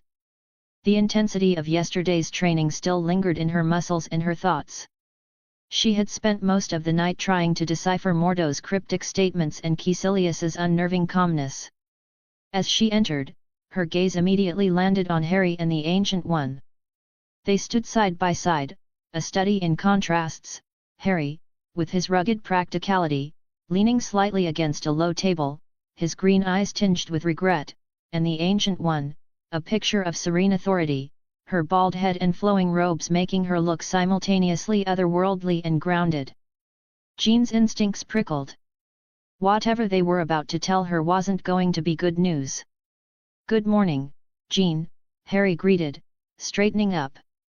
His voice was casual, almost too casual. Jean crossed her arms, tilting her head slightly. Good morning. What's the bad news? Harry blinked, a small smirk tugging at the corner of his lips. You're sharp. I like that. Saves me the trouble of sugarcoating. He took a step forward, his tone shifting to something more serious. I have to leave. Jean's brows shot up, her arms dropping to her sides. What? You're leaving? Already? But I just got here. I know. Harry's voice was calm but firm, the kind of tone that offered no room for argument but still tried to soften the blow. Trust me, I'd stay if I could, but there's something I need to deal with Hydra. Jean's mouth opened, then closed, her mind racing. You're leaving me here? Alone? With them? Her tone was fiery, frustration bleeding through. The Ancient One stepped forward, her hands clasped lightly in front of her. Her voice was soft yet commanding, each word deliberate. Jean, you are far from alone. Your training will continue under the guidance of Mordo and Caecilius. They are strict, yes, but their wisdom is unparalleled. And she paused, her gaze flickering to Harry for a brief moment, a faint smile gracing her lips. You will have company. Jean frowned, her frustration giving way to confusion. Company. Harry raised a hand, twisting his fingers in the air. A shimmering golden portal unfurled beside him, the edges swirling with light. You didn't think I'd leave you here without backup, did you? I found a couple of recruits who might make things interesting. Jean's eyes widened as a tall girl stepped through the portal. Her presence was magnetic. She was strikingly beautiful, with rich brown skin and a cascade of white hair that shimmered as she moved. Her piercing blue eyes held a quiet intensity, and her posture was one of regal poise, every step purposeful. She wore simple, practical clothing, a white tunic and dark pants, but there was something about her that radiated power and self-assurance. The second figure practically tumbled through the portal behind her, a whirlwind of energy in stark contrast to the first. She was shorter, her bubblegum pink hair a chaotic halo around her mischievous face. Her expressive hazel eyes darted around the room with barely contained excitement, and her smile was wide, bordering on impish. Harry gestured to the newcomers. Jean, meet Aurora Monroe and Nymphadora Tonks. His smirk grew as he glanced at the pink-haired girl. Though, fair warning, she prefers Tonks. Use her first name at your own peril. Tonks folded her arms and shot Harry a playful glare. You're lucky I'm too polite to hex you in front of the Ancient One. She turned to Jean, her grin widening. Hi. Just Tonks, thanks. And yes, the hair is natural. Sort of. Jean blinked, caught off guard by the sheer contrast between the two girls. Her gaze shifted to Aurora, who stepped forward with a calm, composed smile. It's a pleasure to meet you, Jean, Aurora said, her voice smooth and melodic, carrying a quiet strength. Harry's told us about your potential. I look forward to learning and growing together. Jean hesitated, still processing the sudden appearance of these two vastly different individuals. Yeah. Same here, she said finally, her voice unsure but polite. Tonks plopped down on a nearby chair, her movements a mixture of exaggerated nonchalance and restless energy. Don't worry, we're just as new to this mystical arts thing as you are. But hey, at least we're in this together, right? Misery loves company and all that. Jean couldn't help the small laugh that escaped her. Tonks's energy was infectious, even if it was a bit overwhelming. Right. Together. Harry clapped his hands, drawing their attention back to him. All right, now that the introductions are out of the way, I'm heading out. Red, you're in charge. Aurora, you've got a good head on your shoulders, so keep these two from burning the place down. And Tonks. He grinned. Try not to prank Mordo too much. He's a bit sensitive. Tonks gasped, a hand flying to her chest in mock offense. Me? Prank someone? I would never. Harry rolled his eyes, ruffling her hair as he passed. Good luck, Jean. You're gonna do great. Trust yourself. Jean watched him step through the portal, the golden light swallowing him whole. For a moment, the room was silent. Then Tonks broke the tension with a dramatic sigh. Well, now that the adult supervision's gone, who's up for bending reality? Ororo shot her a mildly amused look. I think we should focus on mastering the basics first. Jean grinned, the fire in her eyes reigniting. All right, let's see what you two are made of. And for the first time since her arrival, she felt a spark of excitement. Maybe this wasn't going to be so bad after all.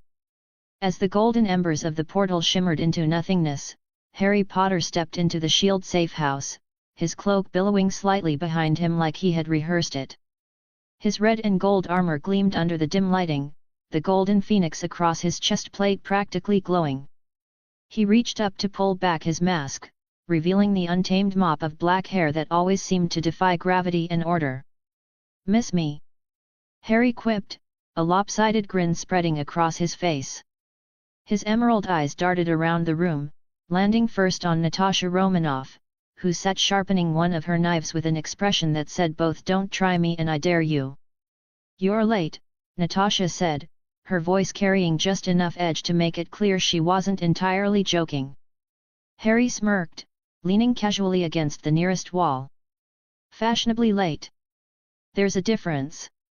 Natasha raised an eyebrow and set her knife down. Oh, of course. How silly of me not to recognize your fashionable inability to be on time.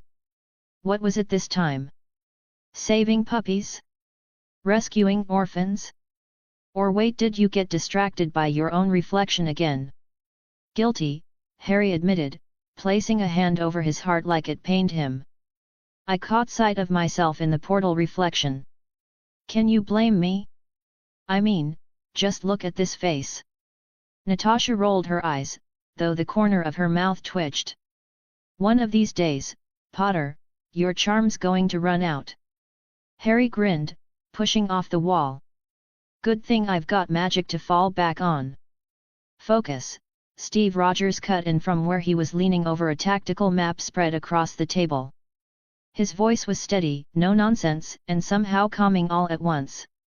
Classic Steve. Harry, good to see you again. We've got a situation brewing, and we're going to need all hands on deck. Good to see you too, Cap, Harry said, striding over to join him at the table. Hydra again, I take it. Steve nodded grimly. Hydra again. We've got intel on an old facility in Latvia. They're working on some kind of advanced weapon. We don't know what it is yet, but if they're putting this much effort into guarding it, it can't be good. Lovely, Harry said, scanning the map. What's the plan? Blow the place up, take a victory lap, and head home for shawarma. Not quite, Peggy Carter chimed in, her clipped British accent slicing through the room as she stepped forward.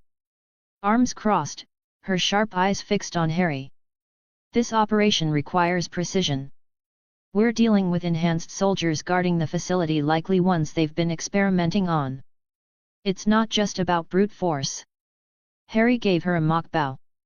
Of course, Agent Carter. I live for precision. Chaos is just a bonus.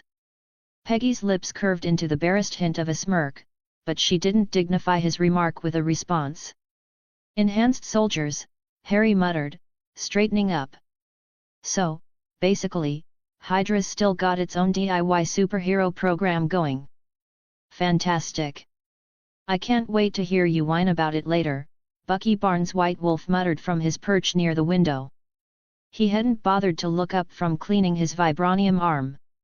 Just make sure you don't turn the entire place into another Sokovia. That was one time, Harry said defensively, pointing at Bucky. And technically, that was not my fault. Bucky finally looked up, his expression deadpan. Sure it wasn't. Before Harry could fire back, a deep laugh rumbled through the room. Red Guardian, lounging in a chair that looked dangerously close to breaking under his weight, pointed a finger at Harry. I like this kid. He talks big, but let's see if he can back it up. What's the British phrase? Put your money where your mouth is. Close enough, Harry replied. And don't worry, Alexei. I'll make sure to leave some Hydra agents for you to play with. Ha! Alexei slapped his knee. Good. I'll show you how a real hero fights. Harry glanced at Natasha. That man is a delight. Remind me why we broke him out of prison. Natasha smirked. Because we needed him. Fair, Harry conceded. Steve cleared his throat, bringing the focus back to the mission. We move in tonight. Nat, Bucky, and I will handle the initial infiltration. Harry, you and Alexei will be on Overwatch. Peggy, you're leading the second wave. We need to be fast and efficient. No unnecessary risks. Harry raised a hand. Define unnecessary. Natasha gave him a sharp look. Anything that involves you improvising. Harry placed a hand over his heart again, looking scandalized. Natasha Romanoff, do you have so little faith in me? I have exactly the right amount of faith, she shot back. Which is none. Harry grinned, leaning toward her. You love me. Debatable, she replied, though her faint smile gave her away. Steve sighed, rubbing the bridge of his nose. All right, if we're done flirting. Who's flirting? Harry and Natasha said in unison, both feigning offense. Steve gave them a look, but there was the tiniest hint of amusement in his eyes. Let's gear up. We've got work to do. As the team dispersed to prepare, Harry caught Natasha's arm, his expression softening for a moment. Stay safe, all right. Natasha tilted her head, a small smile playing on her lips. I could say the same to you. Harry chuckled. Please. I'm too pretty to die. Natasha rolled her eyes, but there was warmth behind it. Just don't make me come save you, Potter. No promises, he replied with a wink before heading off to get ready. The golden shimmer of the portal faded, leaving only the faint crackle of displaced air in its wake. Harry Potter stepped through first, his red and gold armor catching the dim, sterile lighting of the shield safe house. The golden phoenix emblazoned on his chest plate seemed to almost pulse with its own inner glow. He gave the room a quick once-over before turning back to the group. Welcome to Riga, Harry declared, throwing his arms out theatrically. Home to beautiful architecture, bitter coffee, and, apparently, Hydra's newest playground. Try not to break anything. Fury gets cranky when you mess with his toys. Natasha Romanoff was the next to step through, her movements as smooth as the knives she carried. She arched an eyebrow at Harry's dramatic flourish. Since when do you mediate between Fury and the Ancient One? Her voice carried the same dry skepticism that always seemed to follow Harry around. Harry shrugged, a smirk tugging at the corner of his lips as he threw himself into a chair. Since Fury decided he wanted sorcerers in S.H.I.E.L.D.'s arsenal, and the Ancient One decided Fury's brand of charm wasn't welcome in Camartage. So, I brokered peace. He gestured grandly, as if the task had been Herculean. I even got them to take on a couple of recruits, Aurora and Tonks. The future of magic and mayhem. Natasha gave him a sharp look. You're saying Fury has child sorcerers now? Prodigies, Harry corrected, leaning back with a smug grin. Aurora's a literal force of nature, and Tonks? She's a walking kaleidoscope of chaos. The Ancient One will love her. By which I mean, she will tolerate her with the patience of a saint. Before Natasha could fire back, Steve Rogers stepped through the portal, his presence immediately commanding attention. Harry, Steve said, his voice carrying that calm authority he never had to try for. You're supposed to be briefing us, not showing off. Harry threw him a lopsided grin. Can't I do both? Steve sighed, pinching the bridge of his nose. Focus, Potter. Peggy Carter was next, her boots clicking against the concrete floor as she surveyed the room with a critical eye.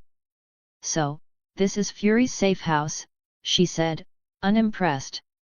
I've seen better hiding spots in London during the Blitz. Harry gestured to her. And yet, here we are, safe as houses. No pun intended. Peggy shot him a look that could cut glass. You're insufferable. Thank you, Harry replied brightly. The banter was cut short as the door to the safe house opened, revealing a hulking man with a chiseled jawline and an air of barely contained aggression. He wore a shield uniform, his dark eyes scanning the room with practiced precision. Agent Vladislav Petersons, he introduced himself, his thick Latvian accent giving his words a weight that made even Alexei Shostakov stop cracking his knuckles. I'm your handler for this operation. Harry, never one to miss an opportunity, stepped forward with a grin. Harry Potter.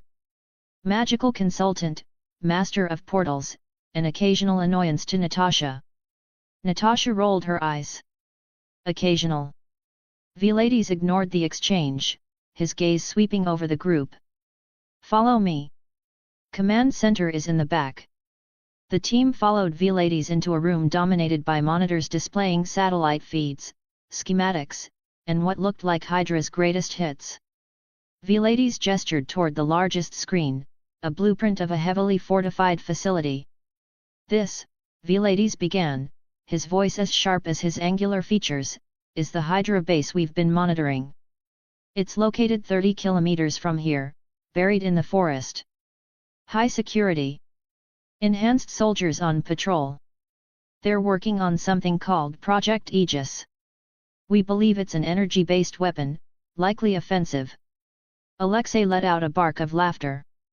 Energy weapons? Bah! Hydra always tries to build big toys, but they break like sticks. Bucky Barnes, leaning casually against the wall, glanced up from adjusting his vibranium arm. Sounds like your kind of fight, Alexei. Just make sure you don't accidentally punch Steve again. Alexei scowled. That was one time. And yet, I still feel it, Steve muttered, rubbing his shoulder for dramatic effect. Focus, Peggy snapped, her tone razor sharp. She turned to Vladislav. What's the best way in? Vladislav pointed to a service tunnel on the schematic. This is your best option. Minimal guards, but the tunnel is heavily reinforced. Explosives will be required. Alexei's eyes lit up. Explosives? I like this plan. Steve ignored him, his brow furrowing as he studied the map. As discussed, Nat, Bucky, and I will handle the tunnel. Harry, you and Alexei will provide overwatch. Peggy, you'll lead the second wave if things go sideways. Harry raised a hand. Define sideways. Anything involving you improvising, Natasha said flatly. Harry mimed zipping his lips but couldn't resist muttering, no faith in me whatsoever. It's heartbreaking. Bucky smirked. We've seen you in action, Potter. Faith isn't the word I'd use. Peggy shot Harry a warning look. Stick to the plan. Harry saluted mockingly. Aye, Captain. Steve sighed again. All right, everyone gear up. We move in 10. As the team dispersed, Harry leaned closer to Natasha, his voice low and teasing. So, bets on who's the first to say, I told you so. You or Bucky? Natasha didn't miss a beat. Bucky. But when I say it, it'll hurt more. Harry chuckled. Fair enough. With that, the team began their final preparations, the safe house buzzing with the kind of tension that only came before a mission. Harry adjusted his gauntlets, his grin fading into something sharper, more focused. Let's dance. The air in Camartage felt alive, almost electric with magic, a constant hum that reverberated deep into Jean's bones. The scent of incense swirled in the corridors, mingling with the old, musky smell of ancient parchment. The stone walls of the temple seemed to pulse with energy, their carvings intricate yet fluid, like they were alive. Jean couldn't help but marvel at it all as she led Aurora and Tonks deeper into the heart of this mystical place. This place is insane, Tonks muttered, her eyes wide as she swiveled her head from side to side, trying to take it all in. Her pink hair shimmered with the occasional flicker of purple, betraying her excitement. It's like Hogwarts, but on steroids. Jean couldn't help but smile, the sound of Tonks' voice a welcome distraction from the unease that had settled in her stomach upon her arrival.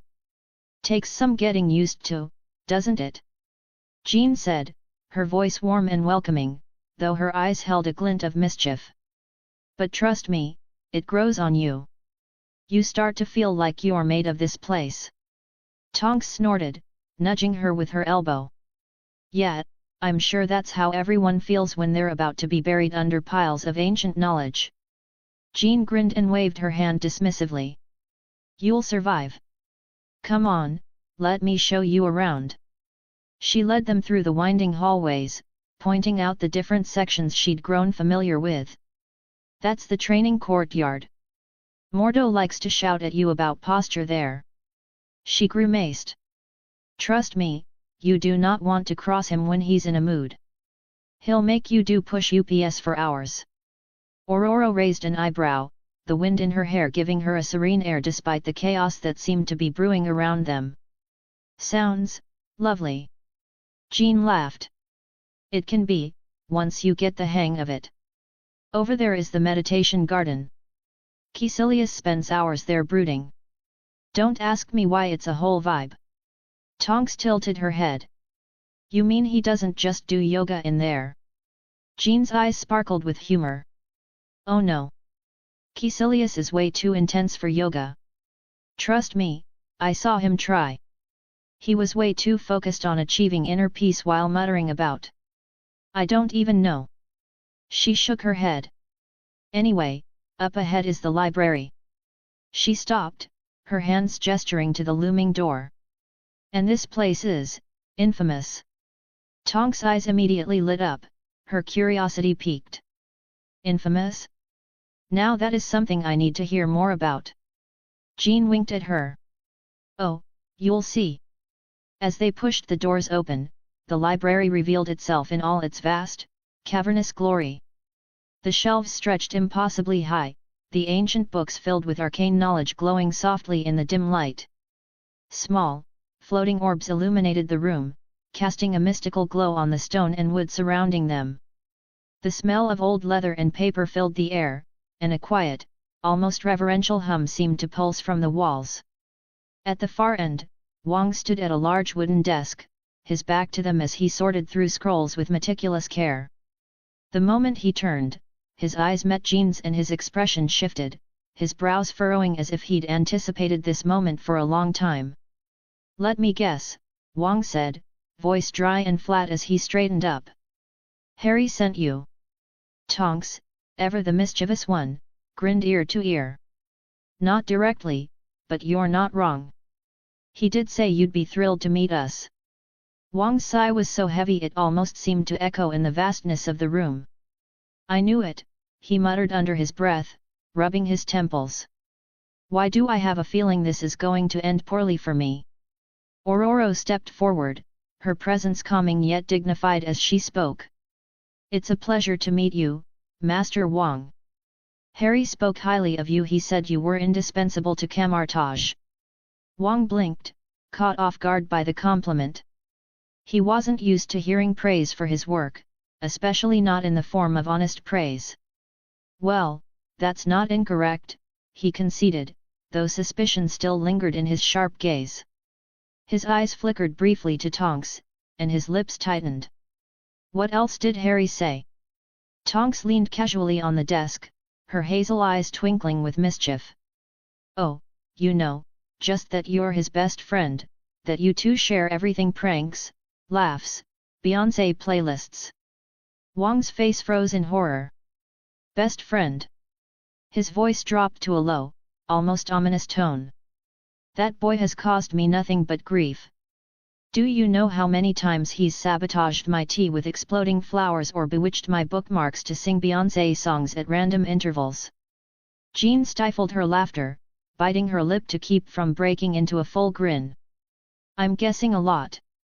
You'd be correct, Wang muttered, shaking his head in exasperation. He motioned to a nearby table, where 3 towering stacks of books sat, each one looking heavier than the last. These are for your studies. The Ancient One has assigned them. And no, you cannot negotiate the workload. Tonks glanced at the stacks, her eyes going wide with a mix of awe and dread. Blimey, that's a lot of reading. Are we training to be sorcerers or librarians? Jean raised an eyebrow, remembering her own towering pile from the previous day. Wait a second. Your stacks are half the size of mine. She gestured at the books, clearly unimpressed. What gives? Wang, without even looking up from his scroll, answered flatly, you have additional reading on the Phoenix Force. The Ancient One deemed it necessary. Jean groaned loudly, slumping into a chair. Of course she did. Tonks, ever the distraction, rummaged through her bag and pulled out a small, neat package wrapped in plain brown paper. She handed it to Wang with a gleam in her eye. Oh, right. Harry said to give this to you. Wang eyed the package with suspicion, as though it might suddenly bite him. What is it? Tonks shrugged, all innocent confusion. No idea. He just said you'd love it. Wang's face twisted in trepidation, but he slowly unwrapped the package. The moment the seal broke, a loud pop filled the library, and a shower of glitter and confetti exploded into the air, cascading over them like an untamed storm. Banners unfurled from the ceiling, glowing golden letters spelling out, Wang Blackheart Beyoncé Forever. Jean immediately doubled over, laughing so hard she had to hold onto the nearest shelf for support. Aurora pressed her lips together to suppress a smile, her shoulders shaking with silent laughter. Tonks, meanwhile, was wiping tears from her eyes, practically choking on her own laughter. Wang closed his eyes, his expression one of pure resignation. Of course, he muttered, pinching the bridge of his nose. As if Harry wasn't enough, now I have to deal with you. Tonks wiped a tear from her cheek, still grinning. Consider it a welcome gift. You'll love having me around, promise. Wang gave her a long, flat look, his patience clearly worn thin. If I find a single enchanted whoopee cushion in this library, I will personally banish you to the dark dimension. Tonks snapped a mock salute. Understood, Chief. Jean, still chuckling, grabbed her stack of books and motioned for the others to follow. Come on, let's leave Wang to clean up Harry's masterpiece. As they exited the library, the sound of Wang's muttered curses followed them, his voice barely audible. Why me? Why is it always me? Tonks grinned, her tone playful. I like him. He's fun. Jean shook her head, a smile still tugging at her lips. You're going to drive him crazy. Aurora's smile was softer, warmer, her eyes filled with quiet amusement. Something tells me Harry already paved the way. Jean couldn't help but laugh again, the sound echoing down the hallway. Maybe just maybe this chaotic trio could survive Camartage, and each other. Jean led the way down the winding stone corridors of Camartage, her movements sure and purposeful. The scent of incense thickened in the air, mixing with the faint hum of magic that pulsed through the very walls of the ancient structure. The long shadows cast by flickering candles danced across the intricately carved runes etched into every surface. Aurora and Tonks, walking just behind her, exchanged looks of awe and curiosity as they took in their surroundings, both unable to suppress their fascination with the mystic grandeur of Camartage. Aurora, ever the observer, was the first to speak. Her voice, cool and steady, broke the silence. This place, it feels alive, like it's breathing, she said, her eyes scanning the walls, the floor, and even the ceiling as though trying to understand the secrets the ancient structure held. Jean glanced over her shoulder, flashing Aurora a grin. You're not wrong. The magic here isn't just something you learn, it's something you feel. It starts to seep into you, and before you know it, you'll be hearing the walls whispering their ancient secrets.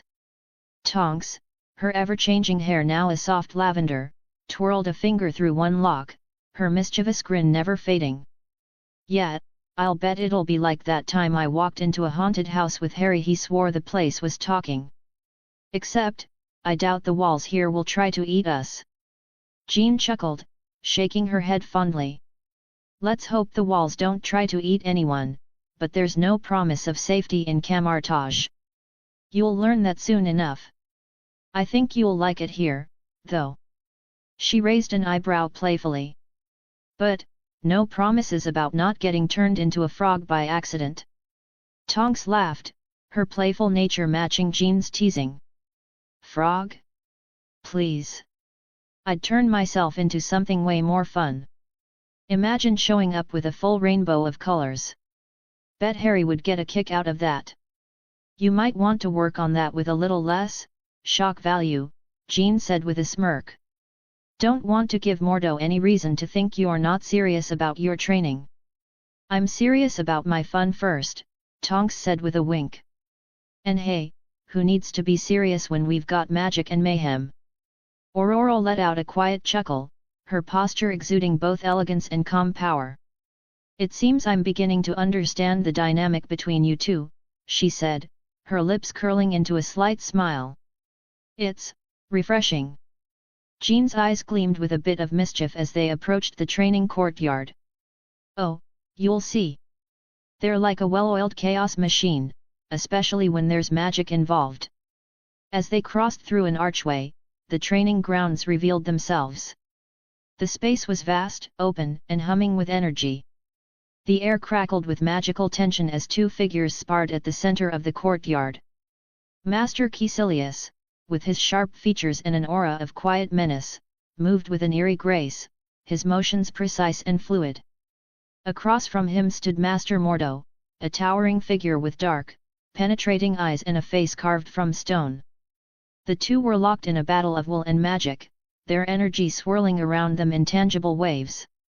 Jean stopped at the edge of the courtyard, her arms crossed, watching with a mixture of respect and amusement.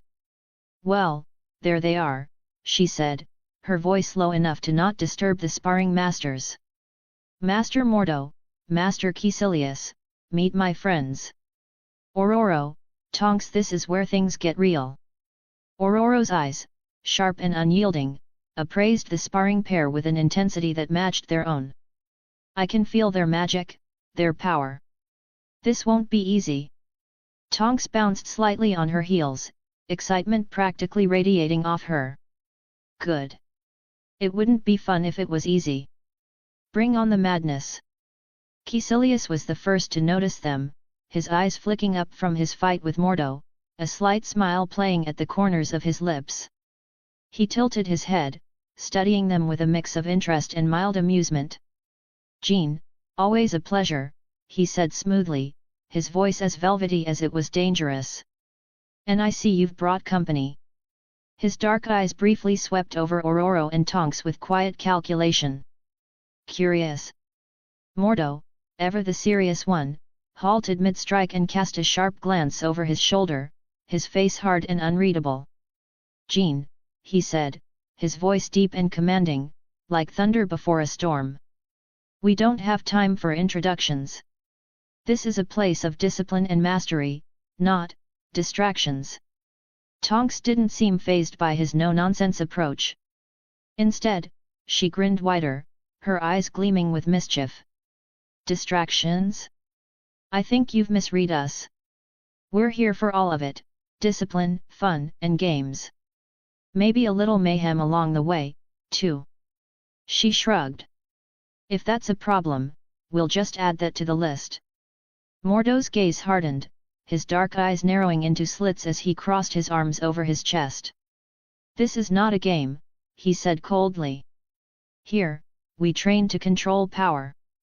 To respect it. And if you're too careless, that power will break you. Jean stepped forward, clearly unfazed by Mordo's stern demeanor. Oh, I know, Master Mordo. Trust me, we've had our share of close calls. She shot a look at Tonks, her voice a little lighter. But we've also learned how to handle ourselves. You don't get to be a team without learning how to play by the rules, even if those rules don't always make sense. Caecilius gave a low chuckle, his smirk widening slightly as he lowered his arms from the sparring stance. Jean's right.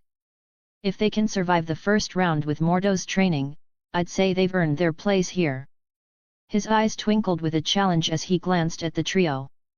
But they'll need more than just words to make it through. Mordo's methods are demanding. Aurora's eyes flashed with a quiet, composed confidence. She stood tall, her posture unwavering. We're not here for easy training. We came to learn, and we won't back down from the challenge. Her voice was calm but carried an edge of quiet power. Tonks, always ready to jump in with both feet, tossed a playful glance at Mordo. Don't worry, Grumpy. We've handled worse than discipline and respect. I'm sure your mystical lessons will be a walk in the park compared to the chaos I've dealt with.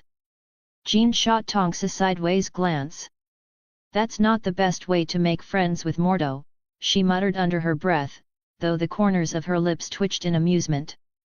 Hey, I'm just being honest, Tonks replied with a shrug. If he wants to be a buzzkill, that's on him. But I didn't come all the way here to be lectured. Bring on the magic. Mordo's lips twitched in the faintest of smiles, though his face remained as stern as ever. You'll see soon enough, Miss Tonks. If you make it through, you'll learn that true mastery requires more than wit and magic tricks. Jean placed a hand on Tonks's shoulder, pulling her back slightly with a teasing grin. Don't mind him, Tonks. He's just a big softy underneath all that seriousness. She winked, but there was no denying the respect in her voice when she spoke about the masters. All right, Caecilius said, his voice low and steady as he stepped forward, his gaze sharp and assessing. Let's see what you've got. If you can survive the first test, then you may just be worthy of the training here. His eyes danced with quiet amusement, clearly eager to see how they would handle themselves. Aurora squared her shoulders, her expression serene and unyielding. We're ready, she said simply, the promise of strength in her voice. Tonks, ever the enthusiast, raised a fist. Let's do this, she said with an energy that would be hard to contain. Jean grinned, her pulse quickening as the anticipation hung in the air. Bring it on, she said, looking at her friends, we're not leaving without proving ourselves. And with that, the three women stepped forward into the heart of Camartage's training grounds, ready for whatever challenges lay ahead, knowing that, together, they could face anything. Huffs. Can't wait to hear from you. If you're passionate about fanfiction and love discussing stories, characters, and plot twists, then you're in the right place. I've created a Discord server dedicated to diving deep into the world of fanfiction, especially my own stories. Whether you're a reader, a writer, or just someone who enjoys a good tale, I welcome you to join us for lively discussions, feedback sessions, and maybe even some sneak peeks into upcoming chapters, along with artwork related to the stories. Let's nerd out together over our favorite fandoms and explore the endless possibilities of storytelling. https://discord.com/invite/hhhwrsb6wd. Can't wait to see you there. If you appreciate my work and want to support me, consider buying me a cup of coffee. Your support helps me keep writing and bringing more stories to you. You can do so via PayPal here. https://www.paypal.me/vikrantutker007 or through my Buy Me a Coffee page. https://www.bemeacoffee.com/vikard001s. Thank you for your support. Chapter 61, Chapter 60. The faint hum of energy filled the air as the team geared up, each of them focused in their own way. Harry, already dressed in his gleaming red and gold armor, lounged against the table like he owned the place. The phoenix emblem on his chest caught the overhead light, and his cloak of levitation billowed slightly, as if it had a mind of its own. Steve stood nearby, tightening the straps on his Captain America suit. The vibranium mesh shimmered faintly under the fluorescent lights, the subtle enhancements made by Lily Potter and Howard Stark invisible to the untrained eye but felt in every movement. He reached for his shield, the iconic star in its center now faintly glowing with magical runes etched into the vibranium. His expression was calm, but his tone carried a quiet authority. This isn't just about stopping Hydra. Whatever they're building, it's not staying in their hands. We don't fail. Not tonight. Spoken like a man who doesn't believe in coffee breaks, Harry quipped, earning a sharp glance from Steve. What? I'm just saying, saving the world could use a little caffeine. Natasha, leaning against the far wall as she adjusted the straps of her Black Widow suit, rolled her eyes. Potter, if you put as much effort into focusing as you do into running your mouth, we'd be halfway through this mission already. I multitask, Harry shot back, his grin unabashed. Some of us can banter and save the day at the same time. Natasha arched an eyebrow, her widow's bite gauntlets sparking to life with a faint crackle. And some of us have to clean up after your multitasking. Just try not to summon anything with scales this time. Dragons are highly efficient problem solvers, Harry argued, holding up a finger. And, in my defense, it was a small dragon. Peggy stepped into the room, her Captain Carter suit proudly bearing the Union Jack. Her shield, a masterpiece of vibranium and enchantments, was strapped across her back. She cast a glance between Harry and Natasha, her voice tinged with dry humor.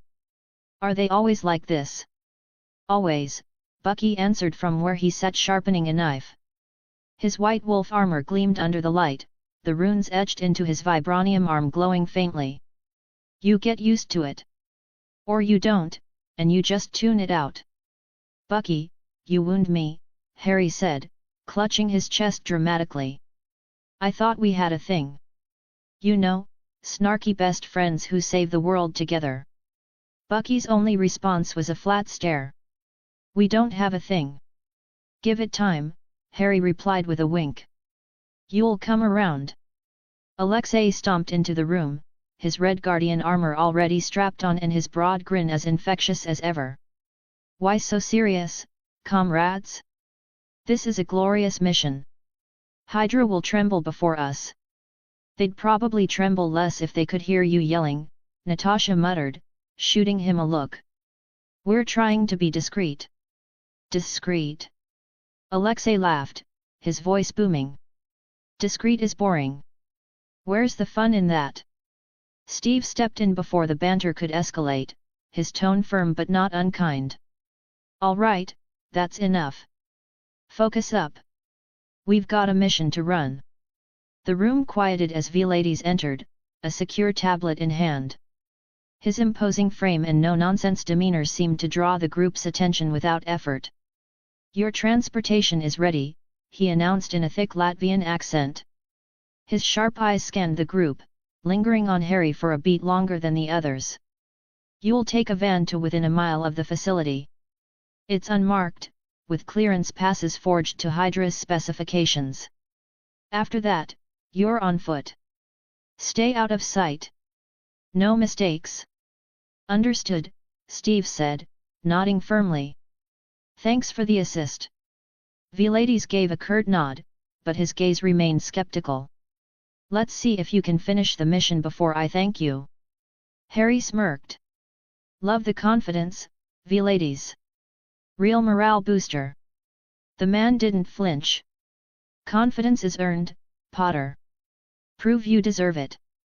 With that, Vlades turned and led them outside, where a plain, nondescript van waited in the shadows of the alley. The group climbed in, the interior far more advanced than the exterior suggested. Tactical displays showed live feeds of the Hydra facility, blueprints overlaid with guard patterns and security systems. As the van rumbled through the cobblestone streets of Riga, Harry leaned back in his seat, glancing at Peggy. You ever think about how ridiculous this all is? Magic, vibranium, Stark tech, all of it mashed together like some Frankenstein's monster of world-saving gear. Peggy smiled faintly, adjusting her shield. Ridiculous or not, it works. And if it keeps us alive, I'll take it. Natasha, seated across from them, glanced up. Speaking of keeping us alive, Potter, don't improvise.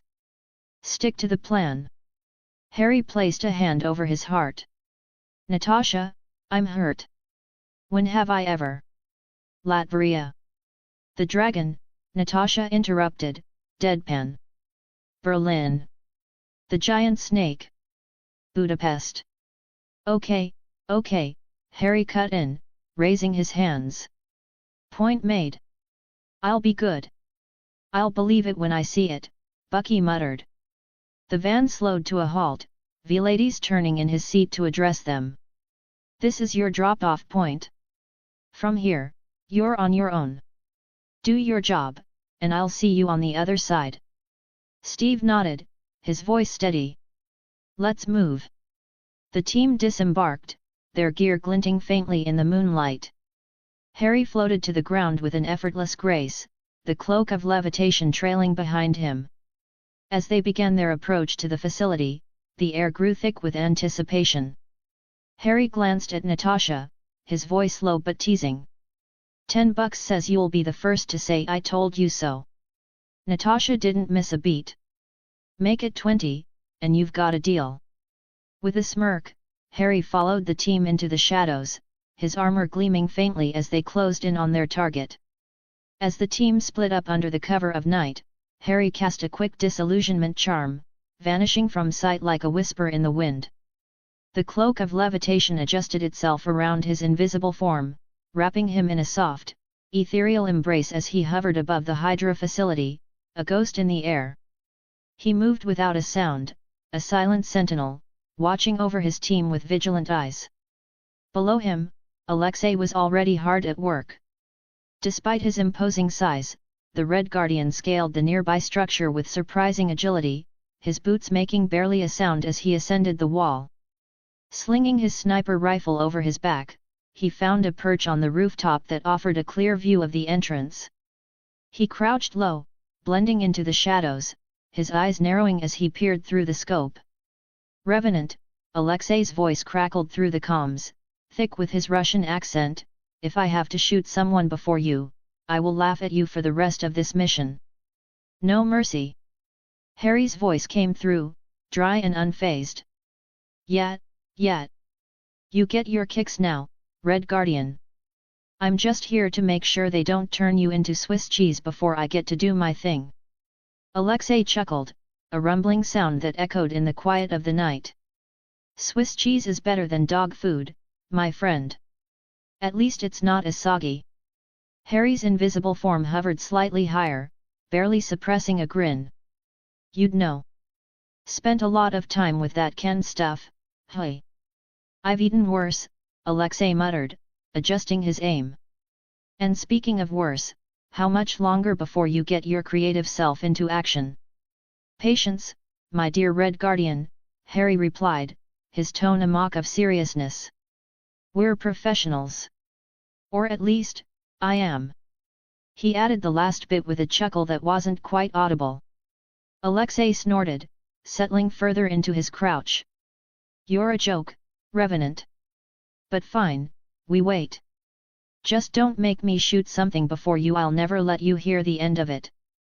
Harry's voice floated through the air with an exaggerated sigh. I'll try to spare you the humiliation, but no promises. Now, can we focus? I'm not the one who needs to be careful about getting spotted. Fine, Alexei grumbled, his tone tinged with a hint of amusement. But when I get the shot, I'm taking it. I'll even make it a dramatic one, like the movies. Sure, dramatic shots are your specialty, big guy, Harry quipped, scanning the area below. Just make sure you don't miss or we'll be hearing about your heroic sacrifice from Bucky for the rest of the year. Before Alexei could respond, Natasha's voice came through, sharp and focused, cutting through their banter. Enough, you two.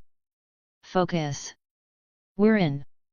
The tension in the air shifted instantly. The playful back and forth melted away as the seriousness of the mission settled in. Harry's sharp eyes followed Natasha, Bucky, and Steve as they slipped into the shadows inside the facility, moving with practiced precision.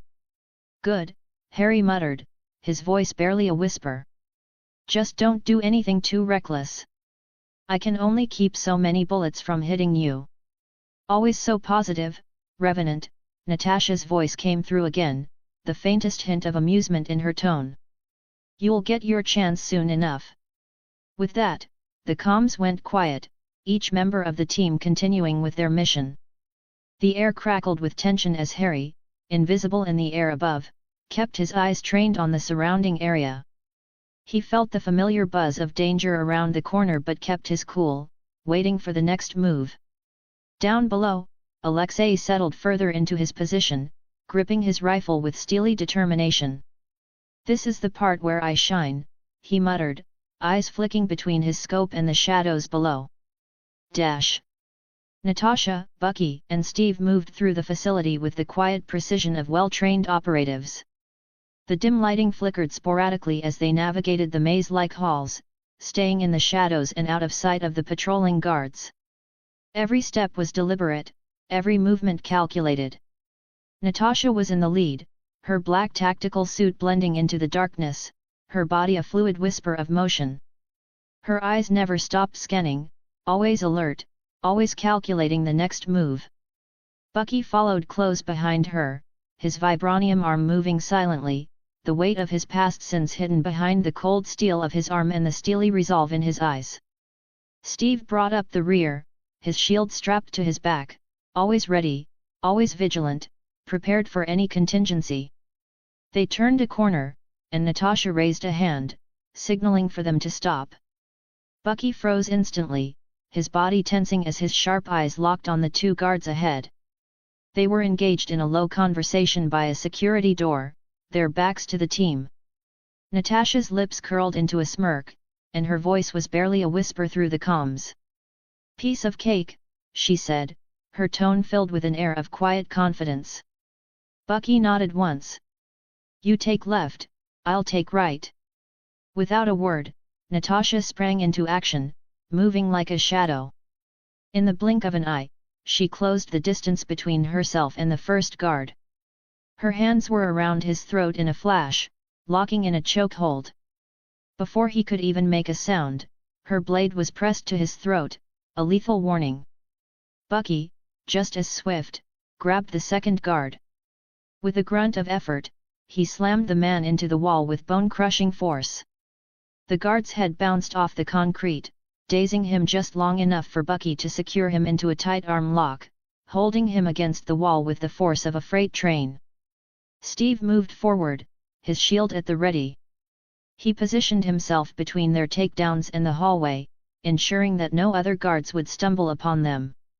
His blue eyes remained focused on the hall, scanning for any signs of movement. Natasha didn't waste a second. Her voice, cold and controlled, cut through the silence. "Talk," she hissed in the local language, her gaze never leaving her captive's eyes. "Where's Project Aegis?" The man's eyes darted to his fallen comrade, fear creeping into his voice. I don't know," he stammered, but Natasha's grip on his throat tightened, cutting off any thoughts of evasion. Bucky leaned in closer, his voice low but carrying the weight of 100 battles. "Don't lie to her," he warned, his tone calm but lethal. "You won't like what happens next." The guard swallowed, his breath quickening as sweat began to bead on his forehead. "Second floor, in the lab. West Wing. Please, that's all I know." He blurted out the information like it was the only lifeline he had left. Without a second thought, Natasha delivered a swift, efficient knockout blow, and the guard crumpled to the floor, unconscious. She stood, wiping her blade clean, her expression unreadable. She glanced at Bucky, arching an eyebrow. "Convenient." Bucky's lips curled into a faint smirk. "They always break so fast," he replied, his tone almost amused. The edge in his voice was still there, a reminder of the soldier who had spent years in the darkest parts of the world. Steve moved forward, kneeling next to the unconscious guards. He checked their uniforms, quickly running his hands over them. "No alarms triggered." Let's keep it that way, he muttered, scanning for any signs of a security breach. Agreed, Natasha said. She shot a glance to the door, then nodded toward the hallway. Let's move. We're getting close. They advanced deeper into the facility, navigating the maze with the precision of an experienced team. Every corner was met with an assessment of risk, every room surveyed for threats. Natasha kept the comms open, whispering occasional updates, her voice calm and tactical. West Wing. Second floor. Minimal resistance so far. We're moving on the target, she said, her words clipped as she rounded another corner. Bucky was already a step ahead, his senses sharp and his body tense with readiness. Let me take point next. If anyone comes through that door, I'll deal with them, he muttered, glancing back at Natasha, his expression unreadable but purposeful. Steve gave a silent nod, his shield still on his back but ready to be pulled in an instant if needed. The air around them was thick with the tension of a high-stakes mission, but it was a tension they thrived on. Natasha's voice crackled through the comms again, sharp and professional. Overwatch, status. Dash. From his perch on the rooftop, Alexei exhaled through his nose with a grunt, his eyes glued to the scope of his sniper rifle. The facility sprawled before him, a labyrinth of concrete and steel, but so far, it was quiet. You are clear so far, he muttered into the comms, his thick Russian accent cutting through the static. No reinforcements yet. Maybe Hydra is too cheap to pay overtime. Harry's voice came through, a hint of amusement in his tone, though there was an unmistakable edge. Or maybe they're just arrogant. They think they have everything locked down. His voice was calm, but the undercurrent of tension could be felt, even through the comms. Don't let your guard down, Red Guardian. Alexei chuckled darkly, his gloved finger tightening on the rifle's trigger guard. You're a lot of fun, Revenant. If I wasn't busy being the one to keep an eye on everyone, I'd say you talk too much. Harry's laugh echoed in his earpiece. That's a laugh coming from you. You spend half your time staring at a scope and the other half yelling at me to focus. Besides, I'm keeping an eye on everything. The wind picked up, causing the hem of Harry's cloak of levitation to flutter lightly as he hovered above the others, invisible. His enhanced vision scanned the area methodically, his magical senses sweeping across the rooftops and alleyways for any signs of Hydra activity. From this height, he could see the full expanse of the area, no immediate movement, but that didn't mean much. Hydra was as patient as they were dangerous. Keep your eyes open, Harry said, his voice now sharper. We haven't seen anything yet, but this still feels off. Alexei muttered under his breath. You're a real bundle of joy, you know that? Here I thought I was supposed to be the pessimist. I mean, we're not that deep into enemy territory yet.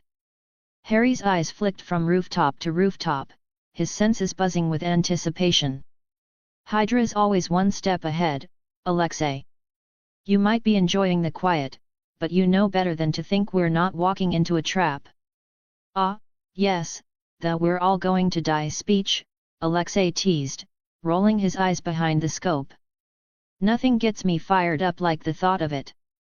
You say that now, Harry replied, the edges of his voice tinged with humor, but let's see how cocky you are when I'm the one saving your ass. There was a brief silence on Alexei's end before a low chuckle rumbled through. We'll see about that, Revenant. I think I'm the one saving your ass tonight. Just as the banter continued, Natasha's voice cut through the exchange, commanding and professional, her words direct. Focus, both of you. We've got work to do. She didn't raise her voice, but there was no mistaking the steel behind it. She always cut through the noise, whether it was gunfire or her teammates' banter. Harry gave a small grin under his invisibility charm, glancing at her shadowed form moving through the facility below. You hear that, Alexei? Even Natasha says we need to focus. I'm always focused, Alexei muttered, though his smirk could be heard. Besides, I'd be much more focused if I didn't have to listen to you talk so much. Keep it up, and I'll start charging you for every word, Harry quipped, his eyes flicking over to Natasha as she smoothly took down another guard. Her efficiency was almost unnerving. Below them, Natasha moved like a predator, swiftly neutralizing threats without hesitation. Her red hair was tucked under her hood, and every movement was precise, calculated. Her focus was razor-sharp, and despite the ease with which she took out her targets, the tension in the air was palpable. She could feel the weight of their objective, even without needing to say a word. "Anything from you, Captain Carter?" Harry's voice broke through her thoughts, his tone quieter now, more serious as he addressed their comms liaison. He trusted her instincts, and right now, they could all feel something waiting just out of sight. Dash. Peggy stood by the van, shield resting casually on her back as she scanned the perimeter with practiced precision. Her eyes flicked from one corner of the facility to the next, every movement sharp and deliberate. The night air was cold, but she barely noticed the chill. Her focus was absolute. Hydra's presence in this area had been well hidden, but she could sense the lingering danger. They were good at blending in, but so was she. "All quiet here," she reported through the comms, her voice steady and unshaken. "No sign of reinforcements, but I don't trust it. Hydra always has backup plans. They're too methodical to be this sloppy." "Good," came Harry's voice in reply, low and measured. "Stay sharp. If we need backup, you'll be the first to know." A faint smirk tugged at the corner of Peggy's lips. She turned slightly to glance out across the compound, her expression cool but knowing. "You won't even have to ask," she said, the words delivered with the quiet confidence of someone who knew exactly what her role was in a mission like this. If the situation escalated, she wouldn't wait for permission, she'd be right there, ready to act. Bucky's voice cut through the comms, rough and low. "I wouldn't put it past Hydra to throw some extra surprises our way. I don't like how quiet it is. Too damn quiet." He was right, of course. Peggy could feel the tension in the air, the kind that built up before a storm, but she didn't let it show. Her eyes briefly shifted to the shadows, where she knew their team was operating, and then back to the distant horizon. "It's always quiet before the chaos, Barnes. You know that better than anyone." Bucky's chuckle rumbled through the comms, though it was tinged with a hard edge. "You think that's funny, Carter? Because last time I checked, I don't exactly love getting blindsided." "I don't either," Peggy replied, a soft but fierce edge to her voice. "And I'd bet you anything Hydra's trying to lull us into a false sense of security." "Don't take anything at face value, Bucky." "I'm always ready for a fight," Bucky muttered, his tone drifting from irritation to something more controlled, yet still restless. "But I'll give you credit, Carter. You might be the only one who's got a handle on keeping this quiet, and that's not a compliment I hand out easily." Peggy raised an eyebrow, her smirk turning into something more teasing, but no less confident. "I wasn't aware you needed compliments from anyone, Barnes. But thank you, I suppose." Her eyes scanned the area again, every inch of her aware of the potential dangers lurking just outside her line of sight. "We stay focused, no distractions." Yet. "Focused," Bucky muttered back, the faintest hint of a smile in his voice.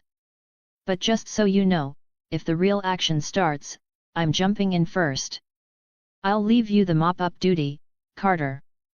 Peggy snorted softly into her comms, but her eyes were still sharp, cutting through the night as she kept watch.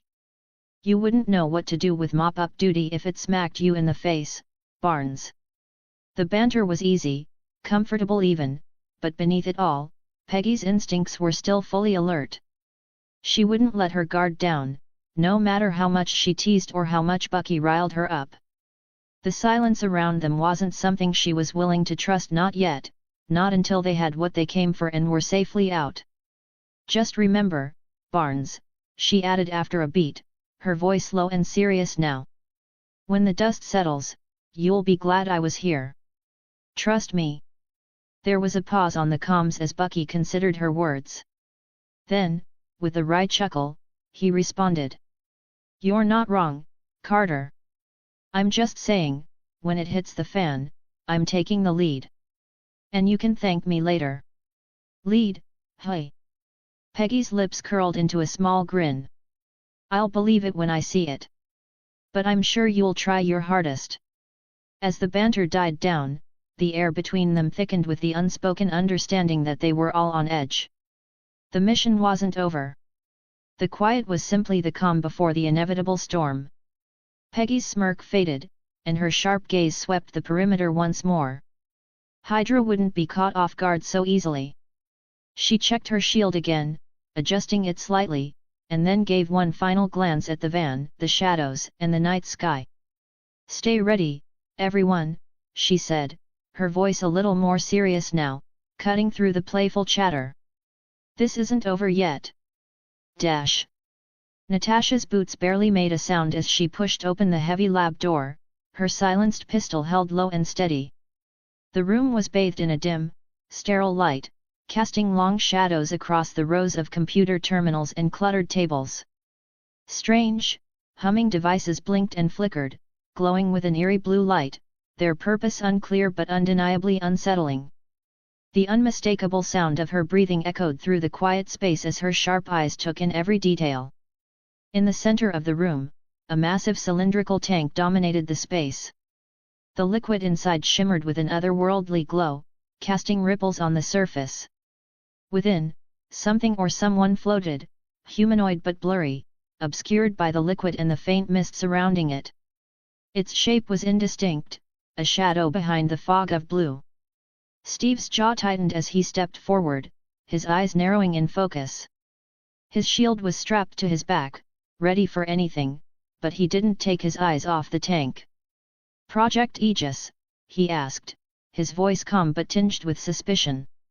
Natasha's lips curled slightly as she scanned the room, her gun trained on the shadows, just in case. Looks like it, she replied, her voice smooth, yet alert. Her gaze flicked over to the nearest terminal. She was already assessing her surroundings, moving quickly and efficiently as she approached the machine. Give me a minute, she muttered as she began tapping commands into the terminal. The soft clack of her fingers on the keyboard was the only sound as she worked her way through Hydra's encrypted files, her mind calculating, analyzing, and deciphering with practiced ease. Bucky stood near the door, his vibranium arm resting against the frame, eyes scanning the hallway outside. His stance was casual, but his instincts were anything but. His every muscle was taut, ready to spring into action at the slightest sign of danger. Make it quick, he said, his voice a low growl, though his eyes never strayed from the corridor. This feels too easy. Natasha glanced over her shoulder, giving him a brief, pointed look before returning her focus to the terminal. I'm working as fast as I can. Just keep an eye out. The room seemed to grow colder, quieter, the hum of machinery the only sound. The minutes stretched on as Natasha's fingers danced across the keys, pulling up files and decrypting Hydra's data. This isn't right, she muttered under her breath, her brows furrowing as the data continued to load.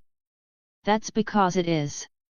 According to this, she said, pausing to read the data, her lips pursing as she processed the information, Hydra's already planning to move Aegis.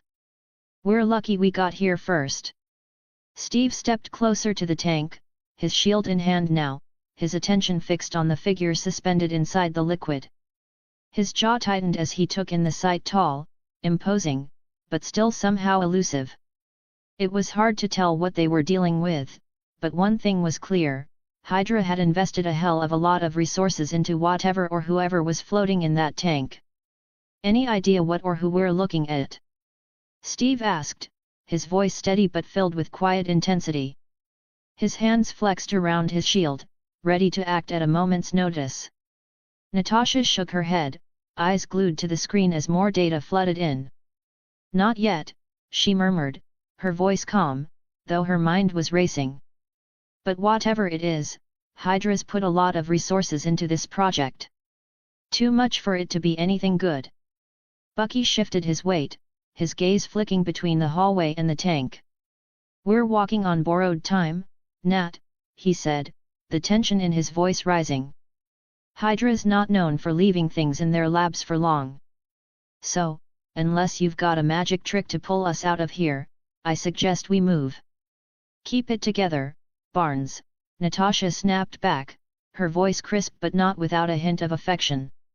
She kept her focus on the terminal, though her senses were already keyed in on everything around her. We're not out yet. Just give me a few more seconds. Her fingers flew over the keyboard once more, pulling up new files. Some were incomplete, others heavily encrypted. But one file caught her eye, its name simply labeled Aegis, Final Phase. The final phase.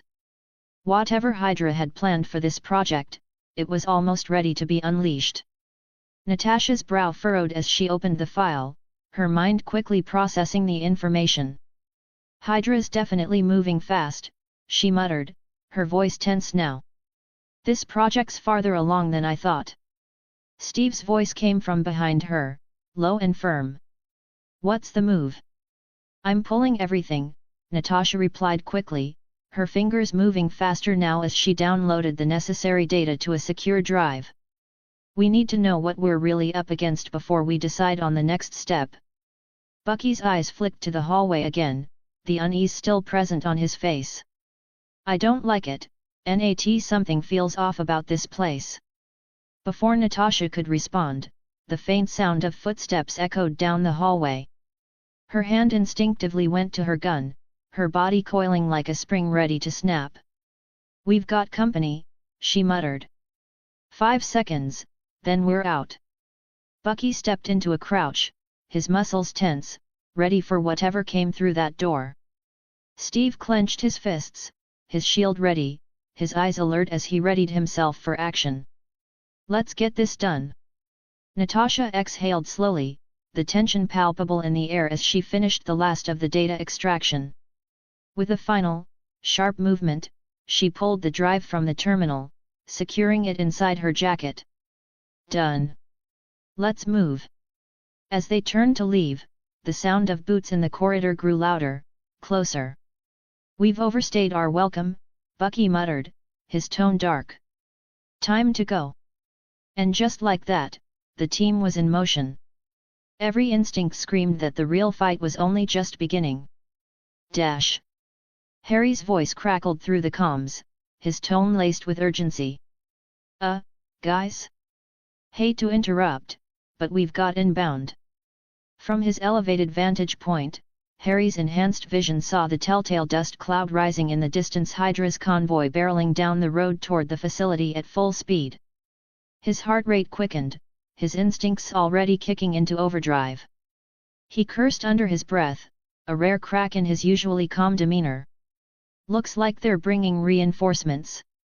Lots of them. Alexei's low, gravelly chuckle echoed through the comms as he adjusted the focus on his sniper rifle. Finally, some action. I was starting to think this mission would be all spreadsheets and no punches. Harry's tone grew more serious, his voice sharpened by the weight of the situation. Captain Carter, you've got company incoming. Red Guardian, cover her. I'll keep an eye on the team inside. Roger that, Peggy's voice came through immediately, calm and ready. Her shield was already on her arm, and her boots thudded heavily on the ground as she began moving into position. She'd been in worse situations before, but there was always a slight edge of anticipation when dealing with Hydra. She had to be ready for anything. Hydra's not known for their subtlety, but let's hope they brought their A-game, Alexei muttered, his eyes narrowing through the scope as he took aim at the first of the approaching vehicles. Otherwise, this'll be too easy. Harry hovered silently, concealed in the air above them. The disillusionment charm cloaked him perfectly, but even through his invisibility, his mind was racing.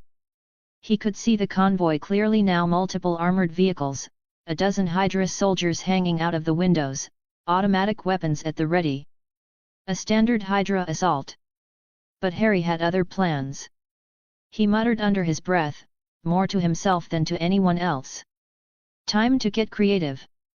Below him, the others had no idea what Harry was talking about, and when they saw the faint shimmer of his disillusionment charm start to dissipate, confusion was written all over their faces. "What the hell is he?"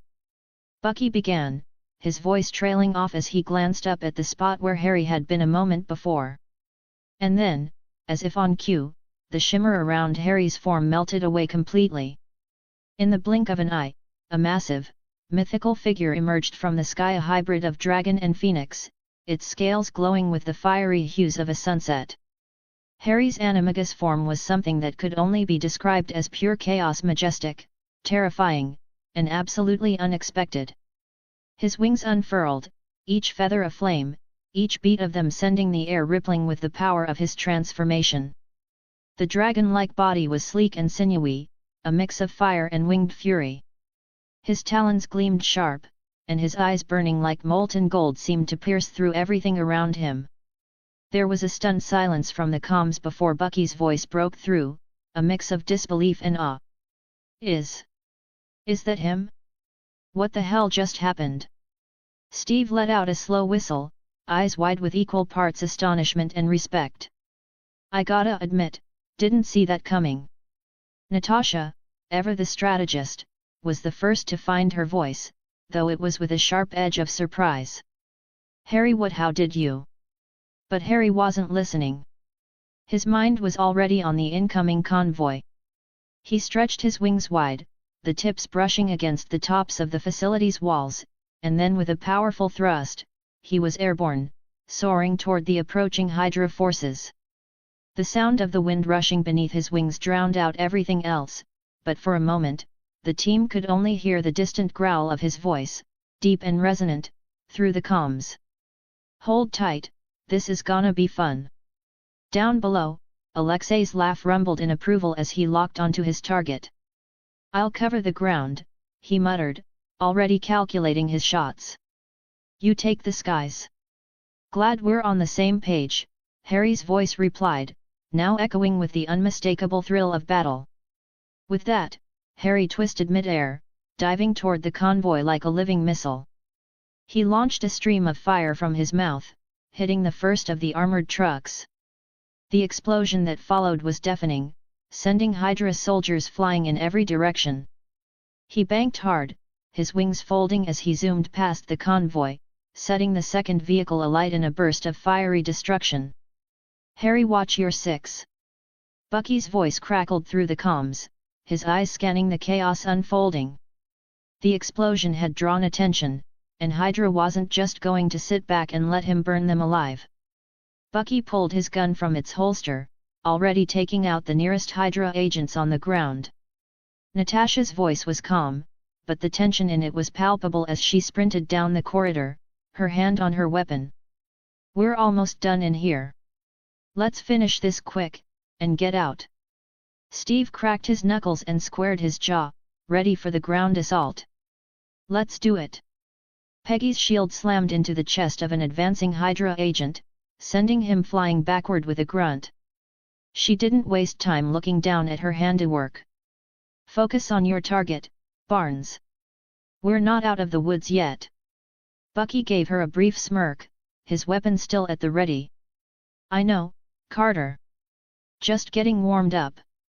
Meanwhile, high above, Harry was relishing the chaos.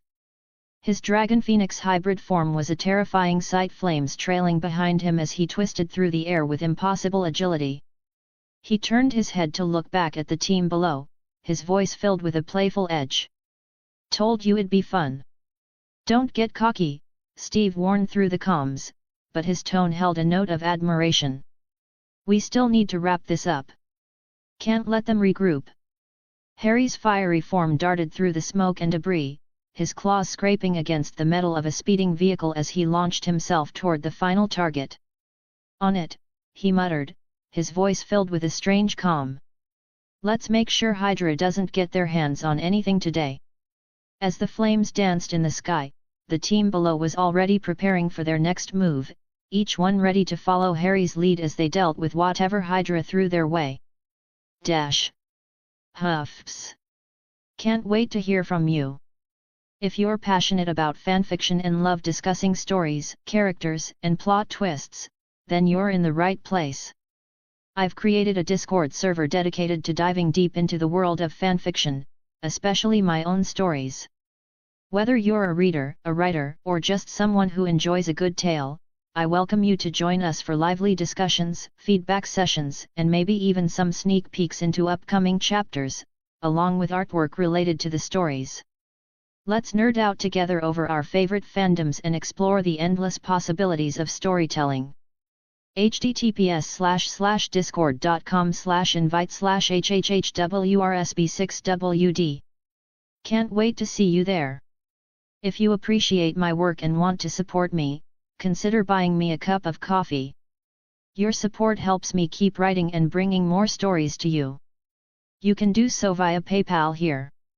https://www.paypal.me/vikrantutker007 or through my Buy Me a Coffee page. https://www.bemeacoffee.com/vikird001s. Thank you for your support. Chapter 62, Chapter 61. Harry's dragon phoenix form arced through the air above the battlefield, the wind whipping around him as his fiery breath scorched the ground below. Every motion of his body felt fluid, a seamless blend of power and grace. His glowing golden eyes swept over the Hydra convoy below, taking in the chaos as soldiers scrambled to respond to the aerial threat that had appeared out of nowhere. The first wave of soldiers tried to return fire, but Harry wasn't about to let them get away that easily. With a snap of his tail, he sent one armored vehicle tumbling into a barricade, the explosion of flames and debris lighting up the night sky. The soldiers screamed in panic, but it was too late. Harry's wings beat the air like the thunder of a storm as he dove lower, his fire igniting a trail of destruction. Another convoy vehicle was reduced to a molten wreck in an instant. Target acquired, Harry muttered to himself, a wicked grin curling across his scaled lips. The Hydra soldiers below scattered, but it was clear they had no real strategy in the face of such overwhelming power. Not that they'd need one for long.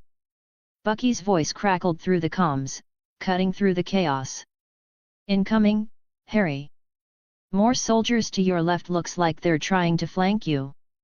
Harry glanced to the side, his sharp dragon senses already detecting the movement of the Hydra troops. His grin widened, the anticipation bubbling within him. I see 'em, he growled in response, his voice like a low rumble of thunder. Time for a little surprise. He twisted in the air, diving toward the oncoming flank of Hydra's soldiers. With a fierce roar, he released another burst of fire, engulfing several of them before they even had a chance to react. The air was thick with smoke and the scent of burning metal and flesh. As soldiers scrambled to evade, Harry gripped a nearby tank with his claws, lifting it effortlessly into the air before hurling it at a group of retreating Hydra agents. It slammed into them with a deafening crash, tossing them like ragdolls. Should have packed a bigger lunch, Harry chuckled darkly, before his attention was pulled to the comms again. Stay focused, Harry, Peggy's voice came through with a sharp edge, a tone only Captain Carter could pull off. We've got more than just Hydra soldiers to deal with. Harry shot her a mental salute before glancing to the sky. Copy that, Captain. Behind him, Alexei's deep voice boomed through the comms, punctuated by the sound of his large frame moving into position. This is gonna be fun, he growled, a grin audible in his voice. Hydra thought they could bring more? I'll show them what happens when they mess with the Red Guardian. Alexei, don't go picking fights, Natasha added, a smile tugging at her lips, though her voice was as dangerous as ever. We're here to wrap this up, not start a global incident. Right, Alexei chuckled, his rifle coming to life with a series of sharp cracks as he took down Hydra soldiers from his vantage point. But that doesn't mean I can't enjoy myself, Just keep it contained, Natasha replied, ever the strategist. We don't need unnecessary casualties. Her voice was steady, but there was always an undercurrent of calculation in everything she said. Harry snorted, his eyes flicking toward the building where Project Aegis was being kept. The cloak of levitation was already in motion, performing the task Harry had set for it with uncanny precision. But while his cloak was handling that delicate operation, Harry still had a fight on his hands. "I'll wrap this up in style," Harry said, his voice thick with anticipation. "Hang tight, everyone." As the last Hydra soldiers below tried to make a stand behind their makeshift barricades, Harry's form blurred with speed. He landed with a massive thud in front of them, sending the ground trembling. His glowing eyes narrowed, the fire within him barely contained. "Your turn." "Harry," Bucky's voice warned, his tone a mixture of exasperation and amusement. "You're not about to." But it was too late. Harry's wings unfurled, catching the wind in a magnificent display of molten fire and feathers. He roared a deep, resonant sound that echoed across the battlefield like a storm's rage. The Hydra soldiers flinched, some trembling as they realized what they were up against. The rest of them? They didn't even have a chance to scream. Before they could pull their triggers, Harry unleashed a wave of flames that swallowed them whole. The fire didn't just burn, it scorched the very air, warping the heat into something more akin to the wrath of a vengeful deity. The last few soldiers, barely able to react, were thrown back by the sheer force of the blast. When the smoke cleared, the battlefield was eerily silent. Harry stood there, his chest heaving with exertion, as he surveyed the aftermath. The remnants of Hydra's forces were scattered around him, some still moving, but most left incapacitated or dead. Harry's golden eyes gleamed with cold satisfaction. This was what he'd trained for. "Target neutralized," Harry said, his voice coming through the comms, though there was no joy in it, only a hard edge. "We're done here." Alexei chuckled, the sound rich and deep. "Hell yeah! Let's get out of here before they bring in more toys to play with." Steve's voice broke in, calm as ever, the steady presence of a leader in the chaos. "Everyone, keep your heads on straight. We're not out of the woods yet. We still have Project Aegis to secure." Harry nodded, his wings folding as he hovered above the wreckage. He could feel the cloak working its magic already. The task was nearly complete. Project Aegis was in safe hands and soon, the team would be ready to exfiltrate. "Got it," Harry responded, more to himself than anyone else. He narrowed his eyes, scanning the facility below for any last signs of resistance. "I'll wrap up the rest. You all head for the exit. I'll see you there." As the rest of the team moved toward their extraction point, Harry's wings flapped once more, sending him soaring into the air with purpose. The cloak was already handling the delicate task of securing Project Aegis. There was nothing left to do but clean up. And that, Harry Potter had always been good at. Just as he prepared to land in front of the remaining Hydra soldiers, those who had managed to escape the initial chaos, his thoughts flickered to the mission at hand. Project Aegis was secure. There was nothing else for him to do but make sure no one was left standing. "One more thing," Harry muttered, a wicked grin spreading across his face as he prepared to finish the job. "I hate leaving a mess." And with that, he dove back into the fray, the sounds of his fierce battle cry filling the air. The last of the Hydra soldiers crumpled to the ground in a heap, their weapons abandoned as they lay defeated, helpless in the wake of the fury Harry had unleashed. His golden eyes glowing like twin embers swept the battlefield for any remaining threats, a predator's instinct keeping him alert. But there was nothing left but the wreckage of the Hydra base and the echo of fire in the air. Harry took a deep breath, exhaling as his body began to shift. His massive wings folded in, their fiery glow dimming as his form shrank. The heat that had radiated from his phoenix dragon hybrid body dissipated, leaving behind only the soft, golden gleam of his red and gold armor. His wings vanished into the fabric, as though they had never been there. His eyes softened, returning to their usual golden hue, as the Revenant, his true self, was restored.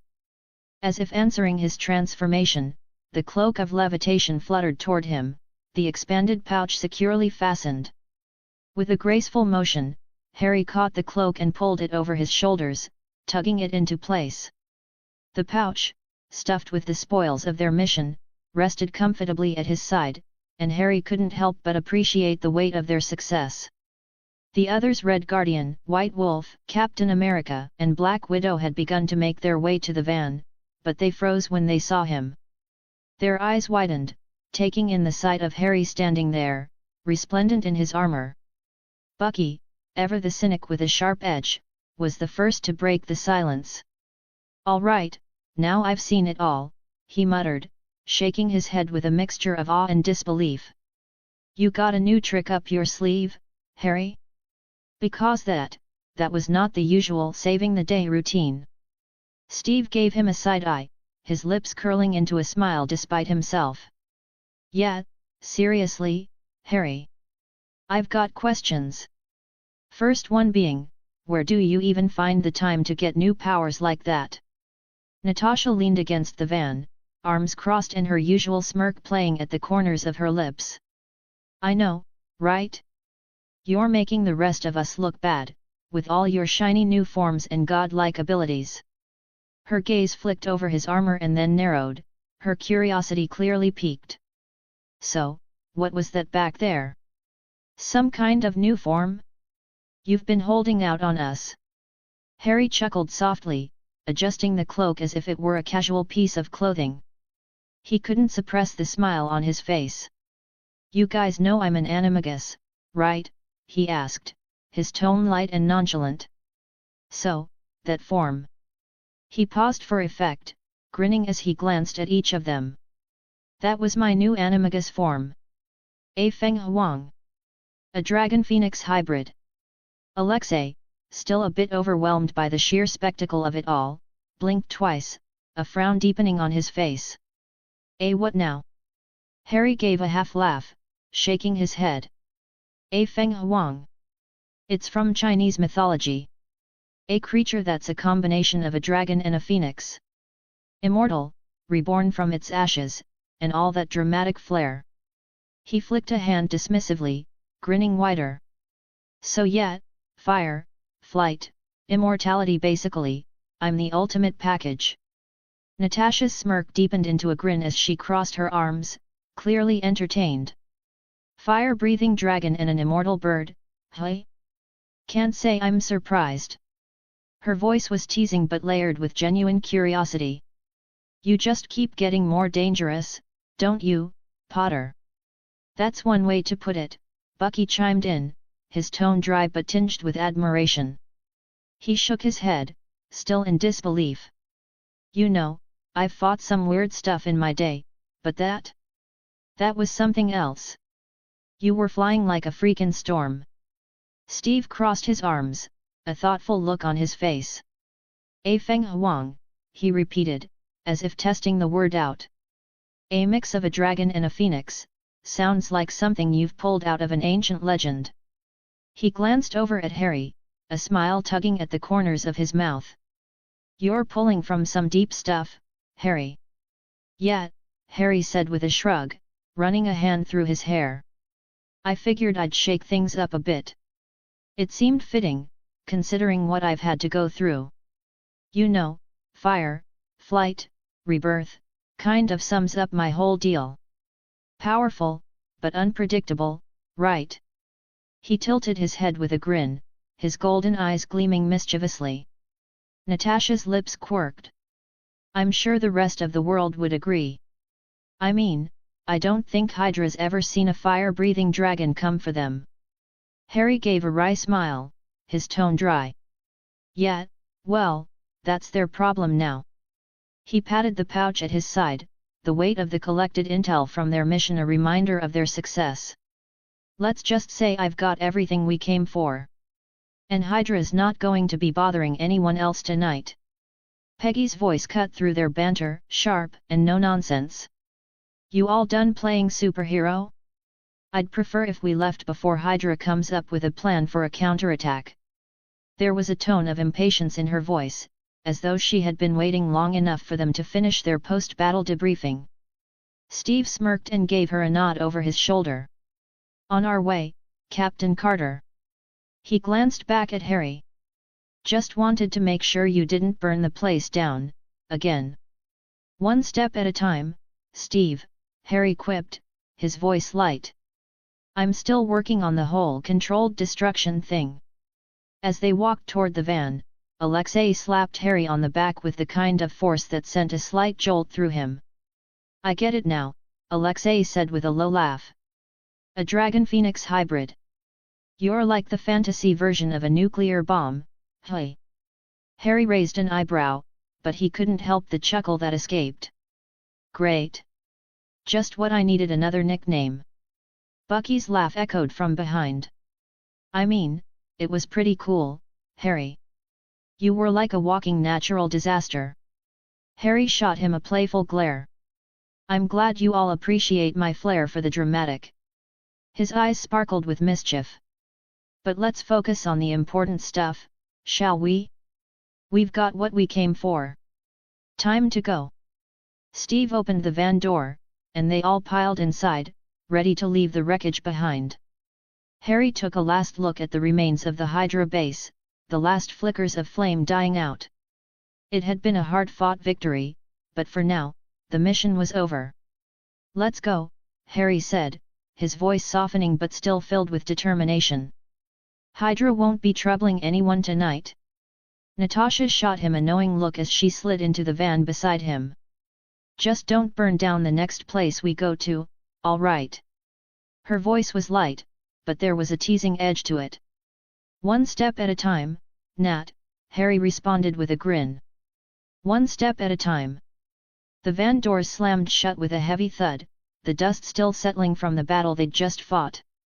Inside the cramped space, the team tried to catch their breath, but before they could truly relax, something unexpected happened.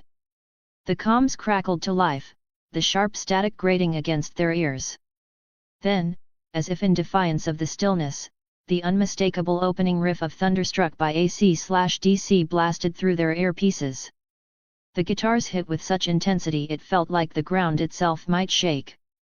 Everyone froze, eyes snapping wide open. Bucky's hand immediately hovered over his sidearm, Natasha's sharp gaze darted toward the rear-view mirrors, Steve's posture shifted slightly, muscles tensing in preparation, and Harry's eyes flashed, golden and intense, scanning the horizon for any threat. What the hell is that? Bucky growled, clearly unamused as his fingers twitched over his weapon. I thought I was the only one with a flair for the dramatic, Harry muttered, his brow furrowing in mild confusion. He looked to Natasha, who was equally perplexed, raising a brow at him. Don't look at me, Natasha replied, just as puzzled. I think this is a first. Before they could exchange another word, a loud whooshing sound tore through the air. Something, or someone, was coming in fast. The noise grew louder and louder, until... boom! A red and gold blur hurtled from the sky, crashing down with all the grace of a wrecking ball. The earth trembled as the figure hit the ground with a perfect superhero landing, a knee bent, a fist planted on the dirt, sending a plume of dust into the air. The team stared, eyes wide, jaws slightly slack, at the figure rising from the dust.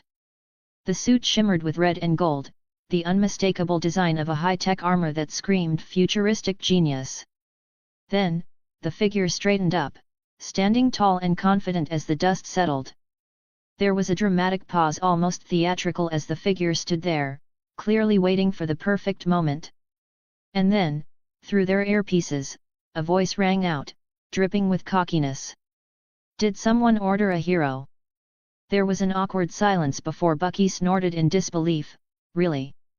Harry was the first to speak up, raising an eyebrow. Is he, wearing my colors? His voice was a mix of amusement and mild annoyance. Tony Stark, you absolute cheeky little... The figure in the red and gold armor whipped off his helmet with a flourish, revealing a very young, very disheveled Tony Stark. His hair was messy from the high-speed descent, and the grin on his face was a mix of pride and sheer smugness. Sorry I'm late, Tony declared with a wide grin, brushing dust off his shoulder as if he hadn't just crashed into the ground like a meteor. Had to make a grand entrance, you know? I figured I'd spice things up a little. Harry couldn't hide the smirk playing on his lips. Oh, now you show up. And here I thought I was the one with the whole red and gold thing. He crossed his arms, eyes narrowing in mock disbelief. You're stealing my color scheme, Stark. Tony shot him an exaggerated look of offense, his lips curling into an almost comical pout. Oh, please. You may have had the whole red and gold vibe going for you, but this, he gestured to his shiny new suit with a dramatic sweep. This is Iron Man. I'm pretty sure I made it look a lot cooler than you ever could. Harry rolled his eyes but kept the playful banter going. Right, and I'm the one who told everyone that red and gold was the new black. Before Tony could fire back, Bucky's voice cut through the banter, dripping with sarcasm. Iron Man? How original. Not at all, Steve said, his voice filled with wry amusement as he glanced over at Bucky. But it's good to see he's bringing style to the table. Someone had to. He shot Tony a grin. Well, I can't leave all the heavy lifting to you guys, Tony shot back, clearly undeterred. He brushed imaginary dust off his chest, not missing a beat. So where are all the Hydra guys? Did I miss the fight? His voice betrayed a hint of genuine confusion as his eyes darted over the wreckage. You missed the entire party, Natasha said, her lips curving into a teasing grin as she folded her arms across her chest. Where were you, Tony? Tony blinked, disbelief flashing across his face. Wait. Wait. Wait. What do you mean? The big fight? The explosions? The lasers? His gaze bounced between the team, clearly trying to piece things together. Did I really miss all that? Harry leaned against the van casually, giving Tony a sidelong glance. Yeah, the fight's already over. You missed all of it. He shrugged nonchalantly, though his golden eyes glittered with mischief. Oh, and by the way, I turned into a freaking Feng Huang a Dragon Phoenix hybrid now. No big deal. Bucky raised an eyebrow, clearly trying to suppress his amusement. Yeah, that little detail didn't quite make it onto your live stream. Steve chuckled, a fond smirk pulling at his lips as he shook his head. Guess we can't always rely on Tony for the save, hey? Tony's face froze in shock. Wait. You really turned into a what? A Dragon Phoenix hybrid. His mouth hung open for a moment, before he broke into a dramatic, playful groan. I missed the moment of transformation? He threw his hands up. That's disappointing. You couldn't have waited for me to arrive and at least make it dramatic. Alexei, who had been silently observing from the back of the van, finally let out a bellow of laughter, slapping Tony on the back with enough force to almost send him crashing into the van's door. Good to see you, Stark. Maybe next time you'll make it on time for the action. Tony shot him a playful glare. Yeah. I get it. I'm late. He flicked a finger at Alexei. But just so you know, I'm here now. And I'll still be stealing the spotlight later. Wait for it. You better, Bucky quipped. For the sake of your ego. Don't worry, I'll be back in action before you know it. In style, Tony assured them, grinning from ear to ear. Harry shook his head in amusement, but his voice was teasing as he addressed Tony, Don't worry, Stark. We'll save you a seat for the next fight. Tony smirked back, his helmet clicking into place with a soft hiss. Don't worry, Potter. I'll make sure it's worth the wait. As the team piled back into the van, Harry gave Tony one last glance, a smirk tugging at his lips. Next time, Tony. Next time. With that, the van rumbled to life and pulled away from the wreckage. Tony might have missed his debut, but Harry was certain it wouldn't be long before the young genius made his mark. The real fight? That was just getting started. And as for the song still blasting through their comms? Perfect, Harry muttered with a grin. Absolutely perfect. As the van cruised through the quiet streets of Riga, the post-mission exhaustion hung heavily in the air, but there was a sense of anticipation among the team. They had just completed a risky operation, and the weight of it was starting to settle in. Inside the van, the members of the team were quietly processing the events. None of them were strangers to danger, but this mission had hit a little harder than usual. Harry, as always, couldn't resist breaking the silence. He leaned back in his seat, his golden eyes flashing with a mix of amusement and weariness. "I'm just saying, Tony, next time maybe don't make us wait until the fireworks start before you show up. The van's going to need therapy after that entrance." Tony Stark didn't look up from adjusting his gauntlet. The faintest trace of a smirk tugged at his lips. "Oh, I'll keep that in mind.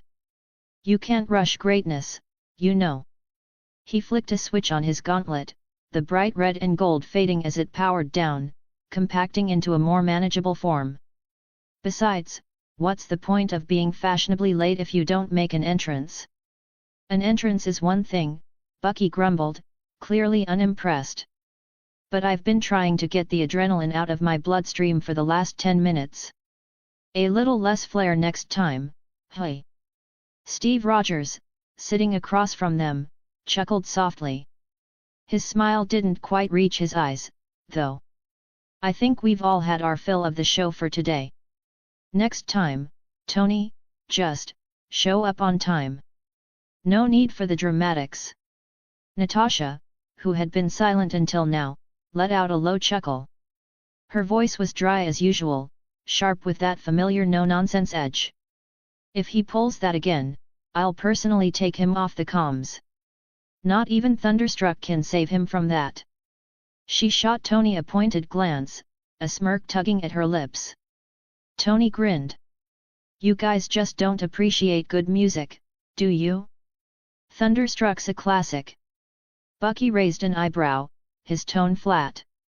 "I was hoping the next time I heard it, it wouldn't be because we were waiting on Stark to waltz in like a superhero from a cheesy movie." "Oh, relax," Tony shot back, looking completely unbothered by Bucky's grumbling. "At least the van's still in one piece. That's something, right?" "Let's keep the victory parade short," Peggy interjected, her voice cutting through the banter like a blade. She was always the one to focus on the task at hand. "Vilades is expecting us. We've got a lot of data to go through." At the mention of Vilades, the room's tone shifted. Vilades was S.H.I.E.L.D.'s handler in Latvia, and while the team could joke around with each other, there was no room for levity with him.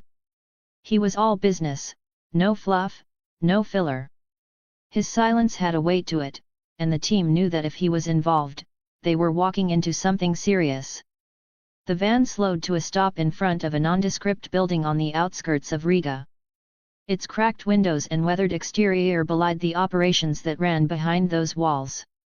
A single, imposing figure stood in front of the door, arms crossed over his chest. Vilades. His silhouette was sharp and unyielding, a man who never seemed to need to make an effort to command authority. Harry stepped out first, pushing open the van's door with a sigh. "We meet him once, and it's like the temperature drops 10 degrees. How does he do that?"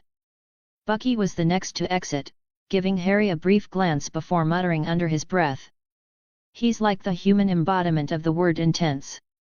No idea how he pulls it off, but I swear he could give Captain America a run for his money in the scary silent department."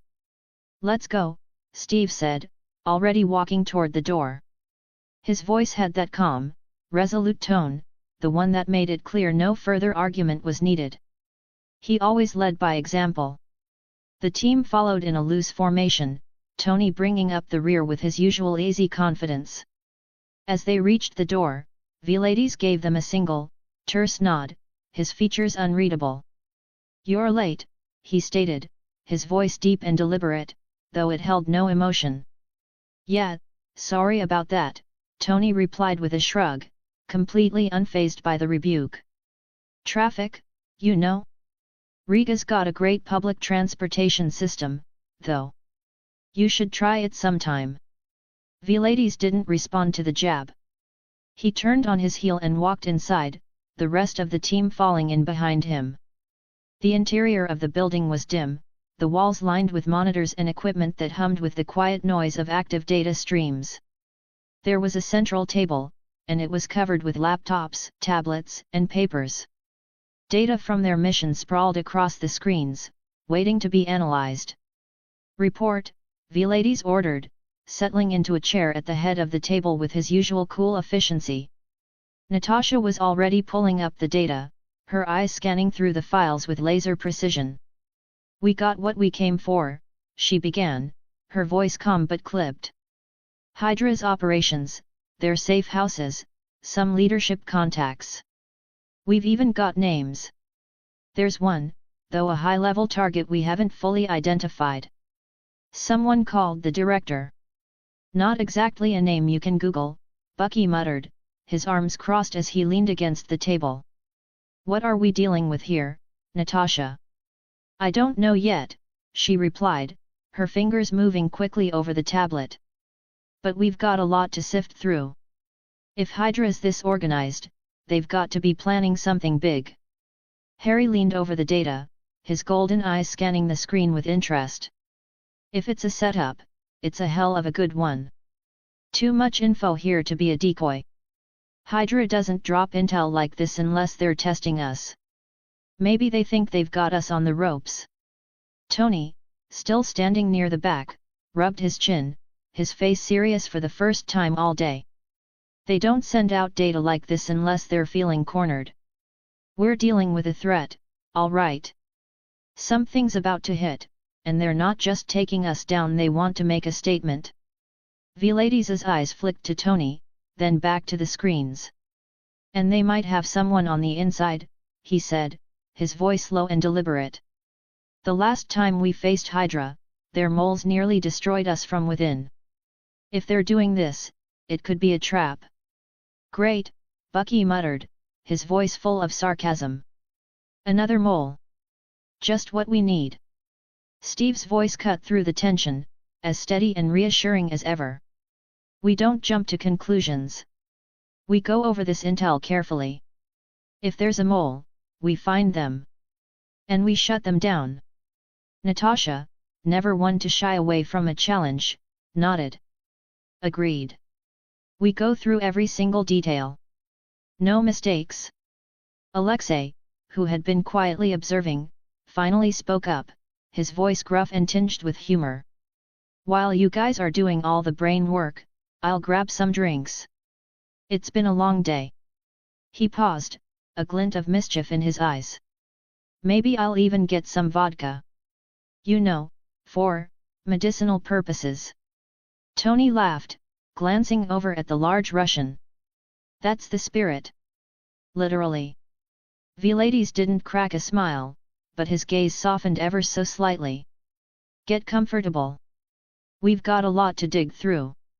The real work starts now." As the team gathered around the table, the gravity of their situation settled in. Hydra was always a step ahead, but now they had the upper hand. They had the intel. What they did with it next would determine the outcome. Harry leaned forward, his eyes burning with resolve. "All right, let's get to work. Time to figure out who's really pulling the strings." Harry's fingers brushed against the clasp, sending a subtle hiss through the air as the expanded pouch attached to his cloak of levitation flickered open. He reached inside with a practiced motion, pulling out a sleek, cylindrical cryogenic chamber, its frost-laden surface glistening under the dim light.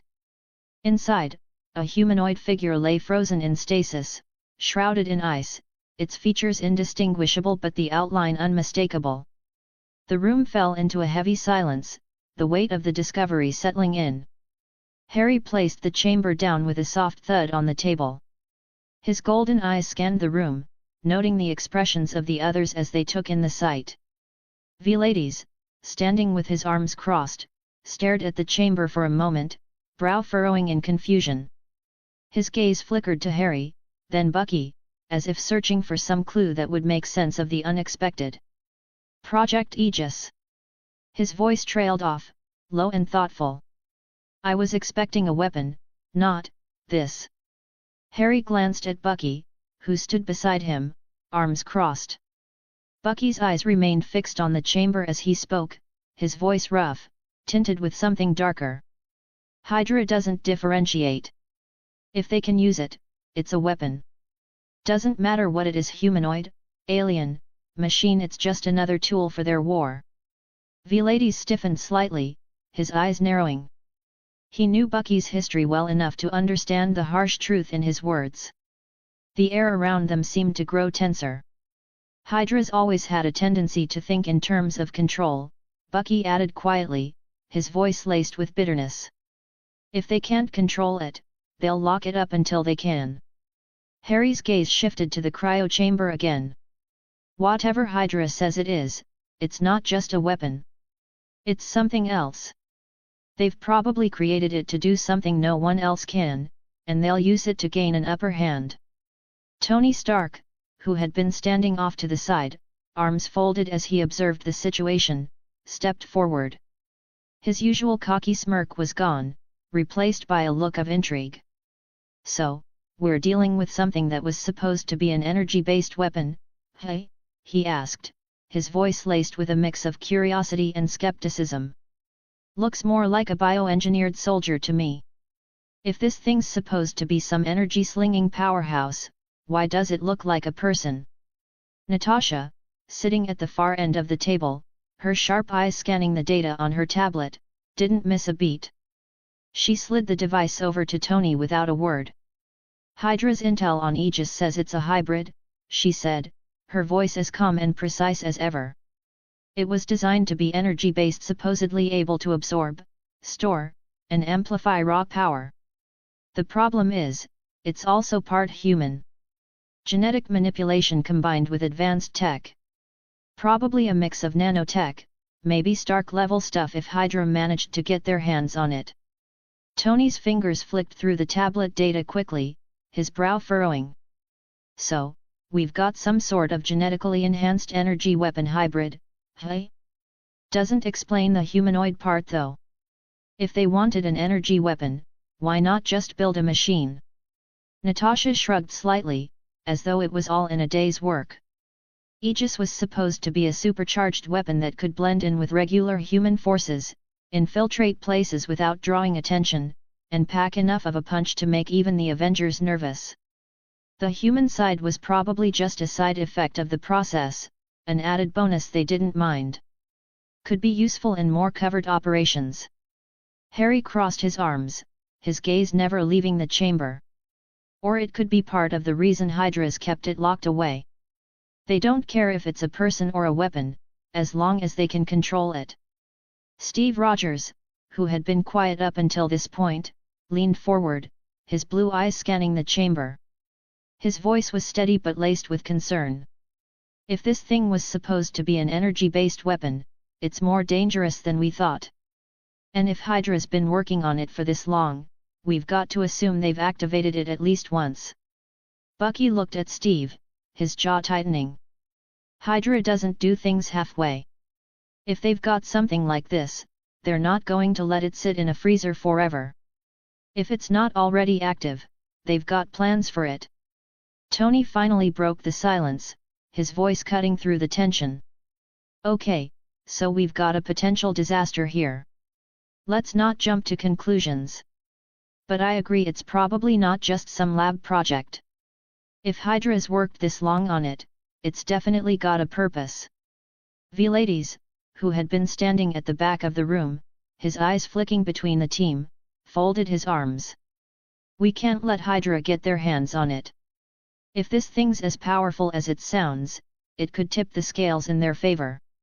We need to figure out what we're dealing with before we make any moves. Peggy Carter stepped forward, her presence commanding attention as always. Her expression was focused, her voice calm but filled with authority. Then let's not waste time. We need to understand what's inside that chamber. If it's as dangerous as you say, we can't afford any mistakes. Steve looked around at the team, then at Harry and Bucky. You two have experience with Hydra's experiments. Can you access the cryo system? If we're going to figure out how this thing works, we need to know what we're dealing with. Bucky nodded, his gaze fixed on the cryo chamber. I've seen this kind of thing before. Hydra loves their little failsafes. Shut it down if they can't control it. We'll need to take care with how we handle this. Harry's golden eyes gleamed with a sharp focus.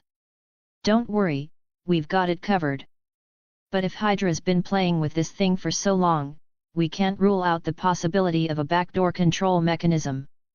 Tony, with his usual sarcastic edge, gave a grin.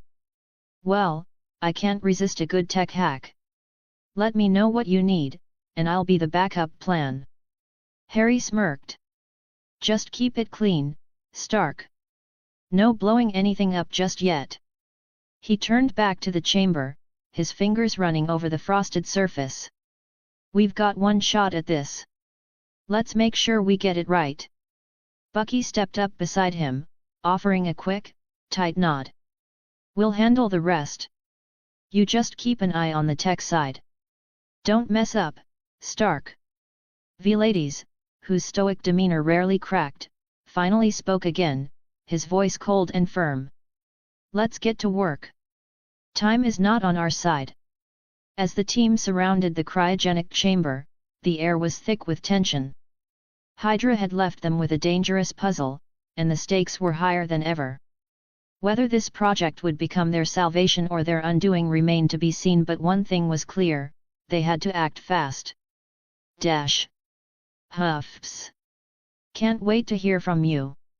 If you're passionate about fanfiction and love discussing stories, characters, and plot twists, then you're in the right place. I've created a Discord server dedicated to diving deep into the world of fanfiction, especially my own stories. Whether you're a reader, a writer, or just someone who enjoys a good tale, I welcome you to join us for lively discussions, feedback sessions, and maybe even some sneak peeks into upcoming chapters, along with artwork related to the stories.